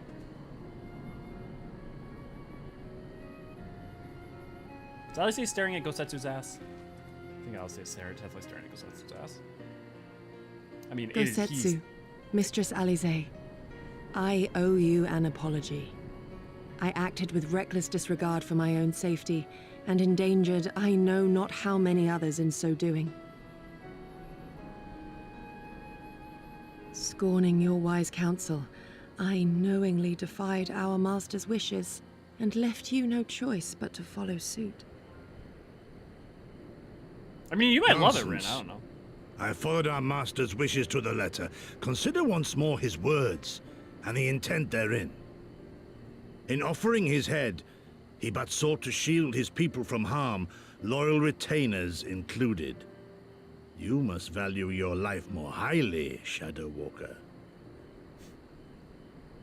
Coming from On you, the other Gosetsu. hand, your recklessness did serve as an inspiration to many. Mayhap you should not be so hard on yourself. Where even is Lise in these... She's not even in these... In any event, if you must apologize profusely, it seems only right that you expend as much effort thanking the one person who supported your plan from the first.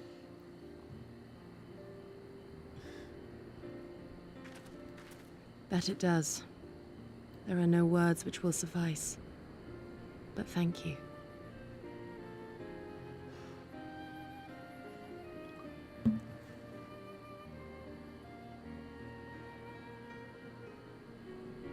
And there they are! Oh, thank God. 12 be praised. When I learned of your rather questionable plot to assassinate Xenos, I feared we would need to recruit a new primal slayer.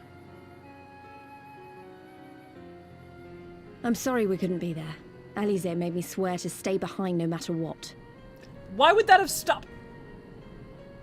I think she was worried I'd hurl myself at Xenos the moment I set eyes on him.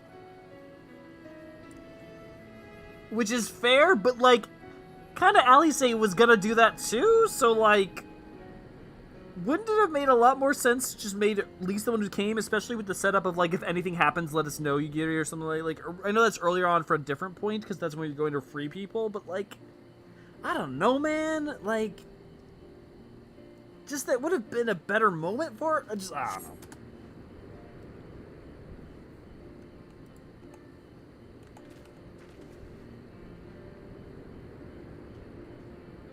At least I know my hottest Final Fantasy XIV opinion now. You'll forgive me for changing the subject, but now would seem a good time to discuss where we go from here. Though the Empire has yet to retaliate, the fact remains that we have revealed our presence and signaled our intentions in so doing. It is only a matter of time before the Imperials move against us. Given that we lack the strength to oppose them, 'tis plain some manner of brilliant stratagem is required. Therefore, I yield the floor to the preeminent tactician of our time, with whom I was privileged to share a room. People say Oriange is wordy.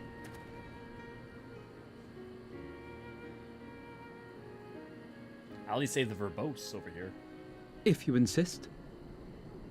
While in Kagane, we debated a number of approaches and were eventually forced to concede that we cannot look to the Alliance for aid.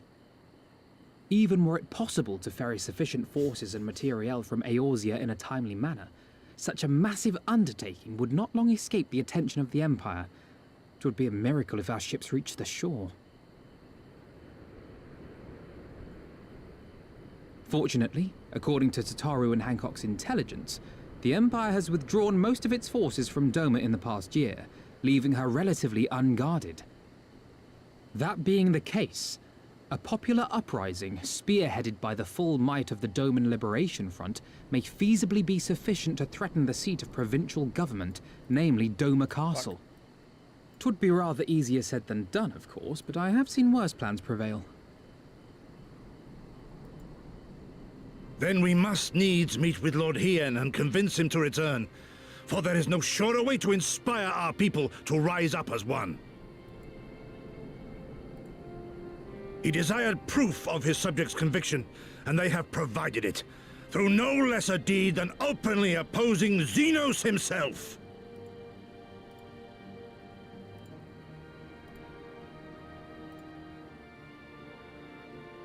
It will work. It has to work. And next time, we will defeat him. Is the stream still good, guys? I had a technical error for a second.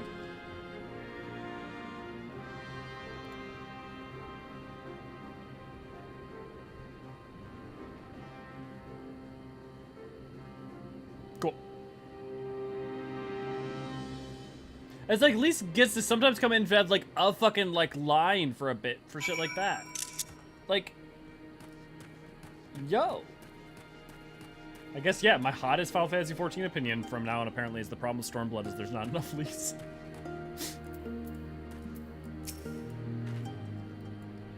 I wonder what kind of man Hydaelyn is. From what I've heard, he's about the same age as me. And then there's Fordola, who isn't a whole lot younger than us both. Well, okay, he's a couple years older than Elise. Because she's like early 20s and he's 24 or 25. And then there's Fordola, who isn't a whole lot younger than us both. Fordola's 19, so. Like her, he was born and raised in Imperial Province. This is all he's ever known. But unlike her, he chose to do something about it. I want to meet him. I want to know why. Maybe if I understand that, it'll help me understand a lot of other things. Like, that's the thing, is like, you get some great scenes with like Lise and Hydaelyn. And so you get great Lise growth arc stuff, but the problem is that needed to happen earlier because the thing is, you're also introducing Hydaelyn and making Hydaelyn look so great, which then, yeah. She's weirdly underutilized, yeah. Okay, thanks, guys. I will be traveling to the Azim Steppe, Leo. I have found Lord Hydaelyn once before, and I'm confident I can do so again. Moreover, it was to me whom he put the question of Doma's resolve. I feel it my duty to deliver him our people's reply.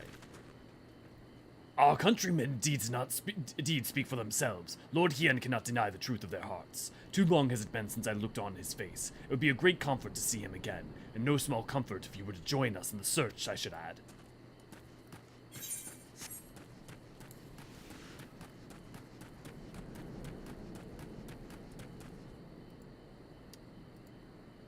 Never seeing buffering. Should be okay. You may see a small amount of buffering for a second, just to while I fix this up. But yeah, a little bit stuttering. Okay, well, we'll sit still for a second. I'm gonna drink this.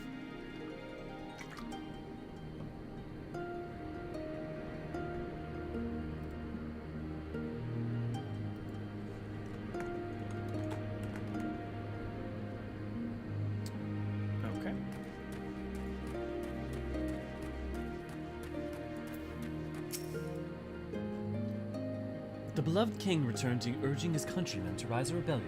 Not the story you'd ever hear in Charlian or Ul'dah, is it? Not in those words, perhaps, but no landspeople is so cynical to be wholly immune to inspiration. Singular individuals have the power to move hearts and minds, no matter where they go. Doubtless you speak from personal experience. As much as Lord Hydaelyn intrigues us, Elio, there are vital tasks to be attended to here. Preparations for the inevitable assault on Doma Castle, for one. There's also the matter of coordinating our efforts with the Confederacy and our comrades in Kugane. Dealing with this troublesome Aetherite, I could go on, but you understand.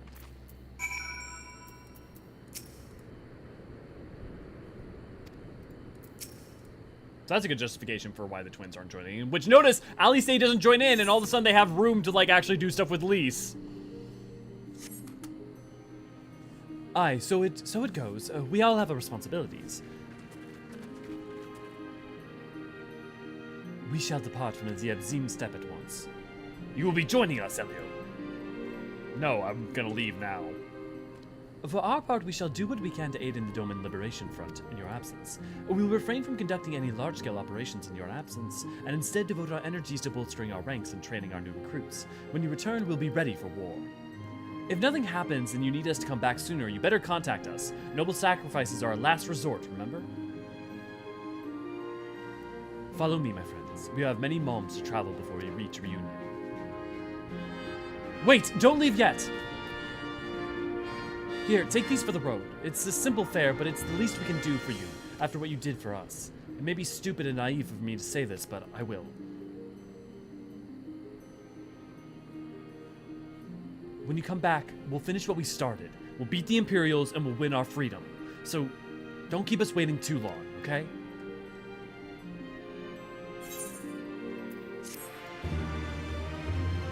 Some good to glad to have you. Wait, is established how Alfino got to Yangsha? Like, did Soraban go back to ferry him or what? It's not necessarily established, but I mean, it's pretty easy to just assume that, like, the Confederacy would have given him a ride, right? Because they're already working with the Confederacy. So the blockade issues could have gone and fetched him. Meanwhile, in Doma Castle. I would expect no less of Bahamut's conqueror. Does he say that? If you haven't beat Binding Coils? Prepare the airship. His Radiance will not object. We have fulfilled our obligations here. I would see this prize for myself. Wait, also Bahamut's conqueror, does he know about Binding Coils? How the fuck does he know about coils?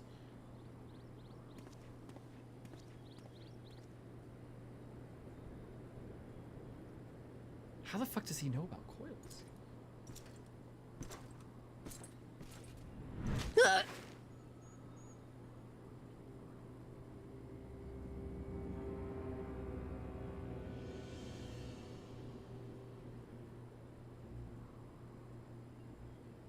Yeah, exactly, Summit, yeah. Do you understand why I appointed you to act in my stead? You, whose only accomplishment was to whisper the right words in the right ear.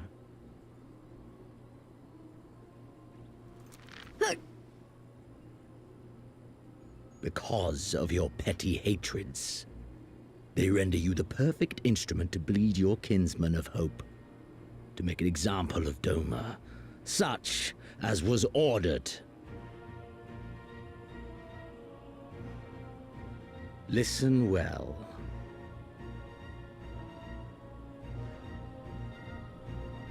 Bahamut did. If you yield Doma to the rebels, you will not be given another chance to beg forgiveness.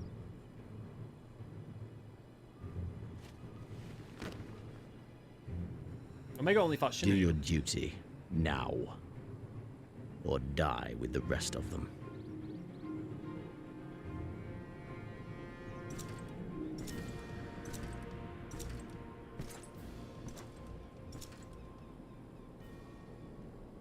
Are you all right, my lady?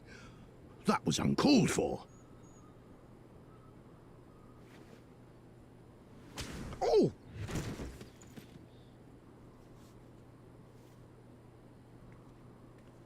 They say your Eorzean is helping the rebels.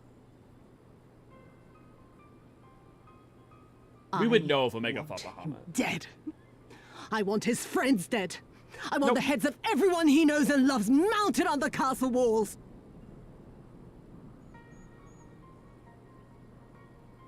Not as far as I know in any reference. You mean I can finally go after him?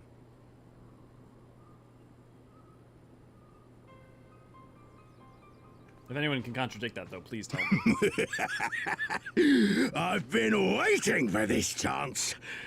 I promise you, my lady, he won't escape this time. Not this time, oh no.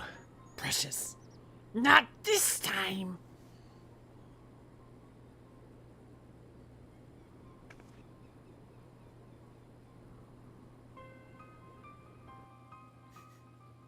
Oh, Greenwatt.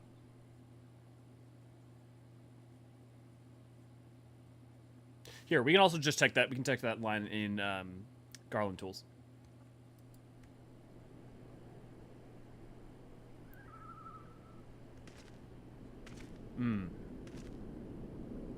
Yeah, it's a good point to mince. Maybe I'm wrong. We'll check. This is the place. The return of the When his boy! shade was banished, you swore to leave this life behind. And yet here you are.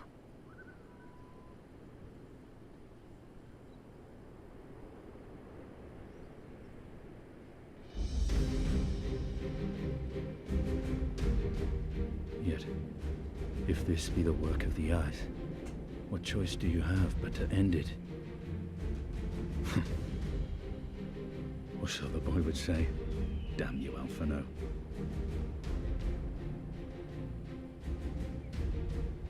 Dude, like, it's so telling that, look, this is a great example, right? Like, obviously, we give a ton of shit about Icinium because of Heaven's Word at this point. But, like, that's just a great little scene in and of itself, right?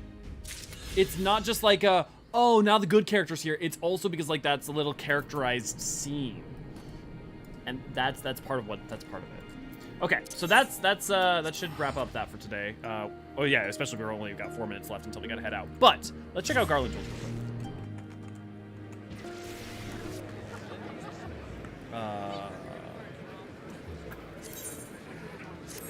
Fuck, what was the quest that we just did? Like the Beast, Storm, Blood quest. Let me get out of here and get up to the app castle where there's less of a load on the PC.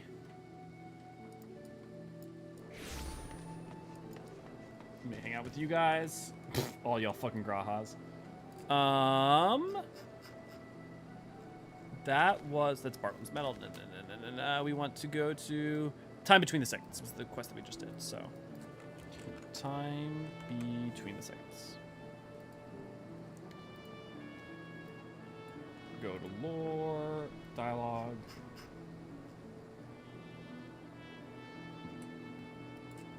Maybe not?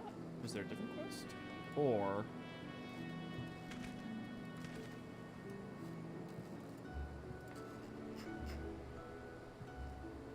No, I think the cutscene dialogue may not be in here. Yeah, looks like it. But yeah, we'll try to parse that. I'll look into that, because it's a really good point to mince. Estinia's affection for Alfie is just so pure, truly. Oni-san! Yeah. Uwu? Yeah. Okay. Well, usual outro stuffy here, guys. Oh, that's just a Merrick minion. I was like, what the? Is that a Lullafell or something in the corner? So tomorrow we're gonna probably put out a short. Like I said, schedule maybe be a little up in the air in terms of like when we're putting out videos, because me and Raen might be taking some time to like figure some stuff out, because she's been helping with me editing and stuff. But Thursday, me and Iniri will be doing our Final Fantasy replay as per usual.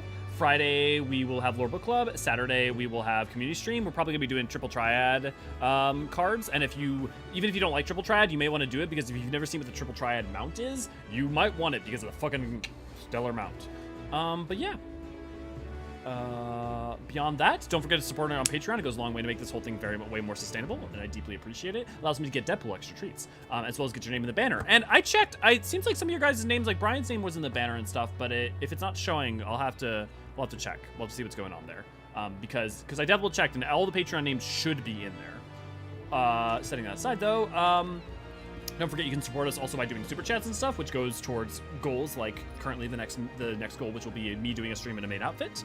The other thing is, don't forget to check out our Discord if you haven't already. Join the community there and have a good time where you talk to people, share glamours, talk about lore, get people for looking for groups for all sorts of different content you'd like to do. It's a good old time, much appreciated, and hope to see you around. Written Lore, our Eorzean Archive website. Ray puts up lovely little lore drops and interesting lore tidbits over on our Twitter. And so yeah, you can definitely check us out on the Twitter. I think Ray's probably already fell asleep, which is why I think they have been silent for the past hour or two, which is understandable because it's probably like 4 a.m. their time. But yeah, Raban and Motel, the Warrior of Lane Elfie. Apparently it's remarked in way back in AR that Omega was used to steal the Haunted. Raban and Motel, the Warrior of Lane Elfie. Interesting. I don't know. You'd think I'd know that. You'd think I'd have that ingrained in my memory, and I don't know why that was forgotten by me. But this is also why you should never use me as a primary source, right? Because like, It's so weird that, because we even played a Realm Reborn, so you'd think that I would have like seen that information, would have been like, oh my god, which cut to me back in that thing, like, oh my god, that's cool to know. Because I know it was under, like, it was you know, sealed in carton now and stuff, but I didn't think it was actually used against Bahamut. It's interesting then that I'm sure it must remark on that later on during like the Omega quest line. I mean, it also makes sense as a setup for what's going to happen later on in Gearbanya, but yeah, weird that. But yeah, it's 7 p.m. here. Thanks everyone for watching. I will definitely see you again next Monday for the streams. I'm also thinking I may try to do like stream more weekdays, because I have a lot of fun hanging out with you guys and getting through this stuff. But we'll have to figure that out then. Hope everyone has a lovely rest of your week. I hope to see you guys around. And cheers. I've been Elio Forceron. And Deadpool's been around here somewhere. He seems to be missing. Hope. Cheers, everybody. Everybody.